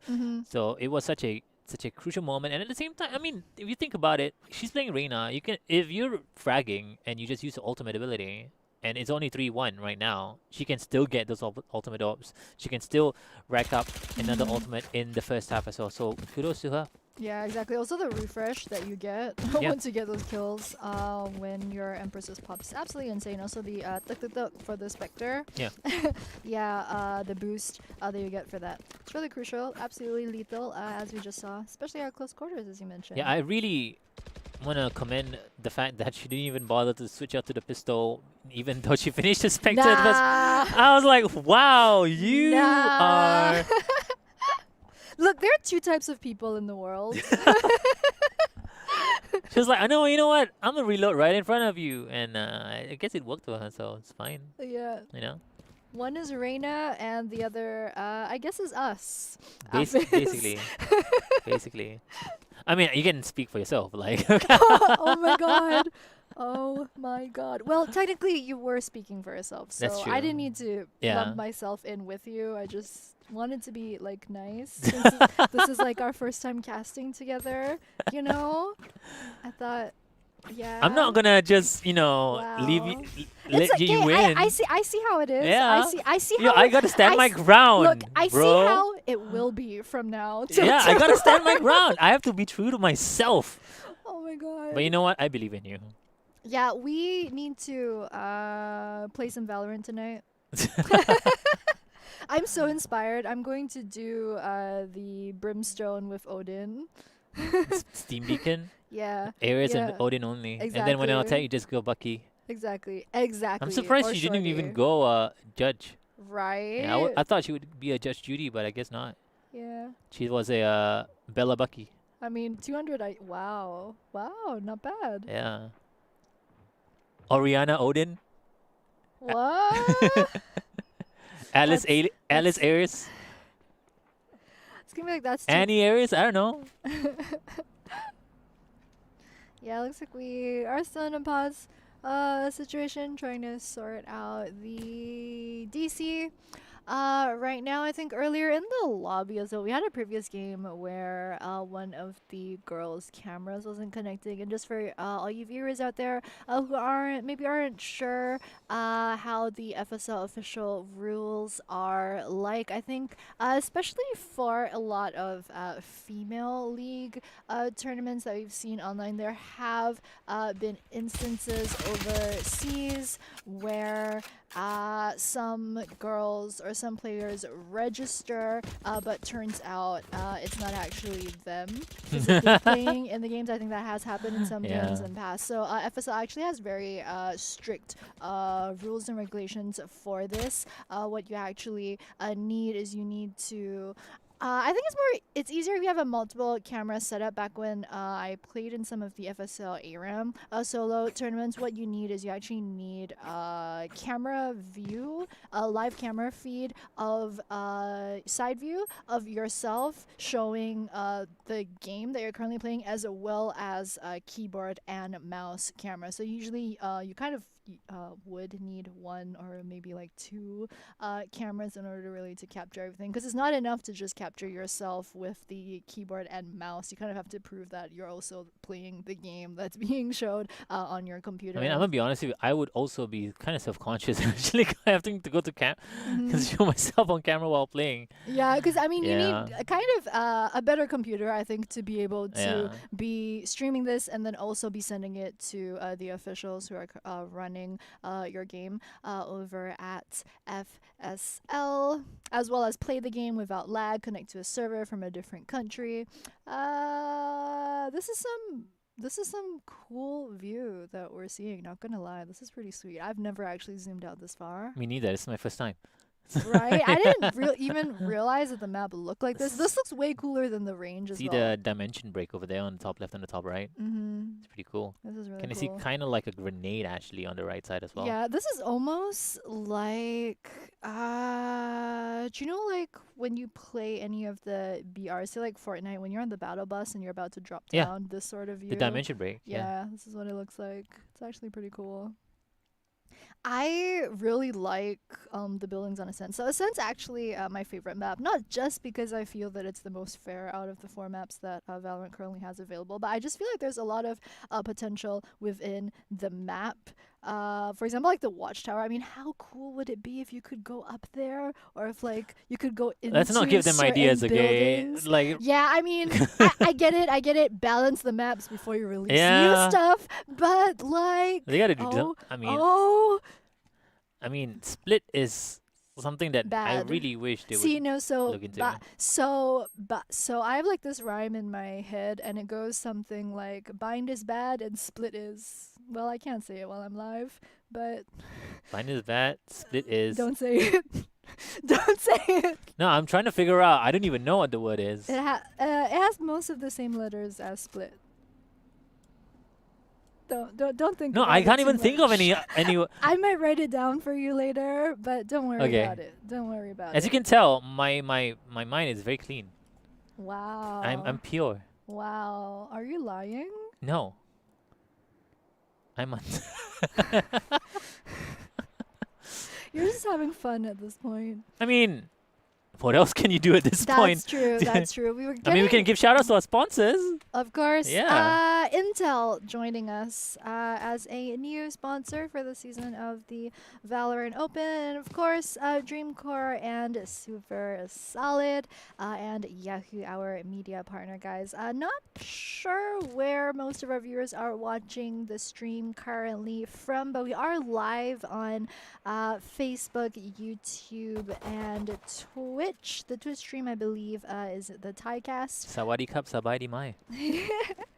Nice flex. Yo, Pum Rak Kun, Thai players. What's up? Means I love you. Yeah. I learned it from playing games, actually. 55555 is the one that I've learned. It's like just useful in most situations. Like when your teammate does a bad play, it's just 55555. And 555 is just the way they laugh. Yeah, It's exactly. Like, yeah. It's like it's like the Japanese thing. It's like www. Yeah. And then Koreans will be like Yeah. yeah. Yeah. Also, we are live on Yahoo. I believe there's an Yeah. English stream on Yahoo also. So yeah, a lot of options Yeah. depending on where people like to watch their streams from. Yo, guys, comment in the chat. Like, what is your favorite Asian? Who do you main? Let us know in the comment section down below. Oh man, we were talking Yeah. earlier about Raze mains, how they tend to go for those like flashy plays, and I feel like Raze mains are a certain type of person, and how Reyna mains are kind of the worst when you meet them. I mean, like, so if you're coming over Whoa! from, if you're coming over from League and you don't know what I'm talking about Reyna mains, just think your typical Yasuo, Riven, or Vayne main. That's the Reyna main right there. That's just like classic 10-10 solo queue only. She's either 0-10 or like 20-0. Jenny, I'm gonna be honest with you. You're making a lot of enemies right now, bro. Like, wait, are you a Reyna main? not me. Yeah. I'm a Sage main, actually. Wait, no way. Yeah, I'm Sage main. Really? But like, you're low-key toxic though. No, I'm gonna- not. Oh, excuse me? I'm You? anything but Team toxic. player? What? Yeah. This is I'm a- blowing my and mind. I sometimes I think I team play too much. Wait, no. So there is a round earlier on where the Sage boosted herself up at, I think it was B You know, it's on It's Bind. a B on bind. Yeah, Yeah. A on Bind. A- A on Bind. Yeah, in A mid, on Bind, mid, she boosted herself up and then she went for the very aggressive play. She Yeah. shot someone and then she healed herself and jumped back down. And I was just, and you were saying like, oh yeah, that's a great play. I was like, typical, like, Sage, like, Your Sage main plays. yeah, That's pretty much it. aggressive Sage main players who don't heal team. Instead, they take damage because for some reason they're in front and then they heal themselves. You want to know why? Well, one no, of the I know. reasons I'm why. pretty sure I know why. Oh, what is the reason why? Tell me. Uh, One of the main reasons why is because Sage is one of those players who can actually heal herself first, and she knows her kit better than anyone else. If she gets the kill first, that 30 seconds, the cooldown, you can wait for the next 30 seconds to heal anyone else. Because once you take that person down, it's going to force them to slow things down a little bit. Yeah. Yeah. Yeah. And then you can wait for them to actually push in yet again as well. Yeah. So that's why it's a really good push. But at the same time, I remember that point of time, the race utilized her double satchels, missed the first satchel, Yeah, and then to used the get on second the- satchel to go above the wall. Yeah. So there's two types of people in this world. Oh my god. Oh my god. I think I've just shot myself in the foot. 'Cause I literally like revealed just now that I'm a Raze main. Oh my god. Oh my god. That, do you know that? We clipped that. That will be us tonight. Pretty playing much. Valorant. Yeah. Oh my god. Please don't stream it. I get so betrayed. Like, I think the first month of Valorant's release, when I was playing Valorant with my friends, like a lot of them were streaming the game, and I didn't know. And so, I used to play a lot of Fortnite, and like some PUBG, some Overwatch here and there, but didn't really have a very strong FPS background because I'm more used to playing MOBAs such as League of Legends, which I've been casting for I think about 5.5 years by now. So at the start when Valorant came out, it really took a long time for me to figure things out, learning the mechanics, trying to improve my aim. And while all of this was going on, my friends were just streaming me. And they wouldn't even tell me that they were streaming until like 2 hours in. I realized that someone is live, and I'm like, "You're kidding! People have been watching." Yo, they can me. see you improve. Oh my god! That's the whole point. That's the Oh concept. my It's like a reality show, you know? God. They can actually see you improve from 0 to 100. From like Right now last you're like a month 0 to maybe like like a now, 20. 10. I would say 20, 30 because you're unranked. So maybe if you play ranked and you find out your rank, that's when you find out your true. I have played ranked. It was No, as in like your current ranked right now. yeah, have you placed but it yet? it's tough on the mental. Really? I think that's I mean, I made a second account. I placed Plat 1 Mm-hmm. and got it to Diamond 2. Yeah, no, I wasn't intending on playing ranked at the time when I started playing ranked because I was queuing with my friends. Yeah.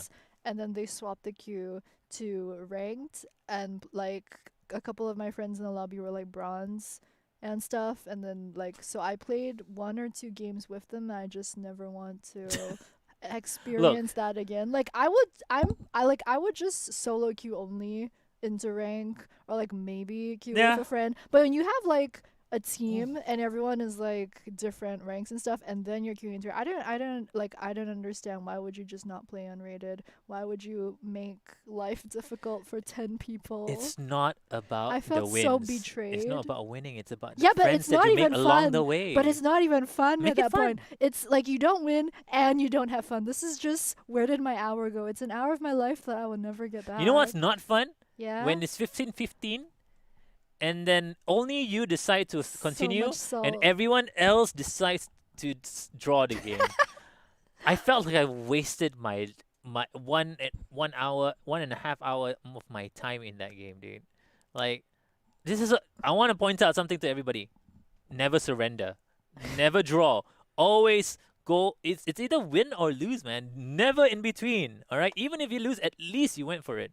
At least you know you didn't waste your 1 hour of your time, for a draw. You know. I It's mean, a win or lose, man. You the gotta go thing for it, is, bro. even if you did win your game, is that really the best use of your 1 hour though? I mean, you could To play Valorant, yes. That's why we're casting the game right now. Yeah, that is why we cast Valorant for a living and other games. Yeah. Yes, esports for a living. I think we got word from League Ops that they are going to unpause in 30 seconds. We've been getting updates earlier Yeah, about they like kind of 4 have to. minutes. There's a limit of how long you can countdown, actually 30 pause it as seconds. well. Yeah. Yep. So we got word from League Ops. Players are ready to resume. It's unfortunate, but at the game. same time, we gotta go with it. You know what I'm saying? Yeah, the thing is, It is what it as is. like the pause earlier, the thing is like the things with pauses during tournaments is you kind of it's a double-edged sword, Yeah. right? So usually like the winning team loses a bit of momentum, whereas if you were previously not doing too great going into the pause, is kind of a good opportunity for your team to really like take that step back to reset your mental. I'm not sure what the rules are currently for Valorant, but in other games, for example, in League of Legends and official tournaments, actually during pauses, you're not allowed to talk to your team, so you can't really like take the extra time to discuss strategies and that sort of thing. You're not allowed to use that time to do that. But I think on an individual level, it's good to just take a breath, try and mental reset, and then come back prepared after the pause. And now the game is underway, the 4th round. I mean, I think this is the 5th round of the whole entire map itself right now. They're going to short. I think this is a really smart play here from Alernative.lady, and they're going to utilize the Leer as well. See whether they can actually get some. Paranoia goes through. I think they're going to go straight in without even... That's your teammate, buddy! There you go! Gets the right spot. And VOC will be able to take Breaker down, and they are down yet again by 3 players here. I think Sage is the only one alive because AMR Sugar is still trying to reconnect here. I think JC Chua definitely has to either make a choice. She either has to save this gun or she can go for the clutch here. And I'm gonna be honest with you, I'm all in favor of the clutch because the Cypher's really low on HP. The Cypher probably only has 11 HP remaining. Yeah, and you have the Vandal as well. Tap. Yeah, you have the Vandal as well. So definitely still doable. Yeah, this is really a bad situation for Amari at this point. There's such good momentum going into this, and now they're so Bad internet issues though, but hey, yeah, at least she's back now. Yeah, they're just gonna ping the Vandal over in the garden right there to pick it up and then run from the blast radius. Oh no, but you could see from how choppy the spectate on her screen was. You could really see the ping maybe it'll take some time spikes. for her to maybe get the connection back properly, So, you never know. Yeah, that's the thing when you play in these sort of Southeast Asian tournaments. I remember back in the day from about like 5 or 6 years ago when you have a bunch of teams from all around Southeast Asia trying to connect to the same server. If you have like 2 teams not even from Singapore and both of them trying to connect to the Singapore server to play in a tournament, you do get a lot of these ping issues. Also, it is the weekend. I mean, I don't know about you guys or what your internet is like at home, but on the weekend, sometimes, my whole family's home. They're all on Netflix, and then when I game, I just lag and I'm like, what are you downloading? This is why you should always have Rage. two different lines. One for yourself and one for you, the rest of your family. Wow. I have like the app on my phone for like the Google Home thing, so I can actually like throttle their connection without them. Oh, you can do that? knowing. Yeah, you can kind of like give priority and stuff. Why should you do that? Yeah, you should definitely. I 10/10 recommend. Just download it. You can like turn off some connections and stuff like that. You can, yeah. Yeah. That laugh, wow. That is that. Yeah, that's pretty much what inner me sounds like as I'm shutting off like my parents' like phone Wi-Fi or something. That is like, so mean. Why would you do that? Oh my gosh. Evil consumes you. Right now, they're gonna go straight towards B side, and B's gonna be open, and they're holding down A4. I think they're gonna go for the retake here. Definitely one of the better ideas. We've seen earlier on as well a lot of retakes coming out. I do believe that was, I'm not mistaken, I think it was We.Baeters. I'm not mistaken, giving a lot of plants and going for the retake instead. Yeah, it's a good sage wall to block off CT right here. It's giving themselves very good angles, very good control of the B site post plant. Now Reika, she's gonna catch out the Brimstone pretty soon round the corner. Neither of them really too sure where the other might be at this point. I don't think she'll try to go through the doorway. That's way too dangerous. They're probably going to wait for exit frags here. They are eco this round. And it's probably going to be a 3-3 next up. Tries to go for the shot there. Tries to go for the headshot. Misses ever so slightly. And now the position has definitely been exposed here. Rika taking a little bit of a damage as well. And it's going to be... Oh, they get a trade-off there. I think that's perfectly fine. Get a trade-off against the a gun utilization as well. So right now, the score is going to be 3-3. Yeah, a bit unfortunate. It was, I think, 3-1 before the pause. I need this. Thank you. Right now, looking at the gun situation here, Rika. Ooh. She has an op. Hold our ground.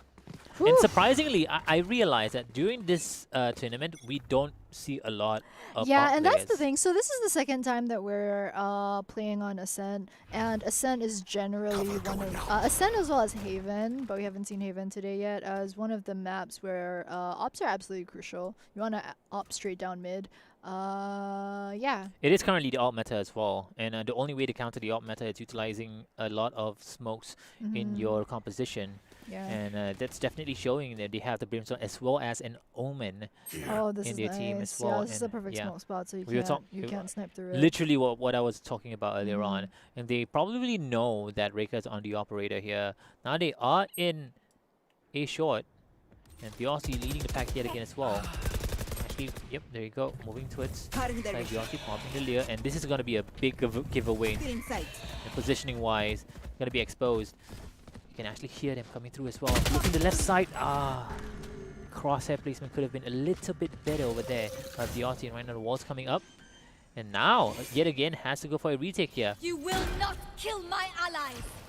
Nuts About Gaming has been revived. And Nuts About Gaming is leading in scores here, 9-4. Definitely one of the players. If they want to be able to retake this, they definitely need Nuts. Yeah, it's gotta be Nuts, and they're really just trying to push their advantage right here. Actually, they were 4v3 before that. Now they're 5v3. So that's 5v2. Omen as well as Brimstone. Last one's left alive. Bumbakanen gonna throw that nade down as well. Doing the thing, making sure she checks out hell and make sure no one is there before she goes for the defuse. Omen though knows exactly where she is, picks up the kill, and it's going to... Yep, they're not going to have enough time to get this one off, and the round's going to go over once again to Alernative.lady. Oh, Amari Esports. They really wanted to get that one, but right now they've just lost 3 straight rounds in a row. It's really not looking good for them. Yeah, Amari is not having a good time right now, especially having one player down. But we're not going to talk about that because I felt like in those kind of situations at the same time, it kind of felt like their rotations are a little bit slow.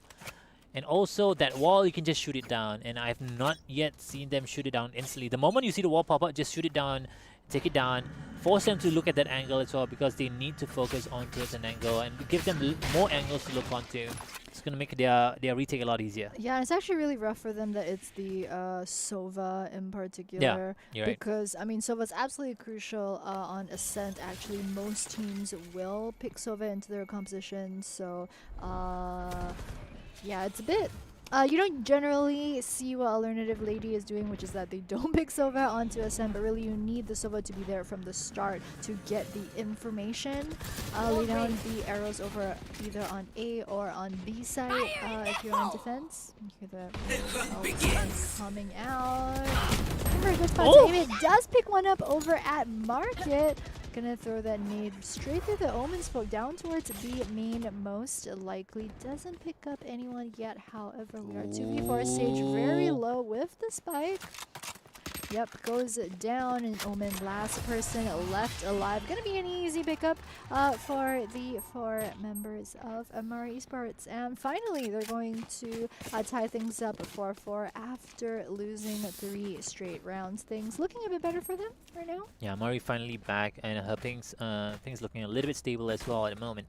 And all guns up. So this is definitely where things could go back to where it was earlier on as well, because Amari was definitely leading earlier on 3-1.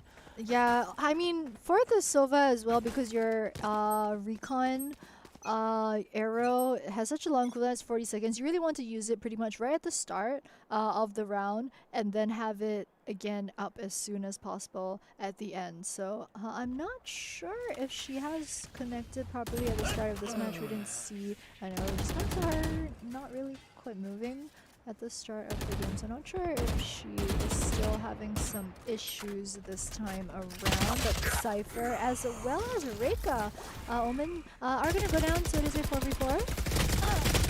JT will be able to take one down, but Wisdom comes from behind. Trades it off. Now they're going to put up the wall.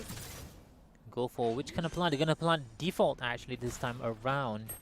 And BLC takes one down already. Gets taken out, and instead it's a 1-for-1 trade. Yeah, default plant over on this side is actually right around that spot and not further in on the left. I think some people do choose to run in there. However, that spot is a bit more vulnerable to Heaven in general. When planting, you always want to plant closer to your side and not closer to the CT side. Ooh, actually gets the ding, but that's going to be a phantom thing. And at the same time, when you plant here, you're going to be able to see through long as well, so it's really good for you. Exactly, and that spot, they can't quite see it from Heaven either if you're hiding towards the left side. I think a lot of people kind of feel that the corner might be a bit safer, but it's not quite true. Also, I think recently they have patched out the... they've bug fixed it where you can't actually plant on the right side of site. You used to be able to actually kind of cheese plant in the corner, even though it looked like it was outside of the site perimeter. You could actually stand right outside and then plant there. It will still count as being on the site. But I think they've recently bug fixed it. It was a really interesting plant spot in the past. Yeah, Amari now is down by 1 point. Earlier on, they were in the lead 3-1, and right now, Alernative.lady is up by 1 point, 5-4 to score. And it seems to be a back and forth situation here at this point. They keep winning, and then the other team keeps won, and it's a back and forth situation here for both teams. Popping out the smoke, gonna be crossing towards mid. I think they might want to push this mid side, which is not a good idea if you look at the current situation here on Amari Esports, because they're all stacked up. This is an eco round as well, so if they decide to push this mid, this is such a good round for Amari. Yeah, and that's the thing. The fact that we're in trading rounds means that you don't actually get lost streak gold because you need to lose consecutively 2 in a row to actually get that one down. But oh, this is absolute disaster going on in Market right now. Oh gosh. Yikes. I already spoke about this, and now they can pick up the guns as well. They're pretty much clear. Yeah, easy free guns here for them. Yeah, Nuts coming out on top with that one. Yeah. We're talking about Ray's knowing how to utilize her boombot as well as the nades for that one. Picking up 2 very nice kills. And not to mention, by the way, reminder, this is eco round for Amari Esports. Oh, that was nice. She shot through the window, kind of faked that she was going up through heaven while also shooting through the door. So the thing is, if you're Alernative.lady, you're not too sure where the raise is going to pop out from. There's a nice kill on the stage over in Hell. One last member though, hiding in Wine. They're not sure if it is. They're gonna see him, but Wisdom sees you first. Gonna have to run away though, so doesn't get. Let me see. Oh, yep. They got 6 and 4. They did manage that one. Wine is such a tricky spot to be hiding in. It's one of those spots that a lot of people don't really check, but when it works out for you, it really pays off. For example, even if you're pushing through a main, it's also a very good spot when defenders can't see when they push out and you just shoot them from the left when they don't expect it. And Nuts is doing such a great job for her team, but it's not just about Nuts. The other teammates kind of need to buck up as well. They seem to be lacking in various areas here, not just gunplay alone, but positioning wise as well. Amari Esports definitely has the idea here, and Reika will be able to take one down, forcing them to actually utilize the ultimate from stage as well. The resurrection has been popped. Now they're going to be able to find out the positions as well. Now they know that it's probably going to be a B push. Either that or they're going to cross through mid side. But the smokes are going to be popped out yet again. Yep, there you go. Smokes coming in. Yeah, I've kind of revealed themselves already, and the wall did go down over at B main, so their only real option here is to go through market. Ooh, that was close. Here. Trying to find a positioning here. Utilizing Cyber Cage and be able to push through. Nuts again. Clutch plays here. You'll be able to take down Miguel, and the spike is there as well. I know exactly where you are. Popping the Neuro Theft, and everyone's gonna get exposed. So right now, they do still have it going here for Alernative.lady. The position have been exposed, so they definitely know where the remaining players are. Yeah, 3v3, but we've only got 25 seconds left on the clock. T-side really needs to make a move, and they need to make one fast. I don't really think they actually have enough time. Oh! 1, 2, there you go. That's just shooting fish in a barrel at that point. Yep, beautifully done there. The position from AMR Sugar Ashley, even if you crosshair placement that well, you won't really expect the player to actually stand on the sandbags, and there you go, beautifully done, gets a double kill. Now it's going to be 5-6. Like I mentioned, it's a back and forth situation here, Jenny. Yeah, that's one of the best spots actually to camp for exit frags coming out of A site.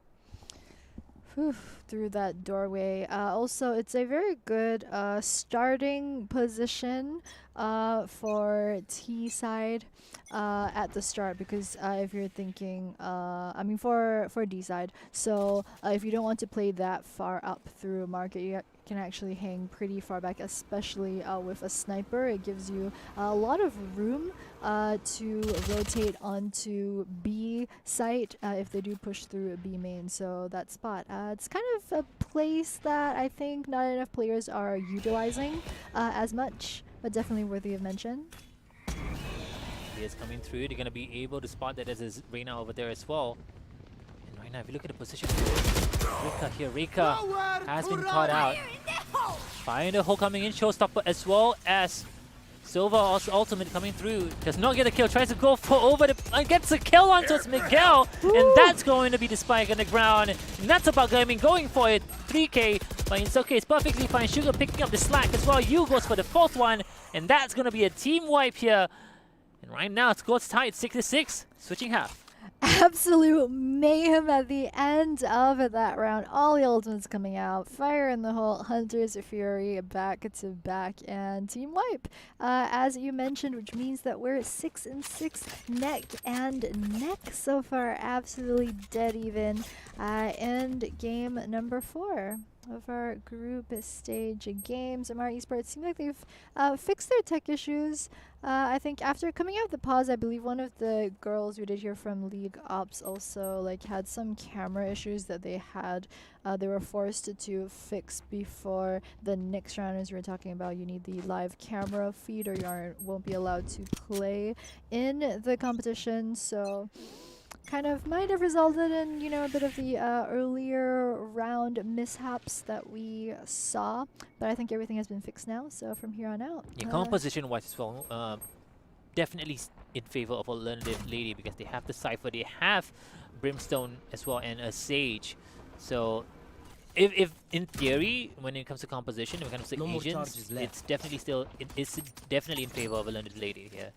Yeah, it gets seen by the drone coming through a main. Stealing however. sight. So they get a bit of vision right there. Use flash is going to come out, but there's no one over at Shadows tree right now. Wisdom going to pop the smokes.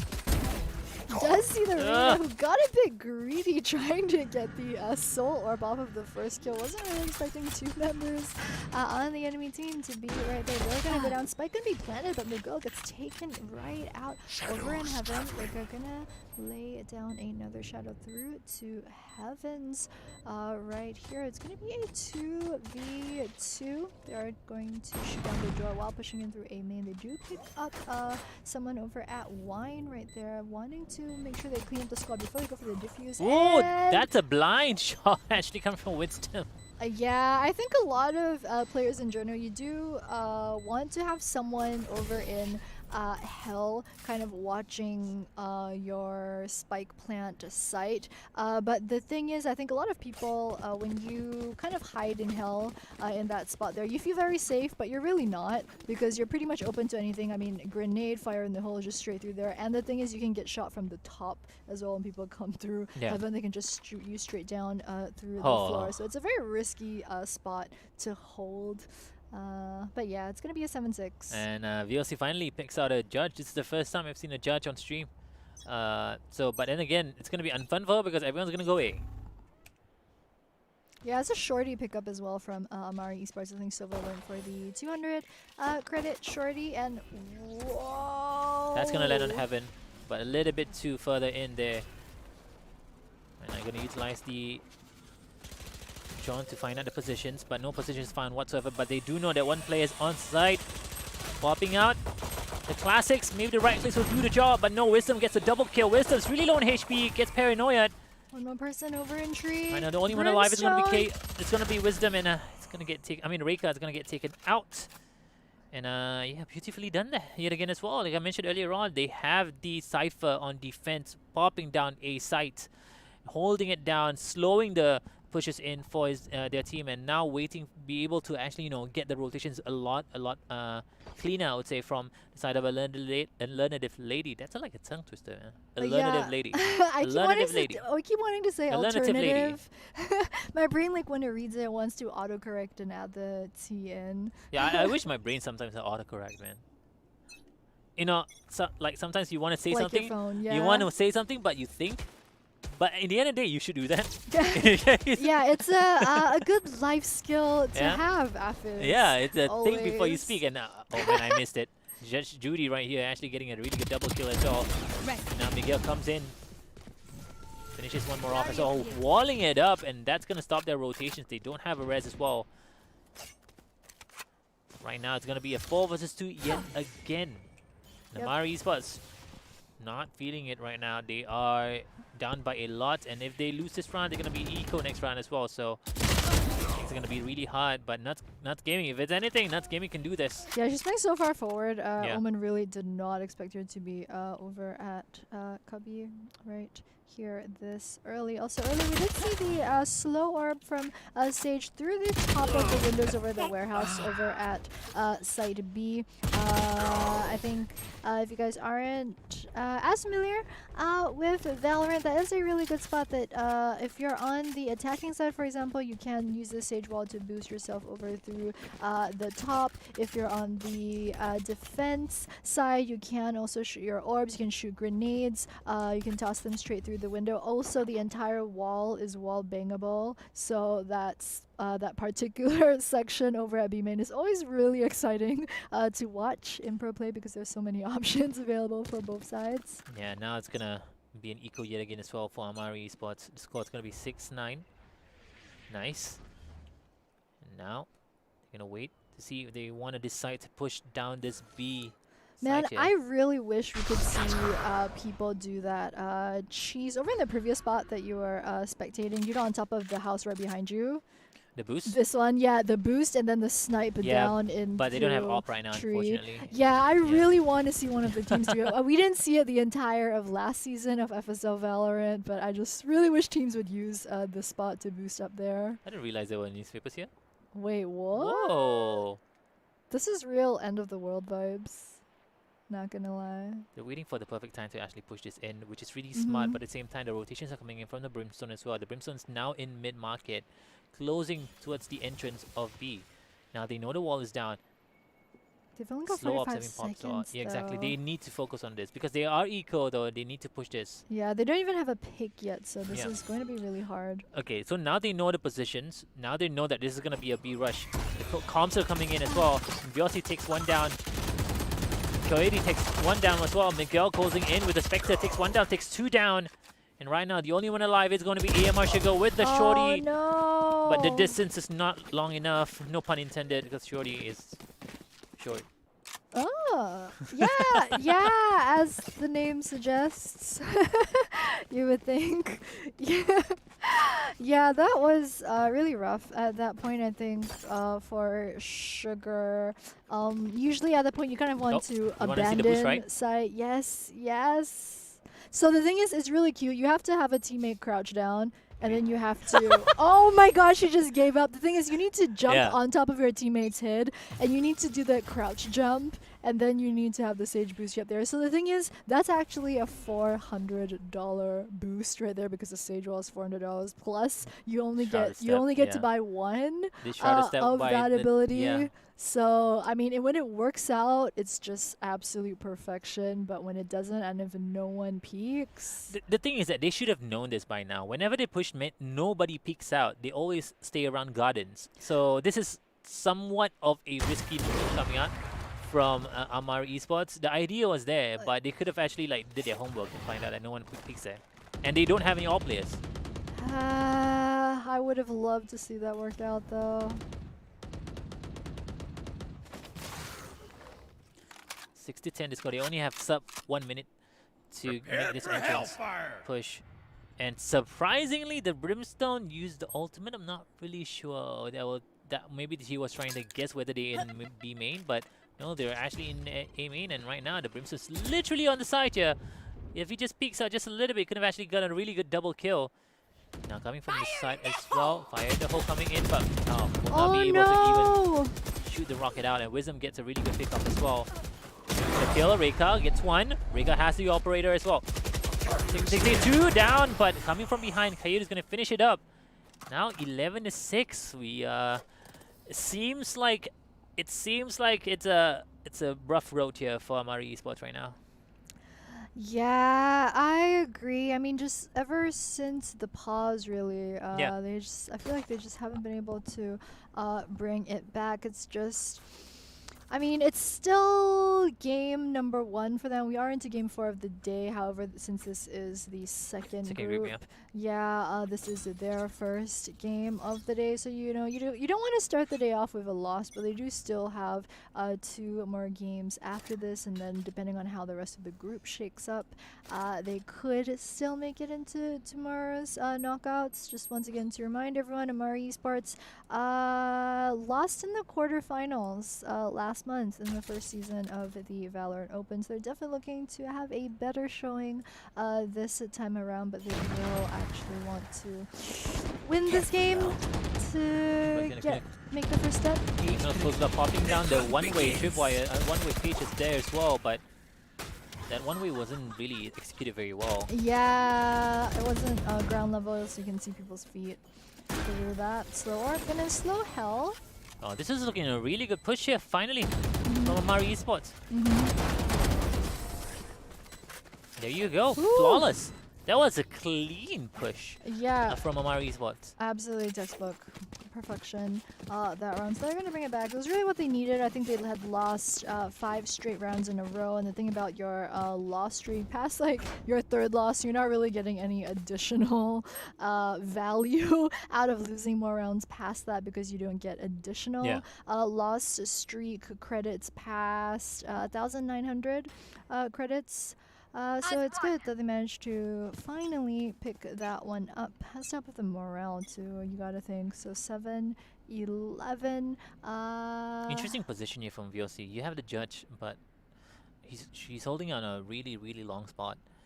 And yeah, she's not really gonna be able to be lethal at that range with the shotgun. You really want to be about 0 to 15 meters to really fully utilize your shotgun. So slow up, gonna go down to the top of the window.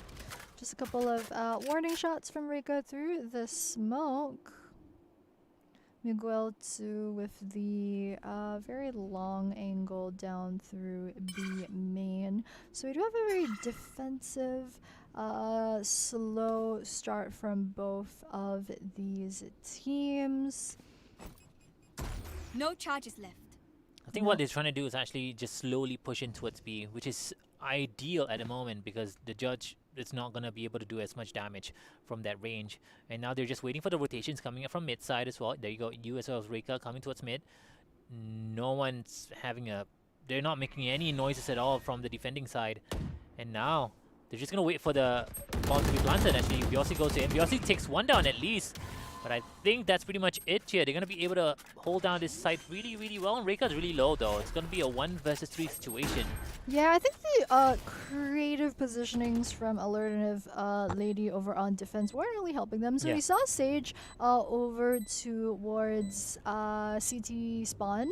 And then, as you were saying, Reina holding at the back of site close to Boathouse with the shotgun, which really weren't the best spots. The thing is, if you want to make a very good push through B, the 2 most popular ways of taking B site is either 5-man rush through B main, or you go for the split push, which is 2 or 3 people through B, and then you have another 2 or 3 people going through market, which is what we saw Amari Esports do this round. The thing is, Alernative.lady actually didn't have anyone holding down market because they had 2 on B side, but 1 on B, 1 in the back of B, so they actually left a mid completely wide open at the point, which is a bit of a puzzling decision. I think Amari was probably confused by that as well. You could see 3 of them when they went through market, they were like, wait, market is clear. They just went straight through the door, and it was just a very easy plant and round for them.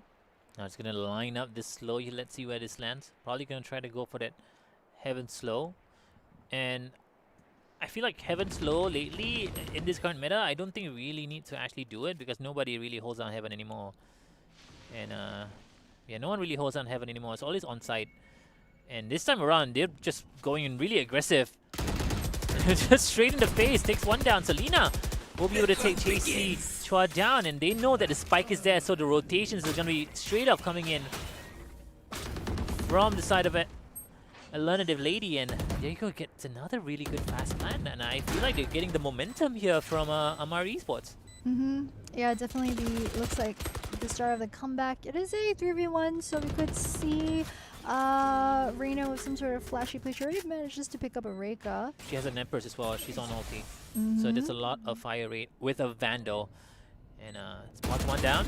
Doesn't do any damage at all. Popping this She Lear. needs a position though. Flash versus Flash. One She more has flash. the second one. Lear versus Lear situation here. Tries to go get some damage, but he needs to go for it.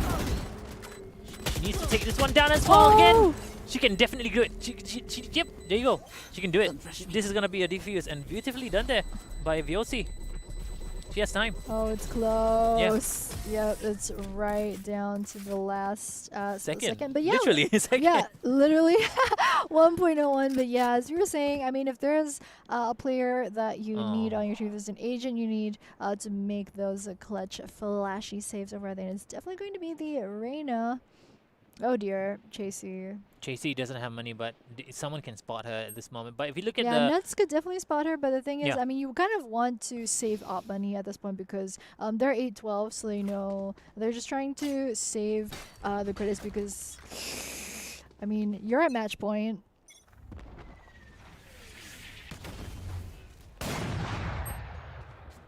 So right now, 8 to solve.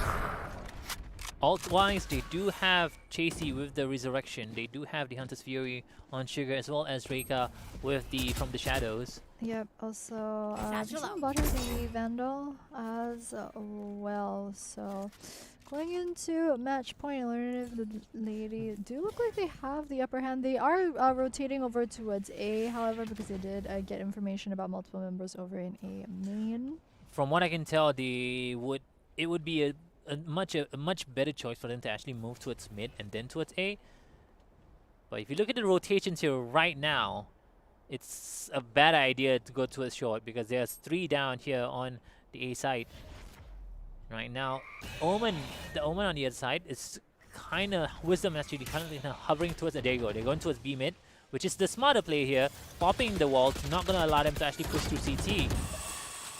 And this time around, full rotations coming out from the side of Alernative. Whoa!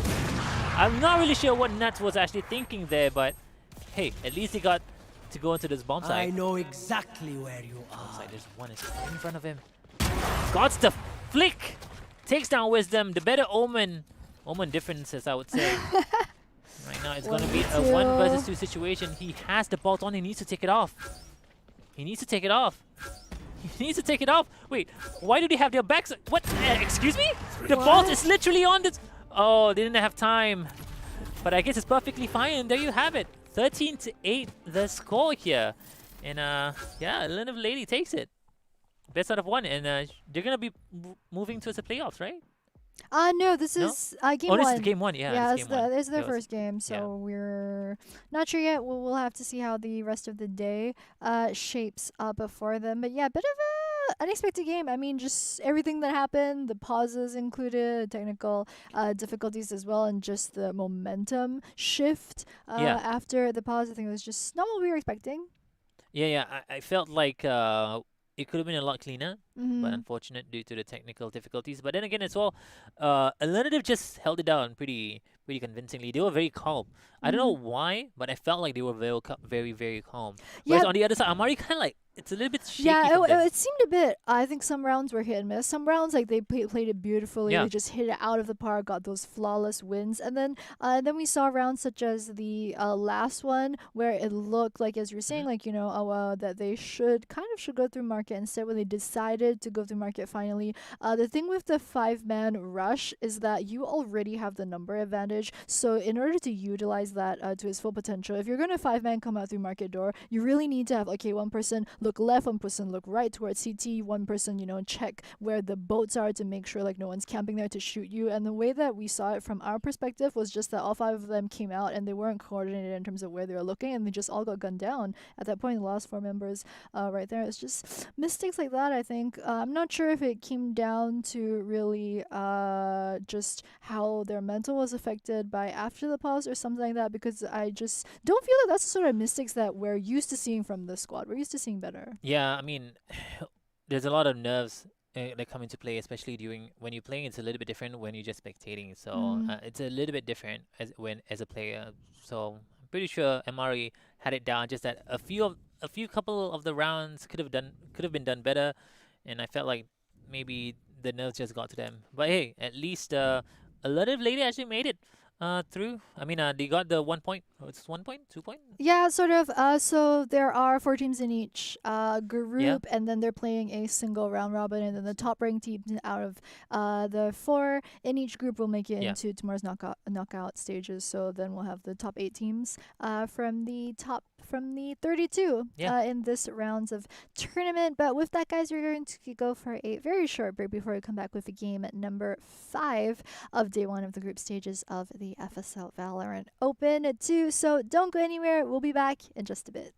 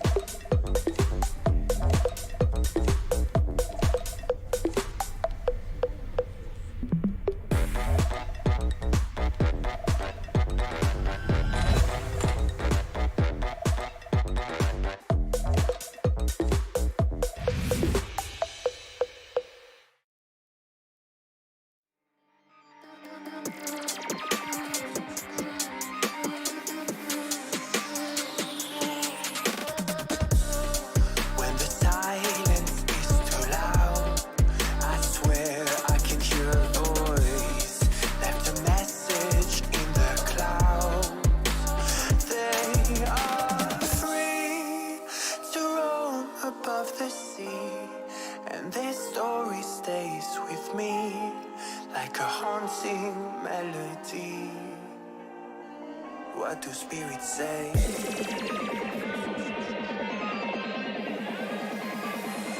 What do spirits say in a darker day? What do spirits say?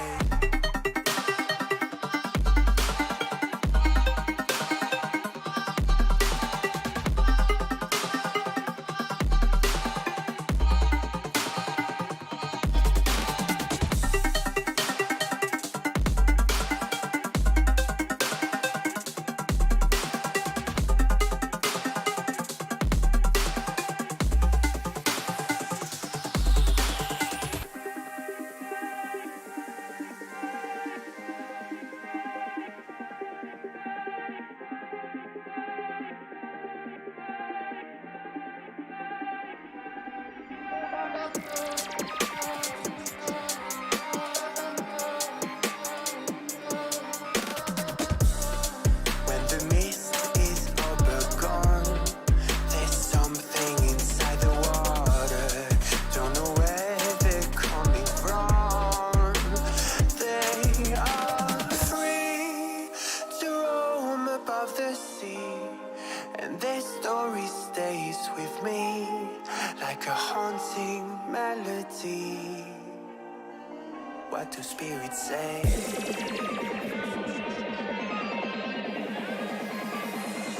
What do spirits say in a darker day? What do spirits say?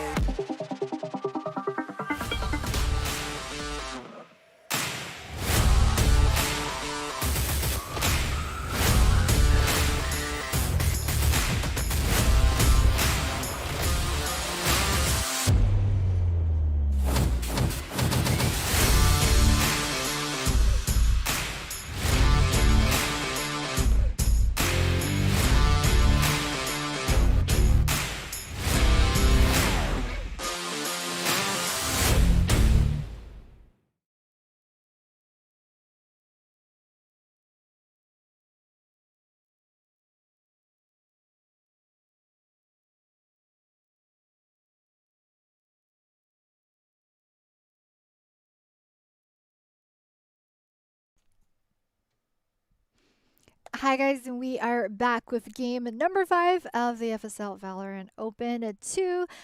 This time we've got Overheat Valorant L going up against Team Victorious Secret. We know what it sounds like, but the V is for victorious. Yeah, and against Overheat Valorant, and interesting thing about Victoria's Secret is that they are formed from a list of individuals, because FSL actually allows you to sign up as an individual and hopefully get to form a team. So Yep. we were talking about this earlier on. These girls basically just solo queued into a tournament. Yep, exactly. I actually did that last season, so I actually signed up and I made it into like the signups fast enough that they hadn't filled up at that point, and then they asked me to cast. I was like, do I want to play for solo queue team and fulfill my pro player dreams, or do I, want to do what my career actually is? I mean, playing competitively is definitely a big difference from playing online ranked, man. Like, it is such a different atmosphere. Yeah. Because every single one of the player in your team has the same mindset. They all want to play competitively and win. Exactly. And but sometimes when you solo queue, right, the other player be like, oh, dude. You oh don't even know what they're gonna do. Don't even remind me about what the solo queue experience is like. But yeah, it's just definitely just a very nice initiative from FSL that you can register as a female solo player if you don't have a team, and they'll find players for you in the match. You actually then you join the Discord, and then they kind of match you with a team. So it's definitely very nice. So yeah, Victoria's Secret formed from solos. Overheat, Valorant, they are a full tie roster, and they also did play in Valorant 1 with most of their members. I think they only changed one member. But yeah, we are into round 1 over on Split. I really like the fact that they're taking the time, especially during eco rounds, because usually when you see eco rounds, people just rush through the bomb sites, which doesn't really matter because it's ego rounds, right? And when you just have play advantage in a spot where you just rush in, that's basically how you just right-click people in the head with the classics. But Yeah, it's the thing with the oh pistol, right? There's a more straightforward no! playstyle with the pistol. Just a lot more of it just comes down to straight up shooting. Unfortunate rotations actually coming out from the defending side there. Ike takes one. Tries to go for another one as well. From Young-kun will get taken out as well. Now, Violet comes from behind. The bomb has yet to be planted. There you go. Violet still has the paranoia as well. Now it's going to be a 3 versus 3 situations here. They do know that 2 players are on heavens. Look at that. Beautifully done. Actually loving utilizing the hover as well. To not know that she is downhill. But then again, there you go. Victoria's Secret. Victorious on the first round. Yeah, I mean, when you name your team after victory, there's only... Yeah, you kind of have to win, right? Yeah, there's only one way for you. I mean, when you lose, Yeah. it just gets embarrassing. So you really just have to just go for the win. And they also With the have really good dab. fashion sense. I mean, I wouldn't know. I don't want to assume, you know. With a name like that, you gotta give it to them, dude. That is true. Do you know... Pretty, yeah. There was a comment earlier on Facebook because when you were talking about Shorty just now, someone commented Shorty is short, and I was like, you can't just assume that like things are short like that. I'm sorry that I mean, you feel. I mean, like rude. I'm sorry you feel like you were offended.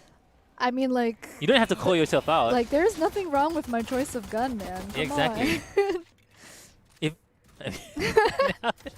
This is a good start to be the Cypher Cage over at Yeah, the start. oh, I Just don't blocking the really- entry into B main, but oh. That was an interesting choice to actually hold down F right in the middle of the corridor there, and very Yeah. interesting utilization of the blaze as well. And now Right, it's- knew that the cage was going to go down as well. Could have counted Whoa. that one out What down is- to the second, but like I'm not sure what's going on I- here, Afis. Break I this have down no for idea me. what's What's going going on?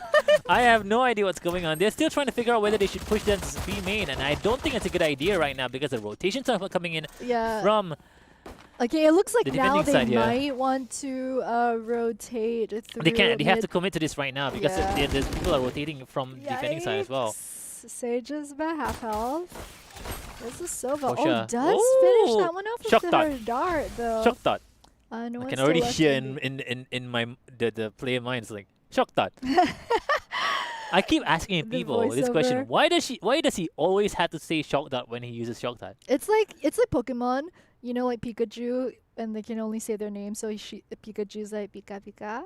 So it's like shock dart, shock dart. Fire in the hole. I don't know. I know, but he says it every single time. So imagine you have two, right? And Yeah. he says it the same way as well. It's not like shock dot, shock dot. No, he says Yeah. shock dot, shock dot. Well, I mean, it was I'm sure it was easier to record the voice line. And also at the same time, when you want to use an ability, right? Yeah.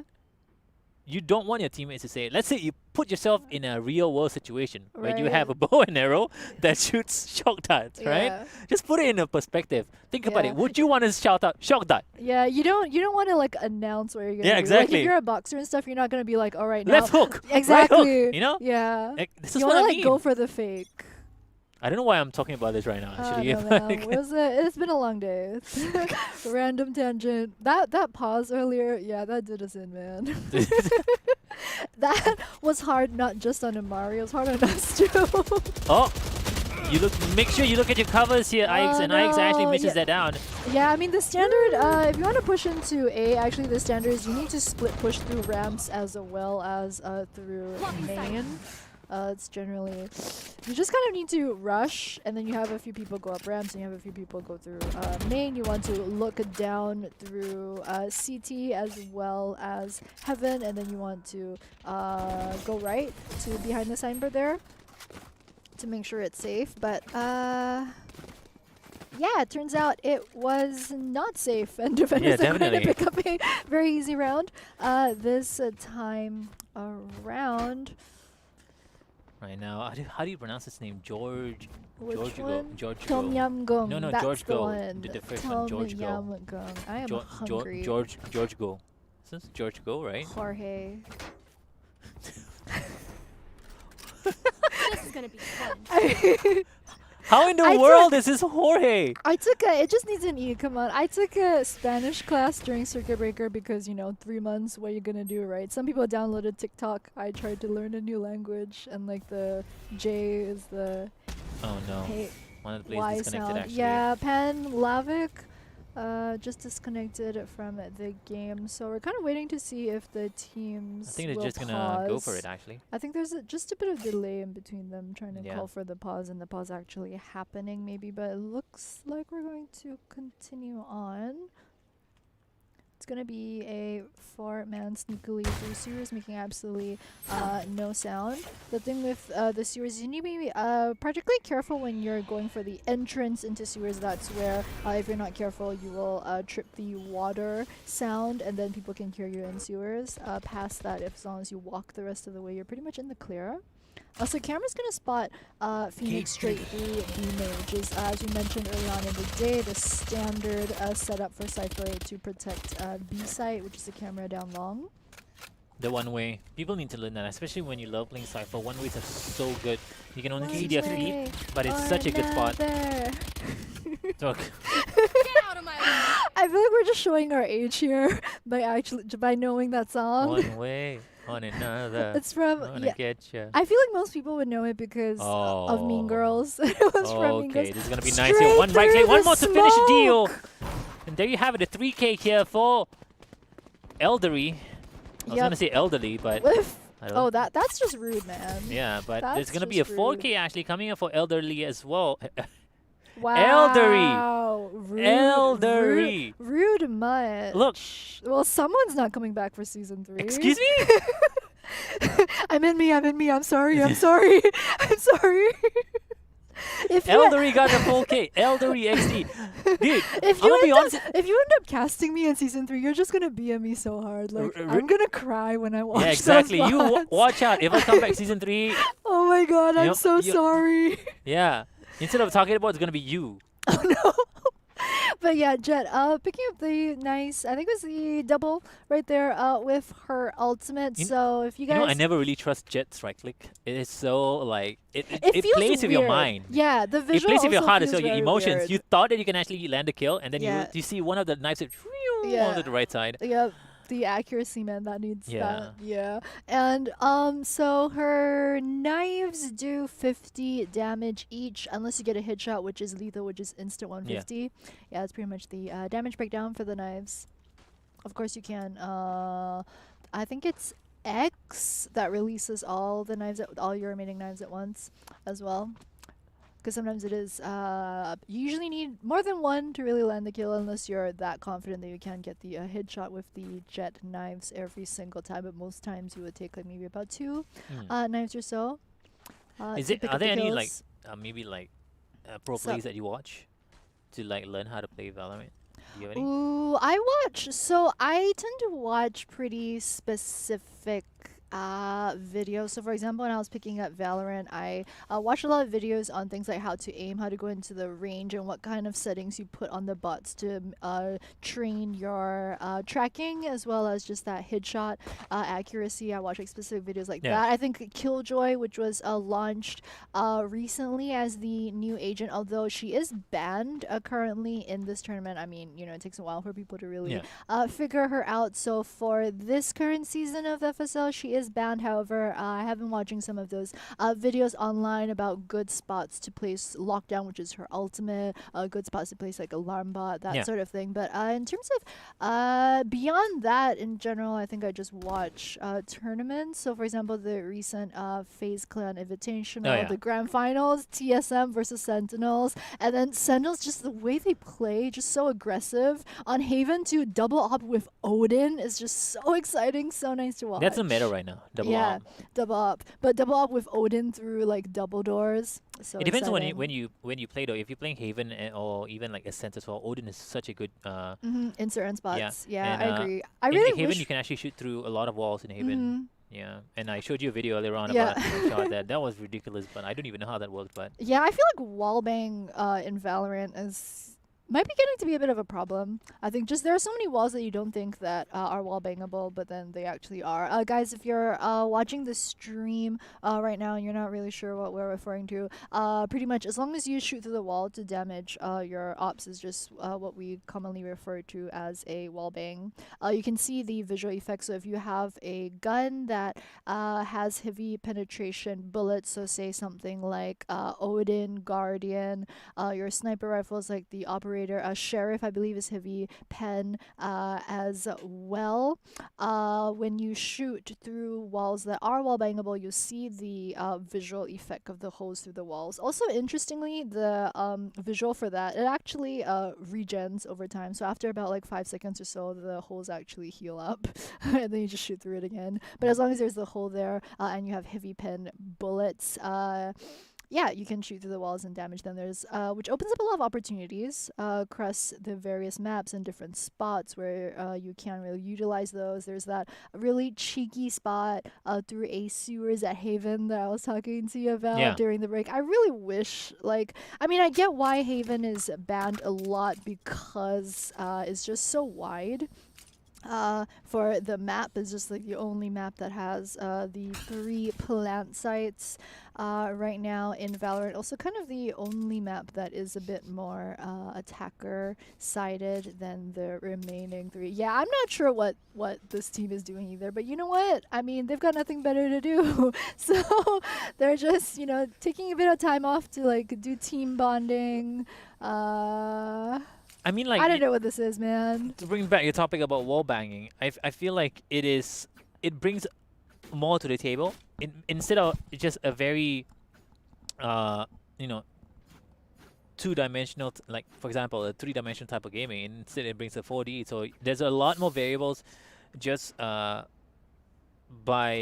making a lot of plays through wall bangs, and usually other games you don't have that, but Valorant has it, and I felt like having that could add more life into the game. But some people might argue that, you know, they should fix that, which I kind of agree at the same time. But those are the kind of thing that surprises other people. Like, oh, that's so cool! You can do that. I didn't know you can do that. And you know, that match alone, the TSM versus Sentinel. And also, I want to point out, Valorant is the game is so focused on teamwork. It's never this one team is the best. Teamwork makes the dream work. And in those kind of situations, always it's TSM, Sentinel, CSM, Sentinel. It's like a back and forth situation, and I love that. And I love that about Valorant, and I really like that about Valorant, and I hope it stays that way, because you never want to see one of those teams that always wins, right? And then it keeps the fan base thinking like, should I root for these guys? Should I root for that guy? And it always keeps everyone on their tippy toes. And I mean, that's the beauty. Yeah.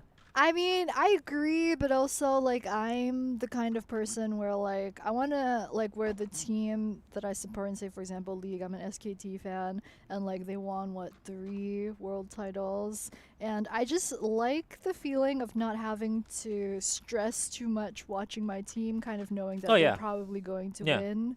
Because, you know, at the end of the day, esports, it's entertainment. We do this for fun, like in the gaming industry. And when you watch games as well, you want to feel good. You want to feel entertained. It's kind of like, you know, in the days of old, but I mean, lots of people also watch other sporting events and stuff like that. So you want to feel for the players, you want to feel for the team. And for me, I just prefer to have, like, more of a stress-free experience. You watch this? It's kind of stress-free. It's kind of relaxing. I mean, you don't know which team is going to win. No, because it's group stages, so it's kind of relaxing right now. Tomorrow it's going to be different, though. That's true. And stakes are high for tomorrow. But yeah, going back to the wall bang, I do like that the mechanic exists. As you said, it just does make it very interesting. I wish that, however, that they would change the visual for it, because I was talking about the visual earlier. If you use a heavy penetration gun and you shoot through the wall, it leaves the bullet holes there. However, it looks like you can see through the wall, but if you use a different gun without heavy penetration bullets, you can't actually shoot through the holes. Yeah. Which seems weird, because in a couple of seconds, when the holes when the wall regenerates and the holes disappear, it feels as if, because that mechanic exists, that when the holes are there, you should still be able to shoot through it, but you can't actually, which just seems weird in to the me. world I of feel Valorant, like they should fix the visual. everything is different. That is true. Yeah, they have doppelgangers. remember, every time they join again, we're like, huh, that's a fake jet. I'm gonna kill it. Smiling emoji. You know? So that's the beauty of it. And yeah. Then we get a few shout outs to our sponsors. Here we have a Yahoo, yeah, Super Solid, Dreamcore, and none other than Intel. I'm using an Intel processor actually at home to stream.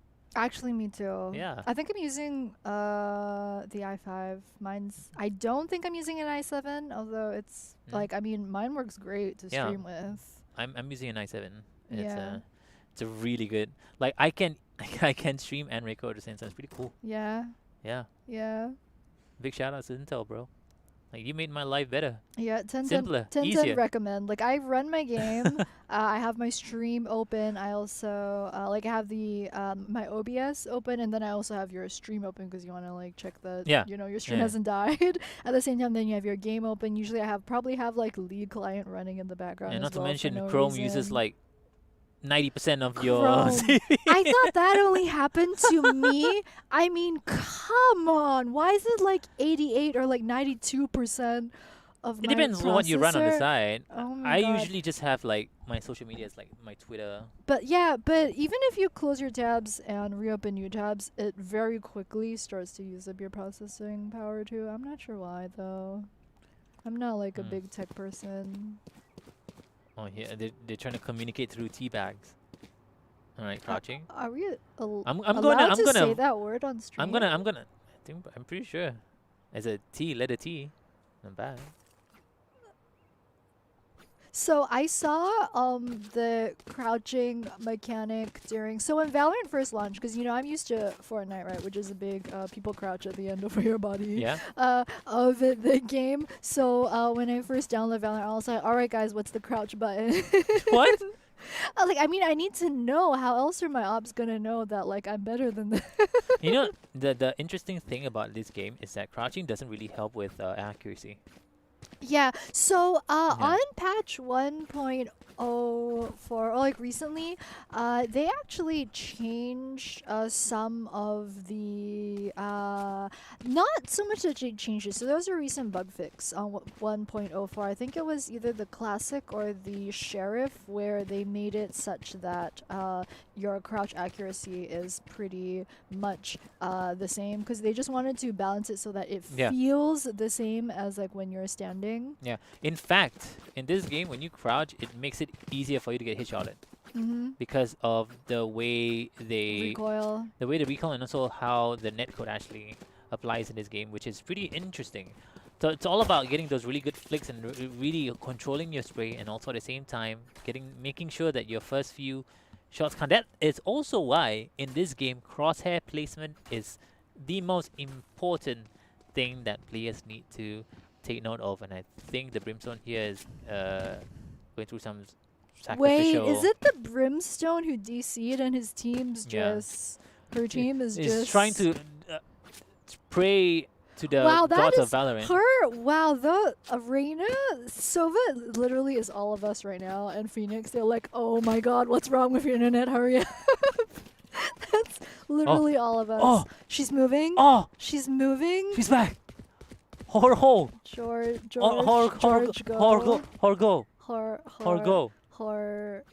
You know what? You know what? I'm go. really excited. I'm really excited for what Riot Games have in store for Valorant Esports.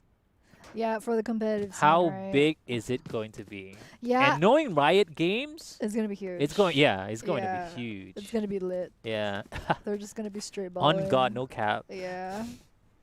Yeah, I'm really excited too. I mean, there's definitely a lot of hype for what the competitive scene will look like. And the thing is, they've had such success, like Valorant has had such success in terms of all the tournaments that we've seen in the last 2 or 3 months. I mean, Ignition series, absolutely huge. The EU NA circuits in particular, just so popular, and then just the amount of viewers, sponsorships that they've been getting. I think and really how they split up from different countries as well, still naming it under the Nation Series beautifully. Yeah, and all the big teams just really showing up, putting on great shows. I think it was the NA May. I think initially they'd only planned for it to be something like a once a month tournament, but just because of the massive response that they got, they've been able to just have it a lot more often. It's definitely what the viewers want to see. So I'm really excited for a competitive And I think scene. we're gonna force a because the pause timer I do believe is done It and ran out. Yeah, so it ran out. we're in the same situation as the last game, guys, which is the allocated amount of time you're allowed for pause has run out, so the teams have no choice but to play a 5v4 even if someone has still not managed to reconnect.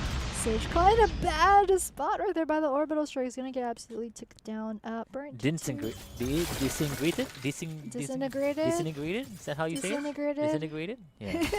Incinerated? Incinerated? Yeah. Disintegrated? What?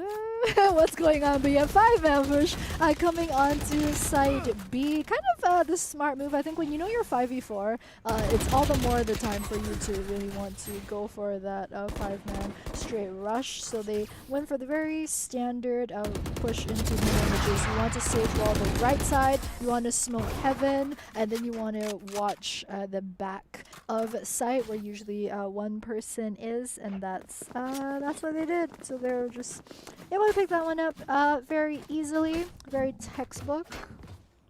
I'm just curious as to what the L means in Overheat Valorant L. Ladies? Well, I mean, if you've got an L versus V and the V stands for Victor. No, as in like Overheat Valorant L. So what does the L mean? Yeah. Ladies, right? That probably. Yeah, probably. Yeah. But it seems real, like, is the male team Overheat Valorant M? Yeah, it should be. I mean, there's no other reason why it should be Let's Google L. it right now. Overheat Valorant Ladies. It should be right. That's true. Yeah. Right now they're going to go through it. Heaven itself. Violet coming from behind, gets a kill. And now he's going to know that everyone here is in Heaven. He's going to get a really good paranoia. He can pop it at Parent. Doesn't even need to do so. And they're stuck in Heaven here. The spike has been dropped. Tom Yum Kun will go in and get one more as well. Come from behind. Panlovic can just go for it. Gets a triple kill. Tom Yum Kun will actually finish up the last one. Snow gets taken out. There you go, 5-1. Extremely convincing so far. 5-1 this call. And I'm going to be honest with you, the economy for Victoria's Secret's not looking victorious at all. Yeah, they're in a bit of a rough spot. I don't think that their player has reconnected just yet. Let me see So here. I No, he's back. I mean, she's back. First Valorant Open, there was Overheat Valorant Lady. Ah, so it's gonna be Open Valorant Lady then. Yep, so it does stand for our ladies. We've been told by our production what the L stands for. I really like this push. This is exactly how an A push should be. Yeah, this is exactly how okay, you maybe use not the plan. Maybe not the plan. Not the plan site, not behind signboard, but everything before that, which is the Phoenix wall, or you can also utilize the Viper wall along that long stretch, and then the smoke down into the back. That was absolutely perfect. Hunter's Fury gonna come out straight through Heaven, so no. just gonna try and delay a defuse for a bit longer, but they don't see Brimstone over in the corner. Phoenix right now with the flash, looking to pick up the Sage over at Elbow, but Tonongo gets him instead, but gets gunned down by the Sova. It's gonna be a Sage versus a Sage fight right here, Petiz. Over in Heaven. Now gonna move on to ramps. Yeah, she right needs to pick here. up a gun. This is gonna be a 2v1 situation. It's not gonna be easy for the operator to actually. Let's just okay, there you go. Picks up the Phantom. Tries to go for the kill onto a Sage. Maybe get one more to seal the deal. Oh no! That's the thing that she had 10 bullets left in her magazine. That's kind of the point where, you know, you kind of I think 15 or below. Generally, if you're at around 17, you might want to reload. If you're in a multiple person situation, if you're 1v2 or 1v3, the thing is she already got 1 kill. When you're at 10 bullets, I kind of feel as if you should have the confidence to go for the 1v1 at that point, because 10 bullets is enough to take one person down definitely. at the end instead of going for the reload. But I mean, this is looking still really good for Overheat, because right now they managed to take down everyone on the side of Victoria's Secret, and they're kind of weak on the economy, so they actually have no choice but to buy the Spectres and a full armor instead of a normal rifle. Now Violet looking down mid side here, which it is going to be in B main. Just need to figure out whether they want to push this. Information has been dealt. The wall has been utilized as well. And the blocking this side, I think they're going to be able to rotate back towards mid, which is the better choice, I would say. I think they're going to try to figure out whether they can actually push towards A. The Omen is right there as well. She has a judge. I'm not really sure if this is a good idea to hold down that side.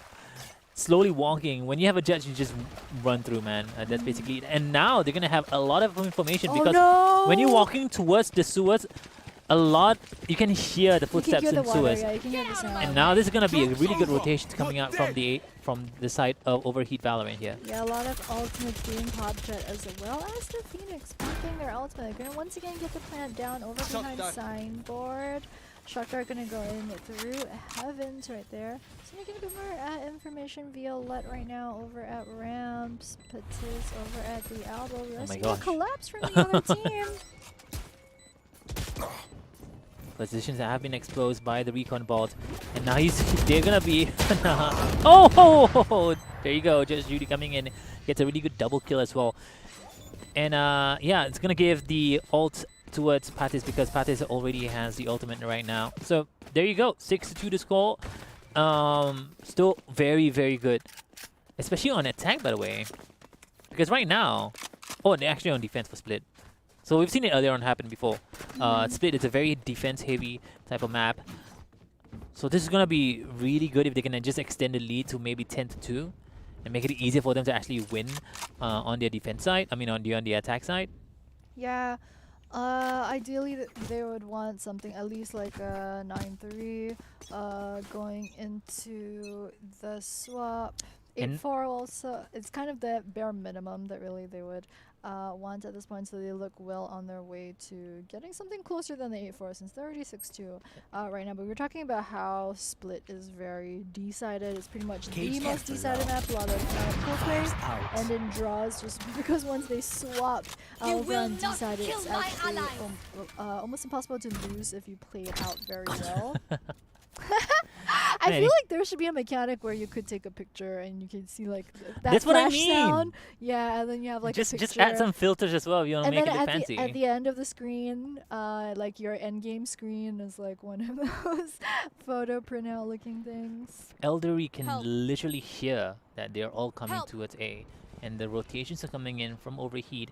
And right now, she has the operator as well. It's interestingly how not looking towards screens, which screens for operators would generally be a lot better, but this time around the mind games are coming in. The rotation's coming towards A, but they're moving back towards B, and right now they only have 30 seconds to get this bomb planted. You're dead. Now they're gonna utilize, run it back, moving towards Heavens, and they need to move really, really fast here. And now the rotation's back again as well. Beautifully done here by Victoria's Secret.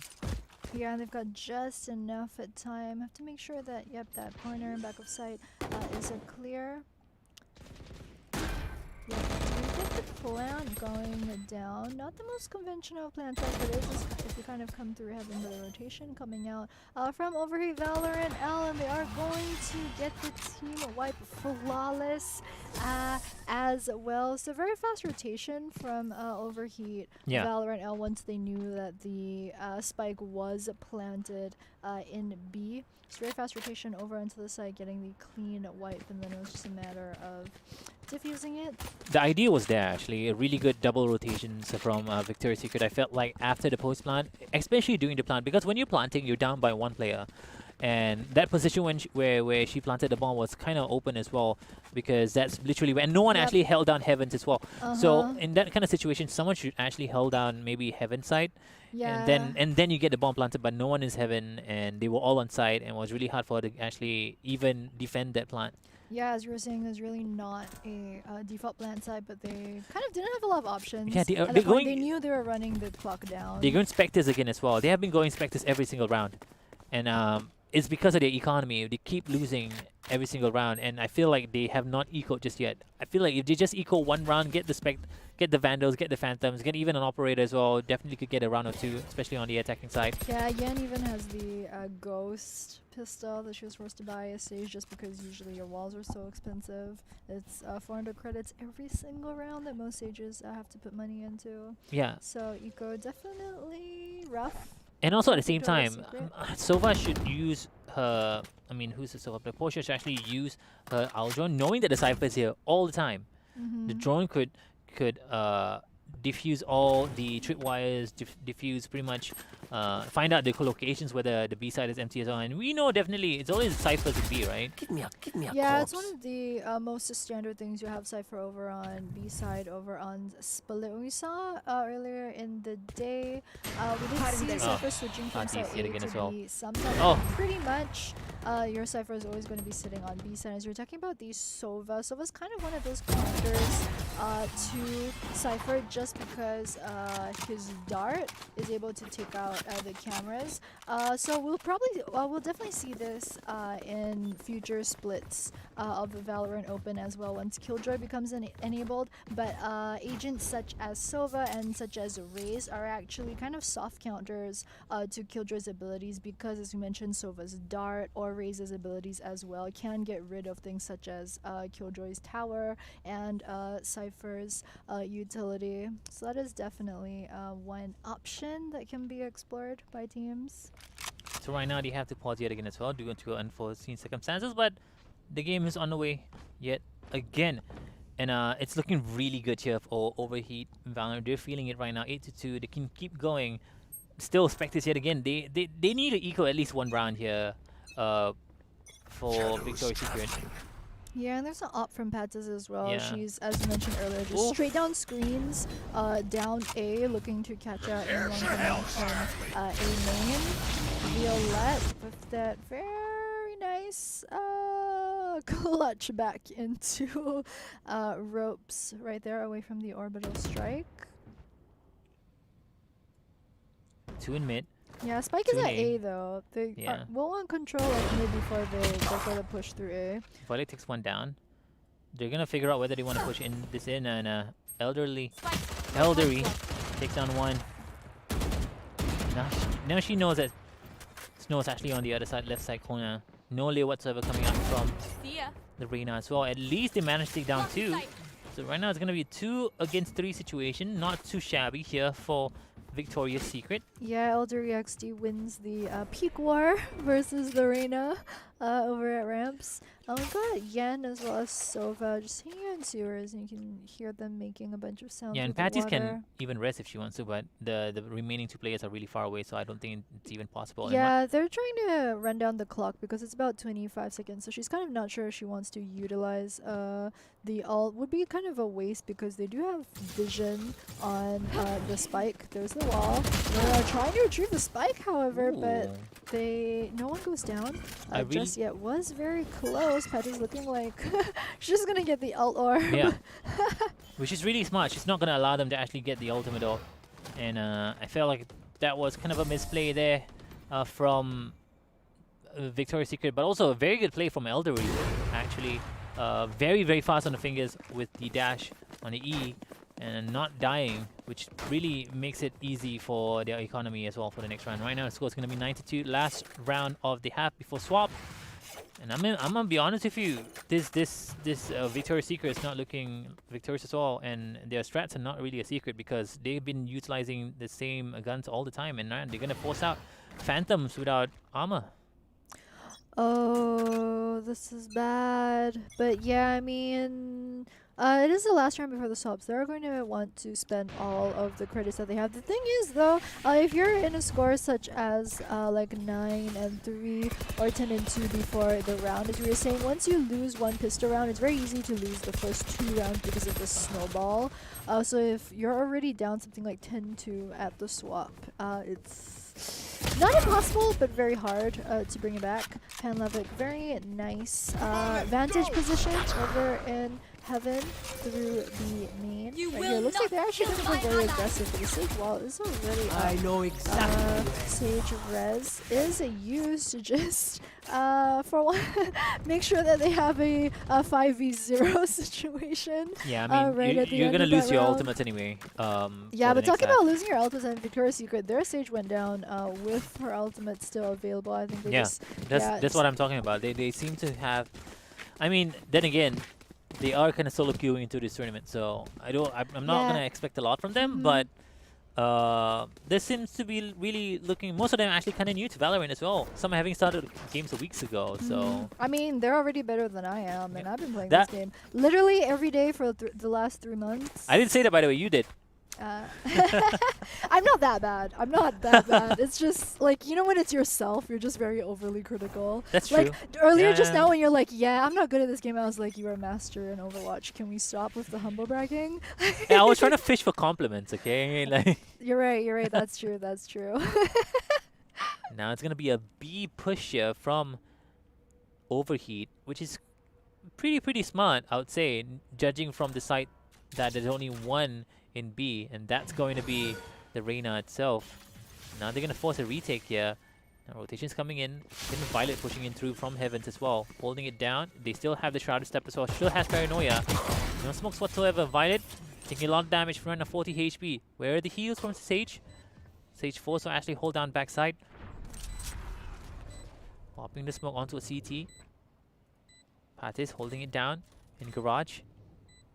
Moving slowly, spots one more on Heavens, takes him down. Next up's coming is gonna be. This is what I mean. When you play Cypher, it's all about information giving. But Yanbre actually takes down Patis. Battousai actually wins this eco round. But all you need to do is win just this round alone. Makes it easy for them to actually go for the next round as well. And this is looking really tough here for Victoria's Secret. 11-2 to score, and now they don't have guns. They kind of have to force by this. It's so dicey. No, Yeah. actually, I Yep. feel like they would have to eco this round and then just try and push through after this, because this is the second.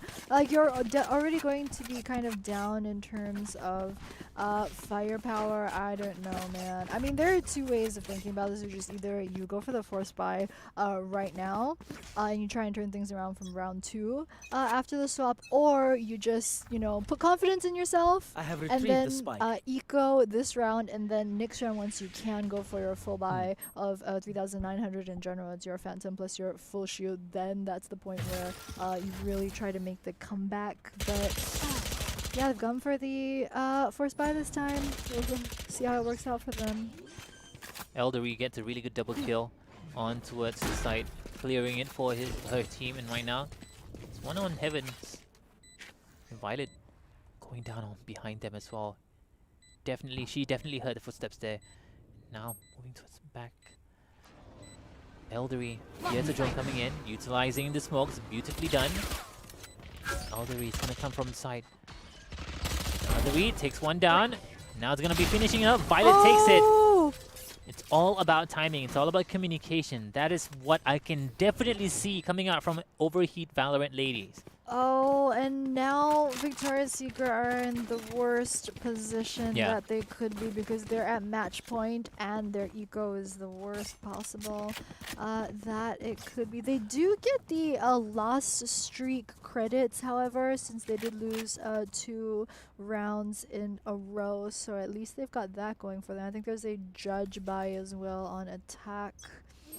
Which we don't see very often on attack. However, if you are eco, there are some instances where you where it's kind of not the worst to buy judge on attack. One of which is, of course, if you don't have money for a rifle and your team is ecoed.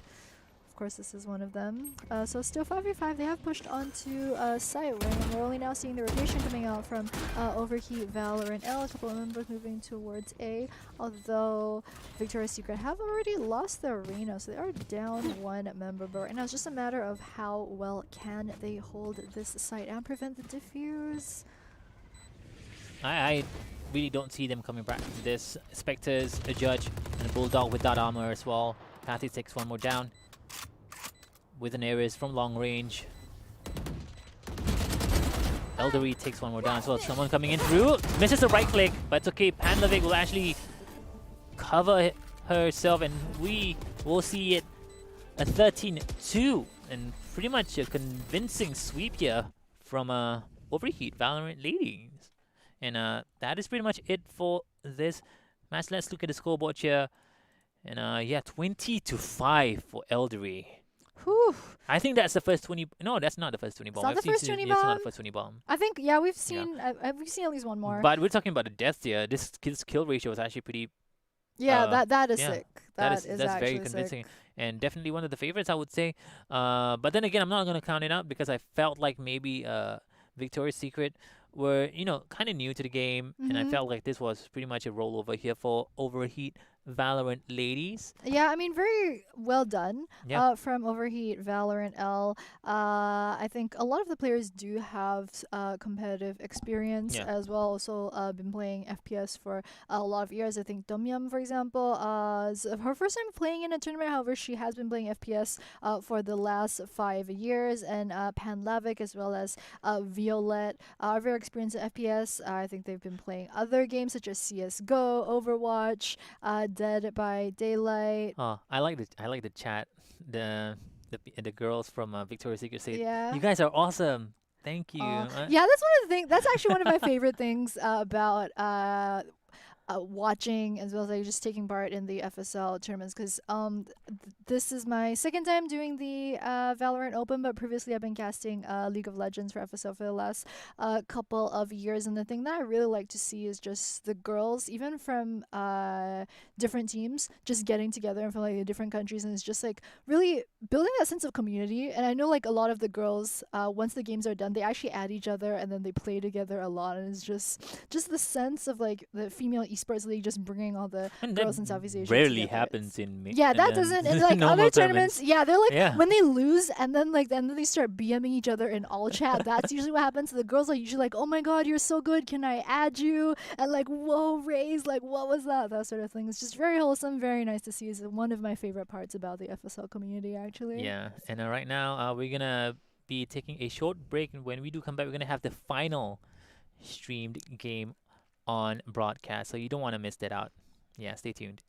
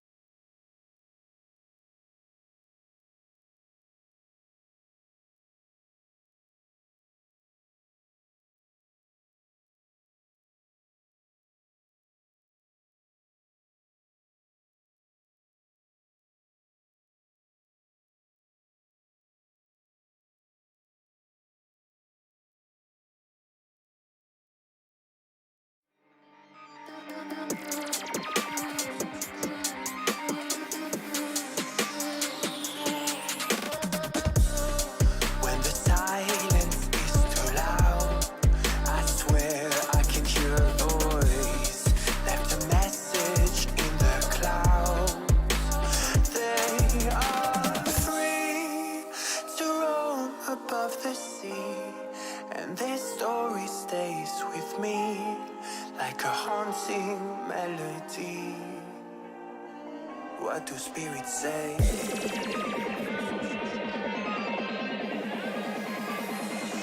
What do spirits say in a darker day? What do spirits say?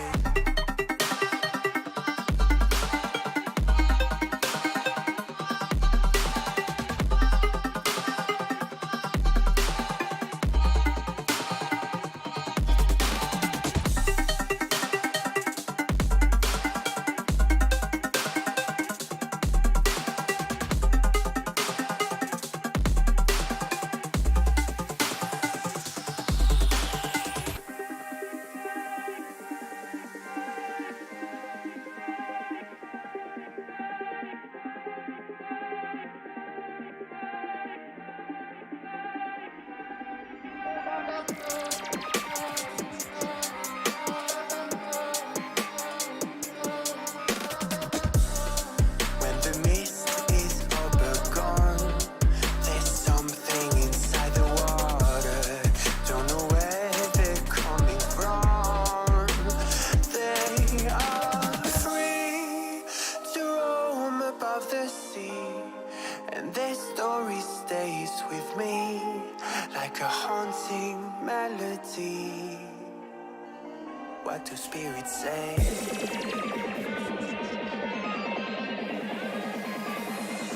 What do spirits say in a darker day? What do spirits say?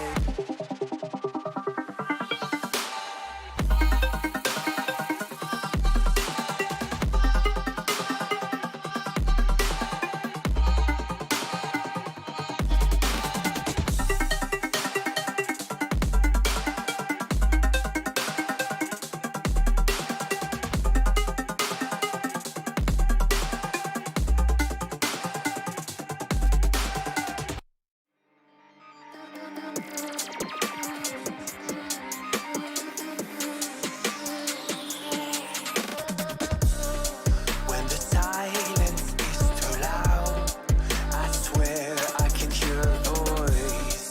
Left a message in the clouds. They are free to roam above the sea, and their story stays with me like a haunting melody. What do spirits say?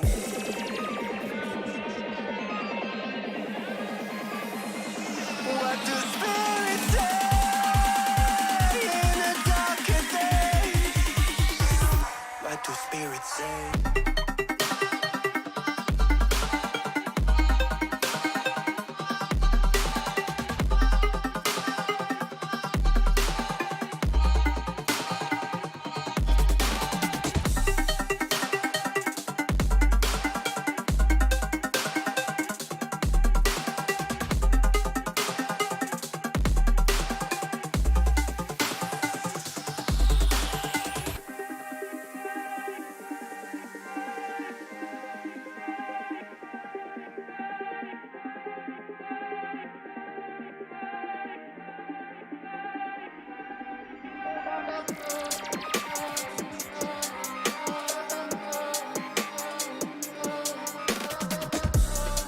When the mist is all but gone, there's something inside the water. Don't know where they're coming from. They are free to roam above the sea, and their story stays with me like a haunting melody. What do spirits say?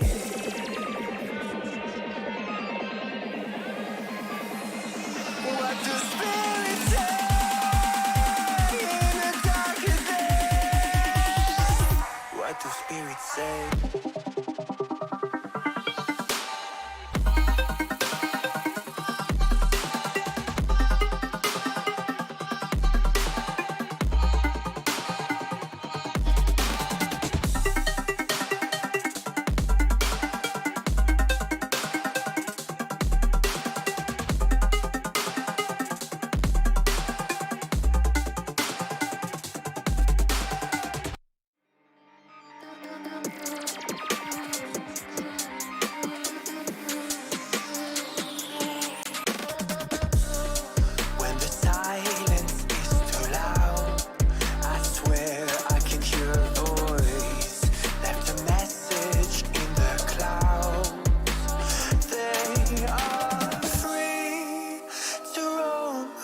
the sea, and this story stays with me like a haunting melody.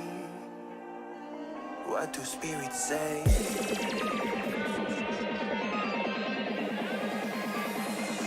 What do spirits say in a darker day? What do spirits say?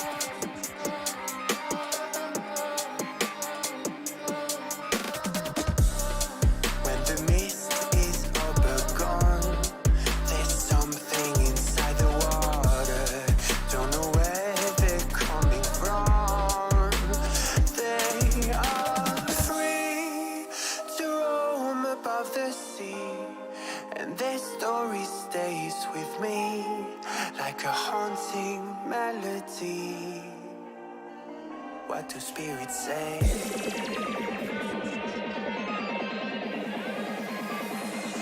What do spirits say in a darker day? What do spirits say?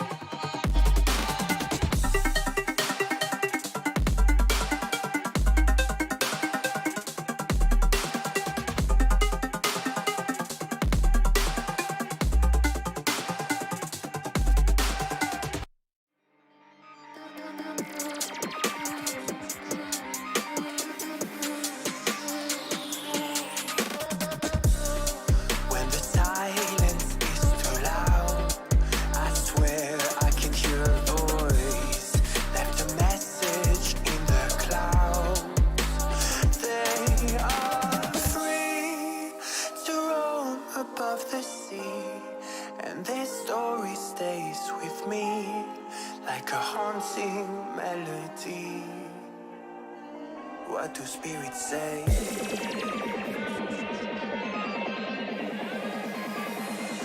What do spirits say in a darker day? What do spirits say?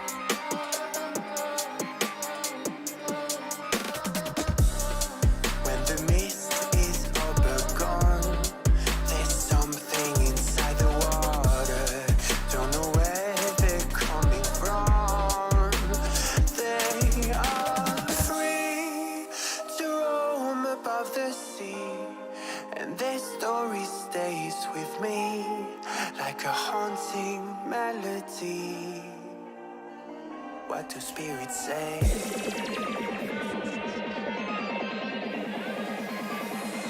What do spirits say in a darker day? What do spirits say?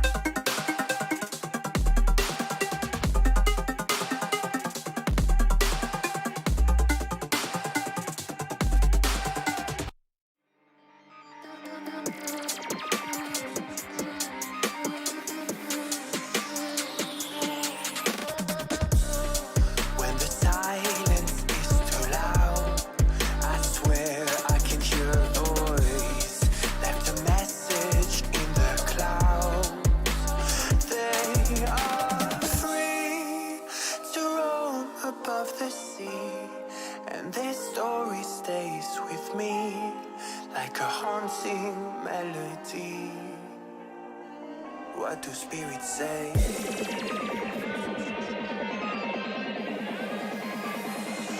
What do spirits say in a darker day? What do spirits say?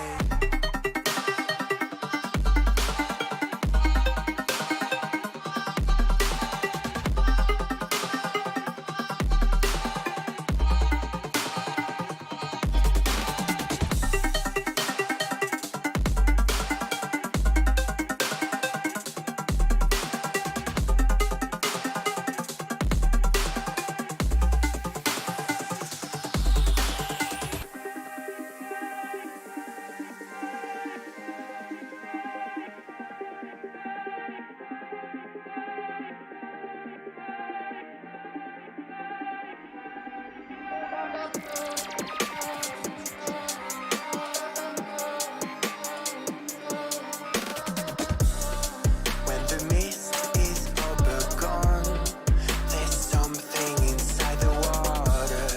Don't know where they're coming from. They are free to roam above the sea, and their story stays with me like a haunting melody. What do spirits say?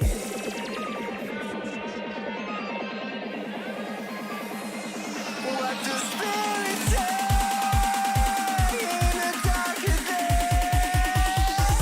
What do spirits say?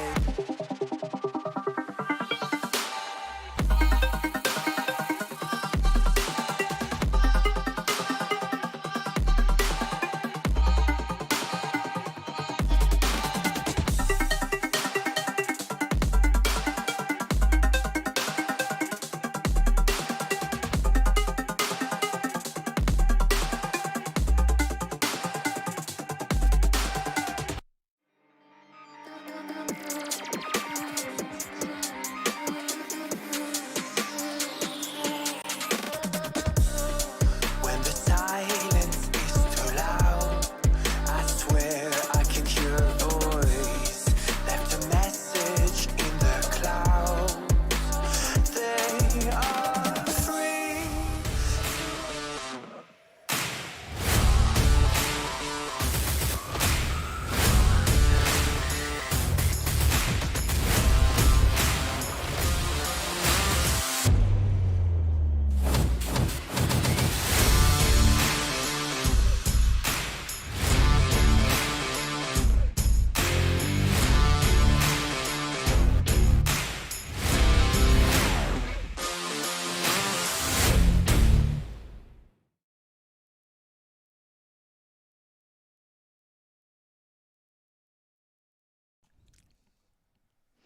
Hi guys, and we are back for our final game of the day of the FSL Female Esports League's second Valorant Open. Once again, I'm Jenny originally, and my co-caster for today and for this weekend is the wonderful Fsl, and we're about ready to hit into our final game of today. It is going to be slightly different from the schedule, I think, just because of the way the previous matches, what time the previous matches ended, and we are in a rolling schedule. So our last match today is going to be between Alernative.lady that we saw before versus Rain, who very interestingly is the first Indian team, the first full Indian team that we've had so far in any of the FSL competitions. Yeah, shout outs to India. And also, one thing to note that Rain actually lost against Amari earlier on, 13-6, and at the same time, Amari lost to Alernative.lady earlier on, 13-8. So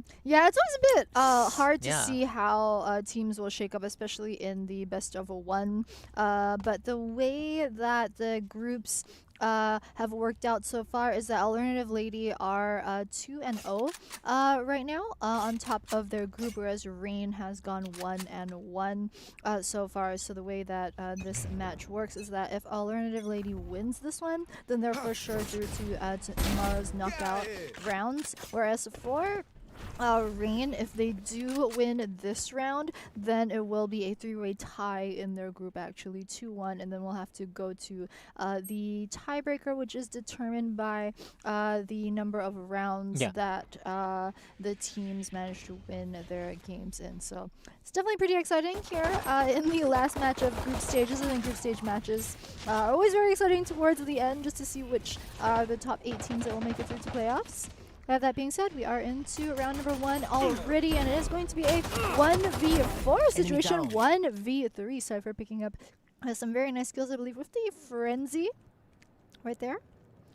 Yeah, I don't think he's going to be able to do this He's with so 40 low HP. too, yeah. That's not even, I think it's 40 HP? Yeah, it's 40 HP, and right now it's going to just finish it up with a Ghost itself.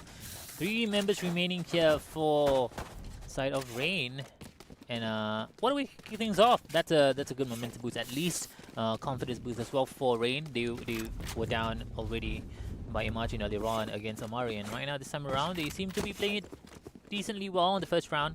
Yeah, I mean, we are on bind, so as we were talking about earlier, I mean, Season 2 Valorant Open is a bit different from last month in that bind isn't an absolute, like, 13-0, 13-1 stomp that we saw happen something like at least 3 times just last month in Valorant Open. So right now meta has kind of shifted a bit. However, bind is still very decided. It's not the worst offender, but it's still pretty decided.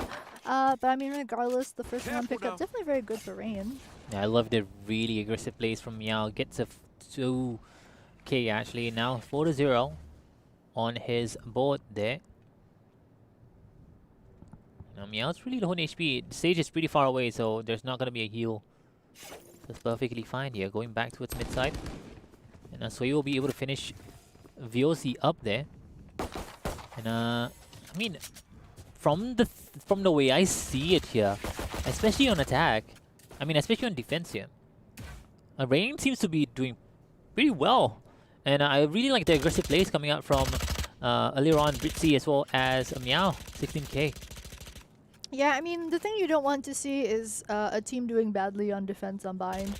That's one of the things that you really don't want to. So just in terms of really accurately, I think, gauging how good Rain is, we have to see how they do on attack after this fall. But definitely from the first 2 rounds, just very solid play, very standard play, just knowing exactly how to defend the various sides, because you see them have very good starting setups as well. Also, I believe that in the, because Rain has won 1 in the earlier group stage game that they won, it was on bind. I believe they did win that one something like with a scoreline of 13-1.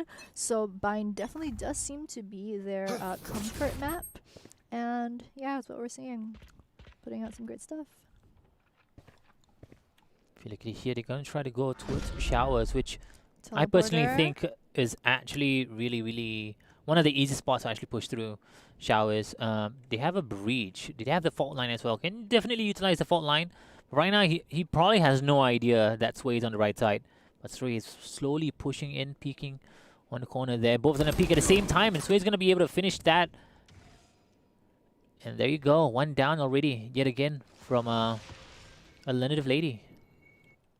They've always been on the disadvantage, especially on the defending side, for the first 2 rounds, and now the 3rd round again. 1 player down at the start of the round, and attacking with 1 player down is not really easy. And there's gonna be 1 in U-Haul as well. And Rose gets a really good double kill. And right now, I'm gonna be honest with you, Rain's looking extremely strong. Yosi takes 1, tries to go for a double, gets health back, full HP. Right now it's gonna be a 1 versus 3 situation. Yusui definitely knows the position of Vyosi, has to force a reload, and this time it's gonna be Vyosi peeking back. Can he get the kill on towards Vyosi? There you go, Vyosi gets another kill. Falls back to full HP as well. Z1 God peeking on the right side. Can Reina pull this off though? Just about 12 seconds left on the clock. He needs to go for a kill. So yeah, just go. gonna, yep, she's Oh going my to go for the goodness! spike and get, go for the fake. So she has the sound to just try and bait out their brimstone, which is exactly what she did. So she doesn't even need to get the spike plant down. Can we talk about that was definitely a headshot on towards the site. I do believe that was the brimstone Yeah, near we the need teleporter. a replay, I would which really we love a unfortunately replay. don't have yet. Yeah, that was such an amazing play. I mean, aside from the fact that she faked the bomb plant, which is definitely a 50-50 situation because you either get the bomb plant down or you kill two of the remaining members, right? Yeah. Because and against a 1v2 situation, and you definitely know the position. And I felt like that was such an unfortunate position. I'm not really sure what he could have actually come from behind instead of in front, knowing that the brimstone is actually on TP. And I felt like there was some sort of a collateral, but yo, kudos to Vyosi getting the ace there as well. Yeah, definitely very nicely done. Also, the plant spot over at triple boxes, right there on that corner is kind of the second best spot that you want to go on site. If you go for the very standard where you have the double smokes down right at the entrance corner of site, that's really the default spot, and then the second spot is really where she was planting at. You're kind of blocked. You're kind of safer from a lot of corners. Right there. It's a good spot to be in if you're alone at the end versus multiple members in that type of clutch situation. And right now, oh, hookah! Going to flash to the left. Moments there as well. Beautifully done entry kills here coming out from the side of Alernative.lady. Walls up towards CT. Now the only side they need to look forward to is hookah, long as well as elbow. And elbow has it down as well. Cypher's there. Selena Cage triggered. does not have the camera. The camera got taken down, unfortunately. But this is looking really good here for Alernative.lady. Yeah, they got the plant down. Right now, all they need to do is just try to prevent the diffuse. They've got a lot of good corners down. Oh, right here, CT. Spot out the brimstone. Rose is gonna take the brimstone down. Wow. Drops herself off to the. Let's make sure she's full health. VOC as well. If the overheal is gonna be 150. Ah. I don't think they got it. Yep, they don't have it. Yeah, they don't got it. I mean, to be fair, they did a good job at clearing the whole team there. And right now, the economy is pretty even, but definitely in favor, just a tiny bit on towards Alernative.lady. And I felt like for Rose right now, I'm gonna be honest with you, this Rose player here on this the stage has been doing very well at getting those really good kills. Oh, they left Spike behind. Yeah. Yeah, now she's gonna go back to get it. I was gonna say because Who needs to spike anyway, man? yeah, Come on. who needs to plant Spike when you can go for the team wipe? Exactly. I mean, when you can come get the on. ace. What is like Spike Yossi. even? Like, isn't this just a shooting game? Exactly. This is team deathmatch, right? Like, come on, man. This is a Spike rush. Literally everyone has Spike. No, but the thing about we didn't really have time to mention it. Oh no, she died in a bad spot with the Spike as well. She died kind of around mid. This is why I actually there. prefer just dropping the spike near. Yeah, that's the thing, but yeah. you don't really see a lot of people do it on bind, or sometimes you do, however, you don't see it literally right at spawn. The thing is, with the not picking up spike at the start, it's kind of like when your Oh my team goodness! hasn't quite decided on which side they want to go to. Excuse me? Yet. Yeah, that was a nice double right there. Just straight up hit shots with the sheriff. That was pretty sweet. These players actually lost to Amari 13-6 earlier on, right? If I mean, it's a best of one. Yeah, but and the thing is, like, you know, if you lose momentum before the swap in a Valorant game, like, I wouldn't put. yeah, but we're talking that- about utilization of Sheriffs here, and Sheriff's one of the hardest pistols to actually use in this game, and Sway actually landed those shots perfectly. What a player! Yeah. I have to look at this guy more. Girl. Oh, good girl. Yeah. Sorry. Nice flash coming through. Busy popping the hot hands as well. Yosi goes in, takes one down. Tries to go for a double. Wisdom will be able to help him out, and there you go. They have guns as well. Stealing sight.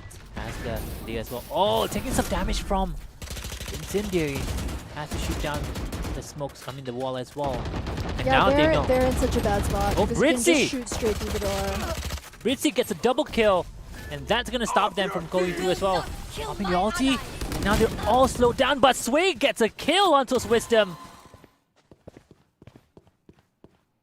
This Sway 11-2 to score right now. Yeah, I was able to make it through the disorientation right there. Would have been quite bad.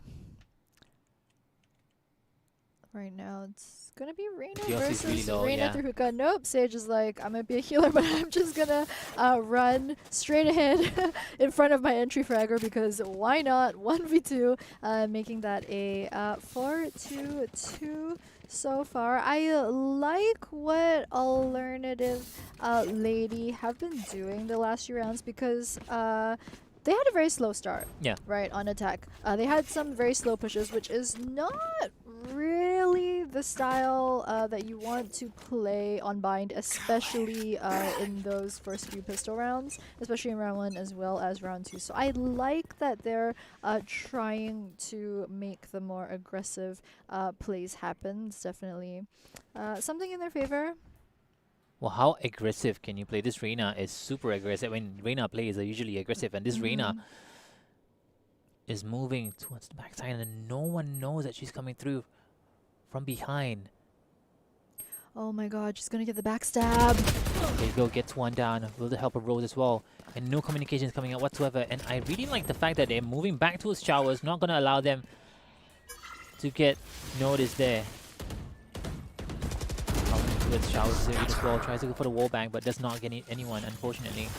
I actually really like what Alernative.lady did, which was they got backstabbed, and usually what a lot of teams do when they do get backstabbed is that the 3 or 4 members who are still there actually try to pick off the person who has rotated around to backstab them. What they actually did was they saw Reina rotate behind, get the pick off of Brimstone, and they were like, oh well, she's here, so there's one less person on site, and then they just 4-man straight rushed onto the site in response.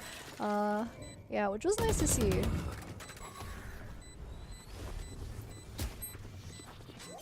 Go to defuse here. Maybe get the half defuse. She needs to go get the half defuse here. There you go. Oh, she's a U-Haul! Oh, man! That was close. Just straight up gun difference. Well, I mean, at the same time, she kind of swift off to the right side as well. I think she thought that the person was actually coming from the right side, but instead came up from the main U-Haul entrance. Yeah. Really unfortunate. Oh, man, this is actually looking a lot closer than I expected. Yeah, also thinking about the orbital strike earlier we did see. I think Reina managed to mostly get out of orbital strike. The thing is, if you're very good at laying down the strike positions, you can kind of back someone into a corner and make it impossible for them to not take damage from your ultimate.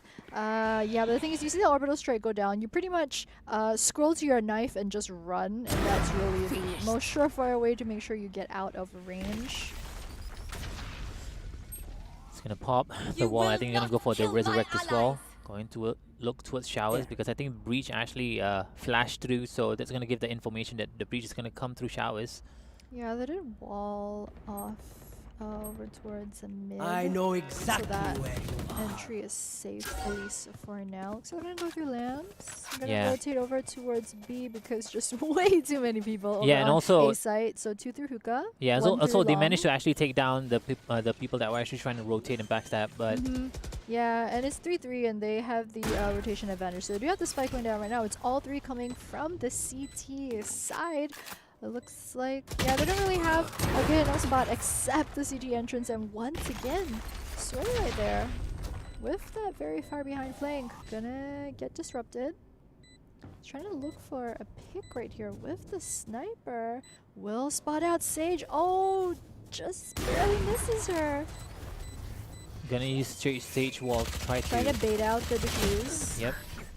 But it's a little bit too late there. Attackers win it yet again, and right now, finally, we're back to a draw. 4-4 to score. Yeah, this is way closer than I thought it would be, especially on bind. You don't usually see 4-4 on bind. I mean, it's way closer. Also, one of the things that we kind of need to point out is that Alernative.lady actually earlier on they won Amari 13-8, and Amari won Rain 13-6. And I'm gonna be honest with you, Alernative is in theory should be better than Amari, right? I mean, it's still best of one. Like, I I know, really yeah, wouldn't put that But I'm just much. judging this based on the way they I mean, play. it's also different maps. Yeah, but I'm judging this on the way they play. I feel like this. Rain is bringing out the big guns here, and I think they know that. You know what? It's time to go. And I feel like they're playing it a lot better now as well. I really like these plays coming from Rain. Yeah, I feel like Bind is probably their best map, and I think Bind that is my if best map. they- I love Bind. I hate Bind. What? Literally, I hate Bind. I hate Bind so much. It's not even, in my opinion, the worst map, but I just hate Bind the most. But I think that Rain, if they do make it through to tomorrow's knockout stages, I'm pretty sure their ops are just going to straight up ban Bind against them, which will make things Oh! difficult. But we will see. They'll have to get to that point first. Just go for it. VOC takes one down. No charges left. The plan has yet to be dealt though. Oh! Utilizing her E. Get the information as well. Gets the kill. It's going to be a triple kill here for VOC yet again. We've seen VOC actually getting the really good ace earlier on. Yeah, the thing about the intangible for the Reina is that while you're intangible, you can't actually pick up Spike. So she, as you saw earlier, Yeah. she had to actually wait till the E wore off, and then you can pick up Spike. It's something that I think, like, if you're just picking up Reina, you kind of pop the intangible thinking that you can go to the risky spots to get the Spike, but you actually can't because you can't pick it up and then run back out. Yeah. Now Z1 God going up against 3 players, definitely doable here. Has the Spectre, doesn't have armor though, but has his Steam Beacon. That's gonna be a lot of fire rate along with the Spectre. You just need to be able to control that recoil, brother. I mean, sister. Sis. I mean, I call my female friends bro as well. Dude. Yeah, no, but I think that's just because, like, a lot of people are just, like, a lot of guy gamers are just used to always saying bro because they're True. used to meet, like, their guy friends. I swear to God, everyone's gonna playing call me a chat now.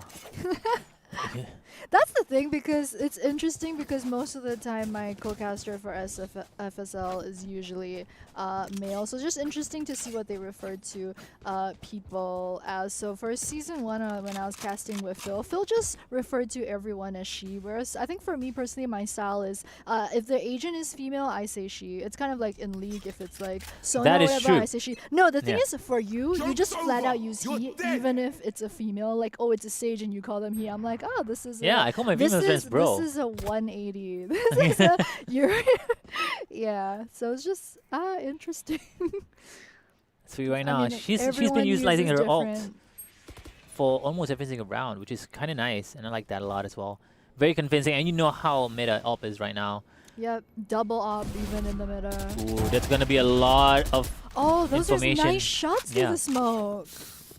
knowing the crosshair placement as well. So now Yeah. they're gonna be knowing that everyone is going through the teleporter. Mhm. Meowke gets a really good kill against VOC. Z1 God coming from the backside as well. Takes down one. Gets a really good shot onto the head. And that's a very convincing round. So very clean rotations coming out from the side of Rain. Yeah, I also want to go back to the shots through the smoke. The thing is, it is very impressive, of course. The thing is, the double smokes at that point on A, it's very standard. That's the standard way that Yeah. when you want to push A from that spot, usually what it is you put the double smokes there, and you either smoke the U-Haul entrance or you have someone look left. You have someone look left, and you have someone look straight right onto side because they might be hiding in the corner at the boxes, and that's your standard entry onto A. So the thing is, if you know that already and you know the double smokes are going down, you kind of know where they're going to be as they push into sight. So with practice, with experience, you can also get those hit shots through smoke. It's a very nice thing to watch when that happens, of course. It just shows the experience and practice that the girls have had. It has been utilized through hookah. So information has been given. Rotations coming in from maybe no, actually no rotations whatsoever yet. Still, the Omen player is still there. Oh, Meow 16k has such a good position here on top of the flowers there as well. It's gonna be able to give him ample headshot range there. And right now, rotations coming in yet again. They're gonna figure out whether they want to push towards A, and I think that's going to be the idea here from Alernative.lady. Yeah, very slow, measured push this time around. As you can see, is trying to make sure if there's anyone hiding behind the teleporter side into U-Haul. And Suedio is the only one red here. screens. Oh, this is such a good spot to Yep. be watching out for Rotation entrance as well. onto site. Yep, we've got two more members. They're gonna come through spawn though, so it'll be a while. They have made it. through. The I feel screen's like wall gonna come up. they took too long. Yeah. They definitely took way too long to go with that push. and even used the ultimate from the breach as well. Flat line. I mean, a fault line coming in, maybe. And you said, and the Omen coming from the back as well. Right now, Sway has a lot of vision here. The bomb has been planted, though. They have to go for the defuse. Yeah, looking to get a couple of picks before they kind of rush into the site. However, 5v4. So Rain this time on the back foot right now. Omen as well as Brimstone gonna go down and what were those shots from Sway? Oh, Phoenix gonna catch someone out over in laps. They say gonna catch someone out, but he gets caught out by Selena instead. So you're gonna switch guns because you don't want to have an operator when you're 1v2 in that closest situation. It's gonna get a bit of healing down. Gonna once again fake the diffuse, not pick up Sage, but is going to go down to the bomb though. However, Sage from Alernative.lady does make it out of that one. So kind of not the best situation for both teams, if I might be honest. Yeah. Kind of like a lose-lose for both of them at the end. It's definitely a back and forth situation here. 5-6 and then 6-6 and then 5-5 and then I mean 7-5 and 7-6. What am I? I can't even count anymore. But wait, 7-6? yeah, exactly. Are you seeing the future? No, I don't know because right now it is. I'm trying to figure out what's the next idea here, but. Wow, I really like Rose and Sway. The way they play is so aggressive, definitely my style. But then again, no one's in showers, so it's kind of a bit of a missed opportunity there. Yeah, missed opportunity. Bit of a waste, but good strategy. Oh, it's going through the TP, so it's going to survive that. Redsea the only one here in B side. And he has no choice but to wait for his teammates to rotate. It's going to allow the plant. Yeah, go for the plant here. Oh! Doesn't get any lucky headshot, I would say, with the Vandal. And Vandal's one of those characters, when there's Vandal, those weapons that can actually kill instantly with a headshot. And if you shoot through a smoke and you get a lucky headshot, that's it. Now Rose kicks one down. Sway yet again as well with the operator. Sees the gun, sees the barrel, literally needs to shoot through the walls. But misses ever so slightly, gets a kill yet again as well. And Sway moving towards the site. Reina's the only one alive, but Z1 God is actually gonna finish it up.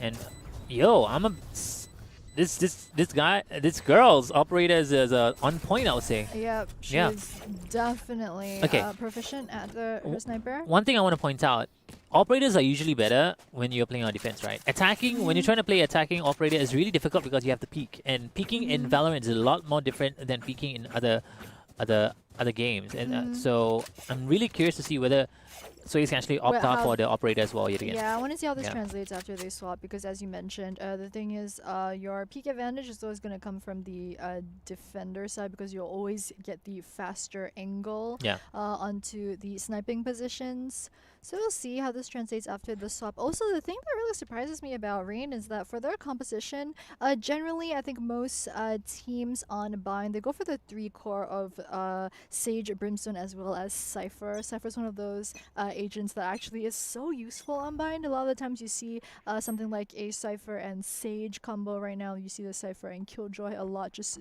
plain sitting on B, and they can pretty much handle B site by themselves on defense. So the thing is, they've opted to not go for Cypher in their team composition, and yet the way that they've managed it is that they've done it so well, and they pretty much don't even need agents such as a Cypher or Sova on their team. So it's just very interesting to note. It's just a bit of a different strategy coming around. Flashes coming in from the breach, played by Wisdom. Just have the fault line as well, not gonna hit. Just slowing things down here for the side of Alernative.lady. The camera's still there as well. Beautifully done, gets a hit shot and finishes up with a chest shot as well. Sway gets a double kill. And now Redsea is gonna slow things down from the rotations, but it's perfectly fine because they will be able to get the plant. Yeah, plant down 2v4, however, so they are 2 people short in terms of trying to prevent defuse. Whew, headshot makes it a 1v3 right now. We have seen Sway pull things out of the bag before. Yeah, if anything, it's Sway. Sway can definitely finish this off. literally swaying the round in their team's Yeah. favor. But they kind of have to leave though, because the bomb is almost done. So Yeah. okay, so the score's gonna be 7-6. At least one survives, and they Yeah. do get a kill as well. Yeah. So Yeah, it's gonna VRC is gonna eco with the Frenzy. Probably, which is yeah. a bit of an odd choice since Frenzy's really only 400 creds. I mean, it's better. It's cheaper than the Ghost, but I mean, if you're playing Reyna, one of those characters where you kind of have to take advantage of the fact that you want to go up close and personal. And also that you can, when you get your ult, you can get the higher Yep. rate of speed, the fire rate. It really stacks very well with the ultimate. Oh, nice gun, by the way. Yeah, this skin. And I love how we haven't really seen it a lot in Ascent over on the spawn, where they changed the storefront and now it's the happy store to match the this line. Yeah. And the entire storefront is themed with like these colors and like it's literally called Happy Store. It just actually makes me happy when I see it. I was so happy they changed the design. I mean, hey, you're the one who dropped money on cosmetics, alright? Don't judge me. Don't And judge also, me. don't blame me. My stream forced me. They pressured me to do it. Yeah. What? Yeah. Like what? They were literally like, I'll Buy it, buy it, buy donate it. you Yeah, 15 basically bucks that's what to- they did. Oh my god. Yeah. How do I get stream viewers like that? Be as cute as me. and The be dream. like- Wow. Wow. Hashtag the dream. Wow.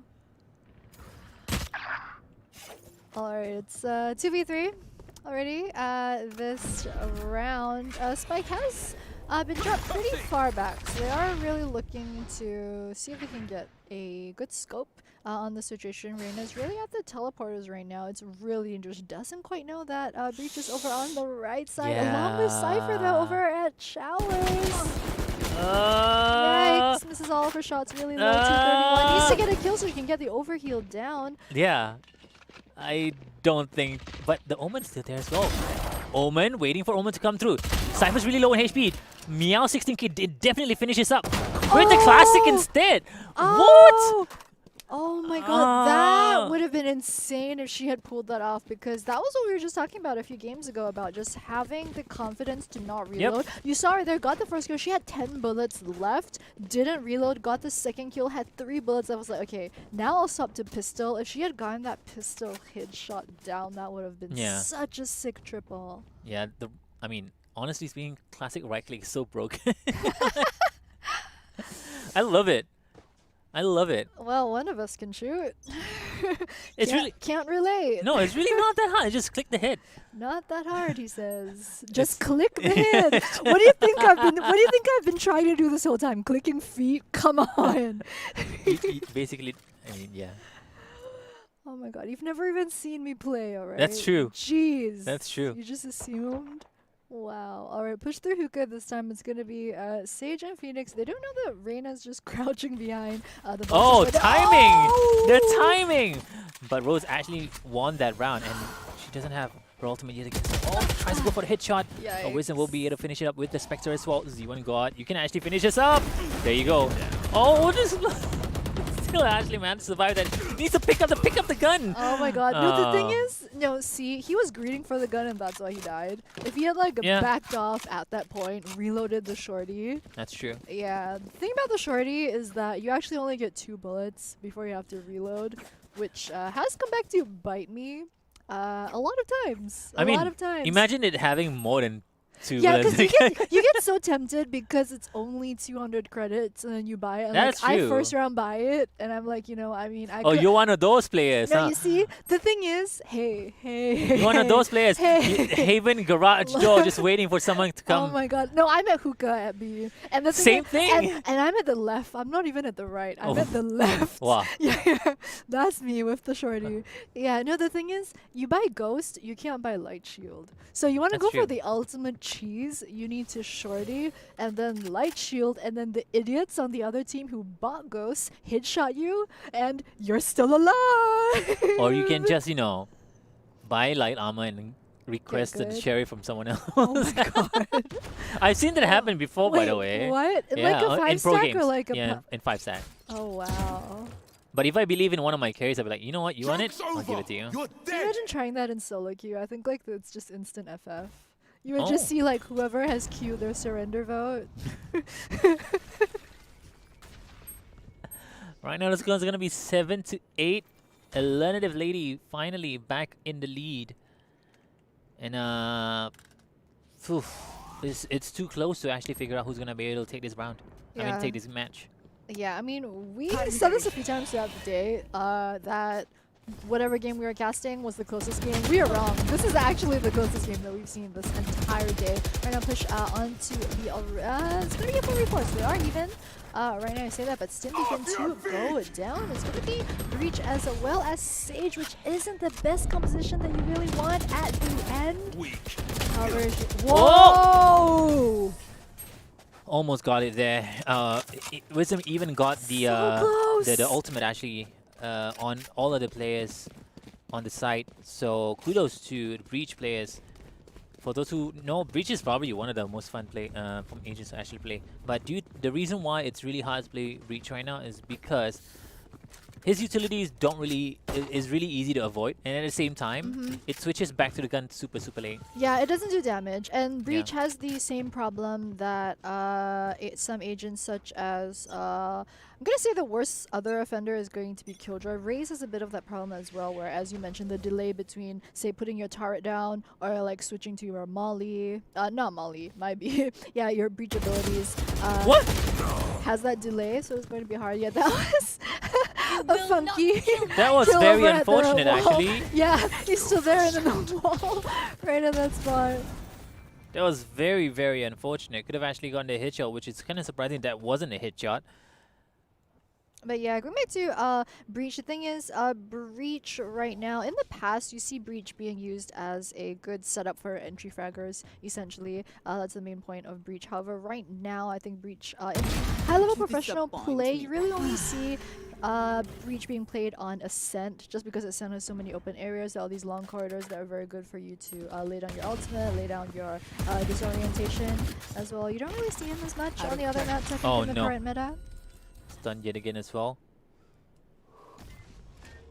Smoking Heaven all the way from mid. Yeah, and there's the sound effect here for the Sage Slow Orb as well over from U-Haul. So I wasn't really sure if she wanted to go for the smoke there. Oh, don't see the Brim. 2v1, easy pickup. Get the Breach over at the right side corner as well. And Wall gonna come out, default plant. Will be the name of the game for this round. Rose once again, doing a good plant down soon. You're just gonna clear out lamps right there. Make sure no one's hiding. Right now, Rose and Reina just two-manning that spot. VOC has the Empress. Definitely can clutch this. He knows that she knows that the Princess over there. Reloads. Tries to go for one more maybe. Rose spots Rose as well as the Reina. She knows she exactly actually what do two of this? them are. Yeah. The last thing that she's got to do is to actually kill them. Gets the Reina and gets the Sage right in the head as well with enough time for the defuse. I got it down to I mean, half before. I mean, VRC. Yep. I mean, no. Okay, both the Reinas on Exactly. both these scenes actually are putting on such a good show. It's so good to watch. Sway as well as VOC just absolutely topping the charts in terms of Reina play. And the thing is, you don't see a lot of Reina in a lot of the other Valorant tournaments. So if you're like Ignition or like if the other Invitationals, there's not that much Reina play. Reina's really more seen in solo queue, I think, in competitive. I mean, her utilities Valorant. aren't very good. The thing is, we see her a lot in FSL. Actually, I think a lot of the FSL girls, some of them are just so good on Reina. They just main Reina so much. I've been looking at some of their match histories, and they really play pretty much. They main Reina. I think Valorant has been out for only about 2 or 3 months. That most people in general main 1 or 2 agents at this point. But there's some very good Reina players in this tournament. It's always good to see them pop off. Cutting their vision. Reina popping the hit. on the Omen playing on this time. Meow 16k gets taken out. Yeah, the thing with the Reyna flash is that there are a lot of smokes and flashes in the game. However, the Reyna eye is pretty much one of the best ones because it's so oppressive. Because they have to shoot the eye, and plus you don't get affected by it. Like you can't friendly and your fire teammates don't your get affected flash. at all. Unlike, say, the Phoenix, Phoenix. Flash. Yo, shout outs to Phoenix Brimstone. players. If you flash me, I love you. Oh my god, no, please. Oh no. I hate it when pubs flash me. No one wants pubs to flash you, alright? No, I love it. Ah, Wakes me up. good to know. Not sure why I had to listen to that, but It's going on 7-11, kind of a deja vu. Mhm. Earlier on, this kind of happened as well. Alernative versus Amari. And yeah, Alernative right now pulling ahead, forcing the buy. And now for the next round, if they lose this, their economy is going to be really bad on the last potential round. So they have to win this. Yep, and this will be the round for them if they want to try and do that. They all have their full buy, Phantom Vandals, as well as the full shields. So definitely don't want to die and lose their guns and be forced into an eco at match point. Once again, just to remind all of our viewers what these teams are playing for. If Alernative.lady win this match, they will make it straight through into tomorrow's knockout round. Rain, however, if they do win, will cause a 3-way tie in this group, and then whoever makes it through will go down to which team has won their games in the least number of rounds. So stakes definitely high for both these teams. Yeah, 16K taking so much damage as well, down to 26 health. I don't think the Sage on her team is going to be able to save her, although, yep, Sage did manage to run all the way through. You can see Omen ran out through hookah to get in range of the Sage heal. Was nerfed 2 patches ago, I believe. Yikes! Wisdom takes one down. And from the side, it's going to be a firing squad.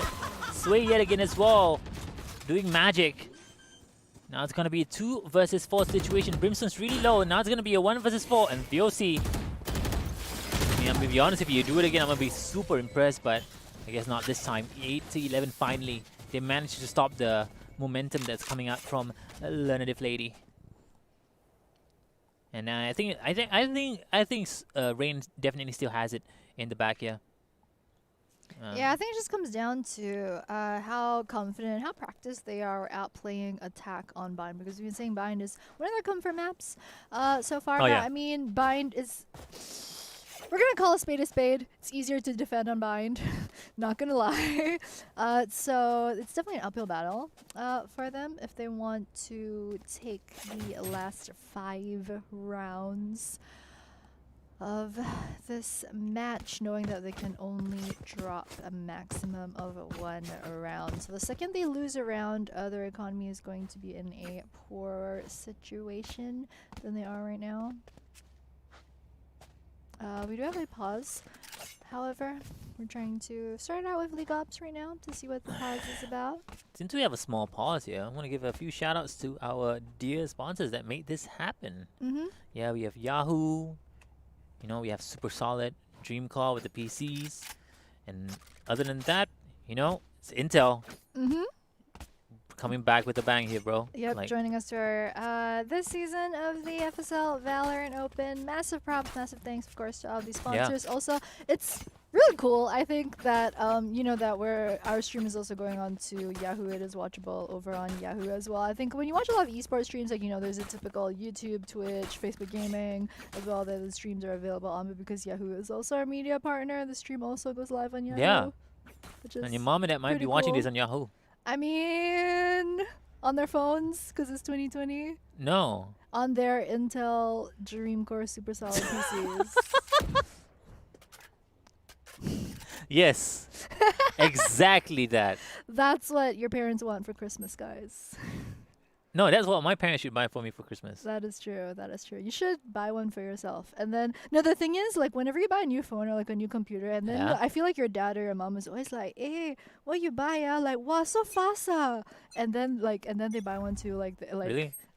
then they buy the same model of phone or My like parents would be like, computer. "Why you buy waste money only?" Two types of people after Yeah. this. Right now, VOC Rain is has in the the same judge. spot though, behind the box. She has the judge. She has the judge. One down. Gets the Oh, gets the heal as well. Oh. Another heal. Oh my goodness. VOC. Chef's I kiss. know exactly As where like you a are. judge main, I could not be more Wait, did you say proud. you're a judge main? Yeah. Oh my god. Yeah, I mean, come on, like, we've been slowly, like, getting to this point where, like, you know, throughout the day I've been dropping crumbs about the kind of player I am. Shorty main, judge main. Come on, I mean Rays. What were you expecting? Come on. I mean, true. And I told you, like, B hookah, like, that's my spot. Hookah right there. Literally where I am every single round. What can you do? Do they have ultis? Oh, they're gonna be able to res this, I think. If it was me, I would res, and also at the same time. They want, like, a safe bait it. res. Yeah. Oh, now they kind of expose their positions here a little You bit. will not kill Yeah, my but ally. there's... Yeah, there you go. Yeah, they were pretty far back. So the thing is, Multi-epic unless as there was well. a sniper at screens, they would have been quite safe. Oh, I don't really agree with that. Jumping up towards the window, actually. Just hold it down because they are playing against time here. Oh, yeah, there you go. It's taken out. Redsea. Nope. Yikes, yeah, the disrupt is absolutely huge. Also, it's such a good spot for the disruption, actually, because you have that straight line of sight down through to hookah. Actually, it's one of the better spots on this map if you are going to be using breach. And It is Tsui right now 9-11. has to see if she can carry her team. Man, this is such a close match. I think it's not over yet. It kind of looks in favor of Alernative.ladies, but I feel like it's not over yet. Yeah, for sure. I mean, Rain just, won 2 straight rounds. Yeah. Over on attacking side as well. So, anything could happen. Feeling sight. So right now, we just got information that if Amari should have won their game earlier on. So if... Yeah, so it's the 3-way tie, and Yeah. then it goes to whichever Yeah. team has won the fastest in the shortest number of rounds. Which is going to be a bit tough to calculate. I don't think we can calculate it live because the earlier games were pretty close. It was, 13-8 as well as 13-6, I think. So, take a bit of... My camera is Math? destroyed. So now Not- they're taking not- it really easy. They're not going to push this. They're going to wait for it. Yep, really yeah, and smart. they've only now gone back to retrieve the spike right there because they're also not really sure. And that's why at the same time, they force buy. Wisdom gets a really good first pick off against Redsea. They don't have res, but they do Oh, have this is tough. One man Brimstone down on ulti. attack.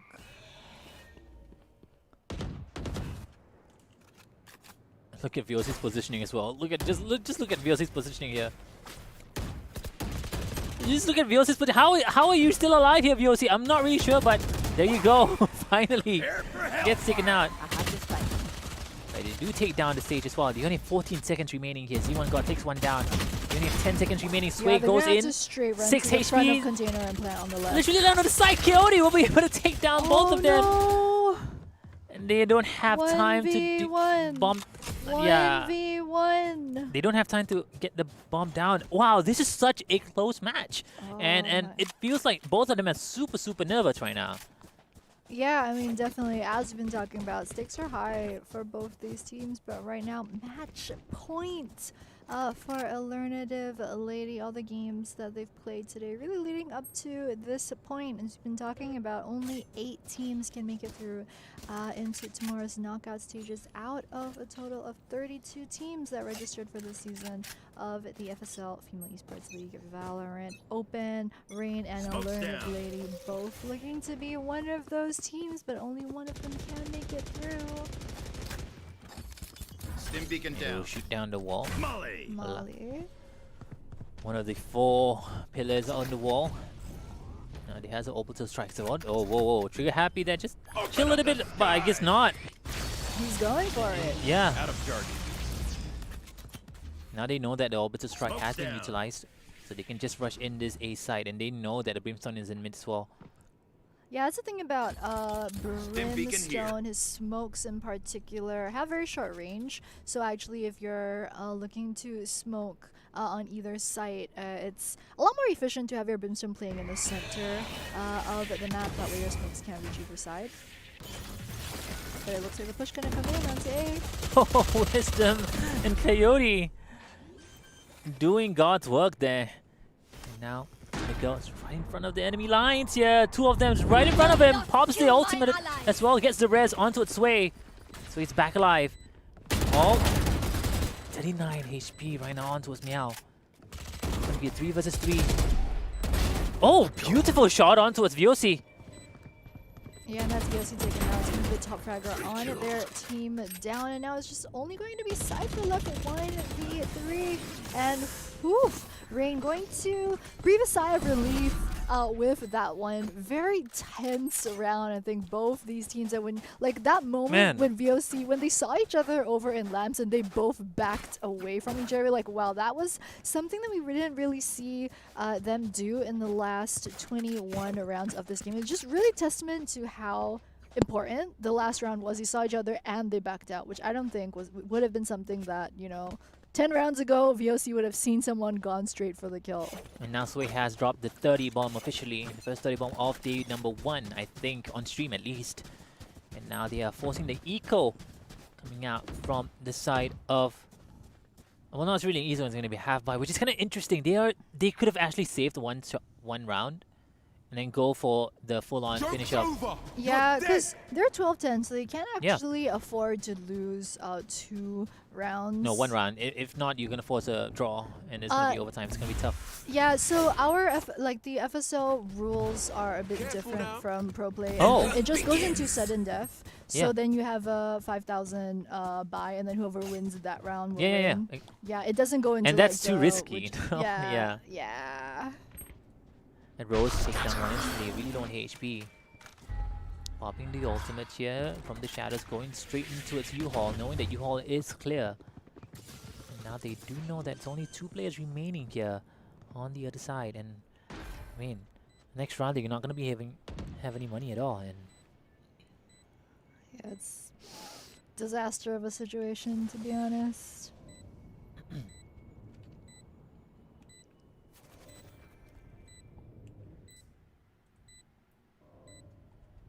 this is such a tense moment here. They need to actually get some kills maybe. To at least... Whoa, whoa, whoa! Tries to go for the kill onto a GOC, but gets caught out there on the right by the Cypher. Selena. Gold comes in.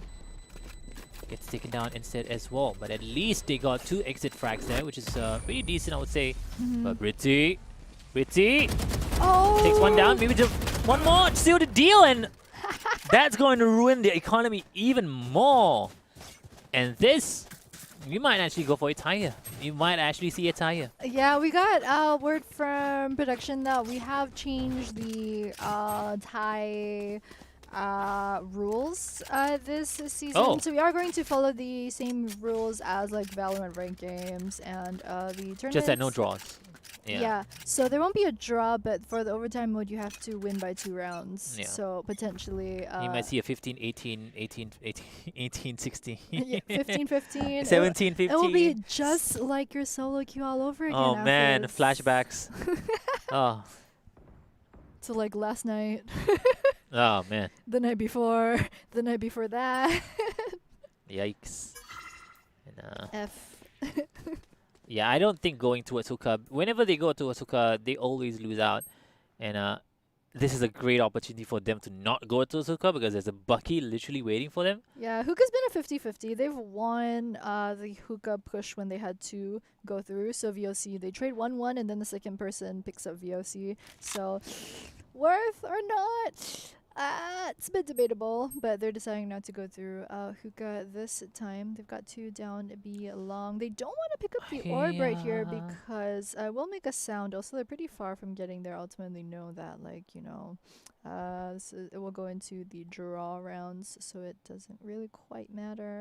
Oh! Misses the first shot, misses the second one, tries to go for the third one, finishes him up, misses What every did I single see? shot that she had. Viosi is gonna get taken out finally. I'm even more surprised that she managed to survive throughout all those 4 shots. And Wisdom coming from behind actually gets a double kill. But they do get the bomb planted as well. And now he doesn't know. He doesn't know there was someone in low. You see the gun? No, Miguel comes from behind. And now the only one alive is going to be I the know Sage. exactly Rose where has to clutch this out. 1 versus 3 situation. They need to win this. Takes down 1. Rose has the heal, has the slow ops as well. 1, 2, maybe go for the 3. No, they get the defuse. The city is safe. And there you have it, folks. Oh my goodness. Alernative.lady takes it 13-11. What a match. What a close game. I mean, huge props to Alernative.lady. They are going to be making Yeah. it through to the top 8. So they'll make it through to the knockout stages for tomorrow. But also, I mean, I want to give props to Rain for Yeah, that exactly. play on bind. They played well on attack as well, which is not something you see every day. And just they really knew how to play the map, both defense, both attack. I really wish we could have seen more of their play this tournament. Yeah, unfortunately, I think they will not be able to make it through. Mhm. But kudos to those teams that actually made it through to the playoffs, actually. I think we are going to be able to find that out maybe. Yeah, we got a yeah. couple of them. So we know Alernative.lady has made it through. I think M8 Hexa also made it through to tomorrow as well from the groups that we were casting earlier on. Not sure if all the teams are done yet, so we will have the top 8 available on the brackets online, as well as if you guys don't follow our socials already, you guys should go on and follow FSL FPS over online, so you guys can find out who's making it through to tomorrow's games, what the schedule is like. Also, you guys, if you want to, can also drop Afis and I follow us on our social media. I'm Rarichu on Instagram, Facebook, Twitter, pretty much. Yep. You can just follow me on Twitch, man. I just stream a lot. Twitch.tv/office, that's it. Mm-hmm. Yeah. Yep. But yeah, it's been a great day of a group stage games. Definitely a lot closer, I think, especially compared to what we were seeing last month, which was just a lot of one-sided games. You saw a lot of like 13-0, 13-1, especially on bind Yeah, I'm kind of in the first lucky. season. I'm kind of lucky to be able to cast the day Mhm. 1 on Valorant Open too, which you can definitely tell that these games are pretty Mm-hmm. close, and I'm looking forward to the playoffs as well. Yeah, definitely. I think the level of a play has definitely gone up. I mean, you can definitely see like in the last 3 to 4 weeks between the last tournament and this one, just how much the same teams have improved, and it's definitely really nice, very refreshing. But with that, guys, thanks to all of you for spending your Saturday afternoon with us here watching the second season of the FSL Valorant Open. Do come back and join us again tomorrow, same time at 12 p.m. We will be bringing you guys 3 best of 3s, and by the end of the day, we will crown our winner of the second Female Esports League Valorant Open. You don't want to miss it. We'll see you guys again tomorrow.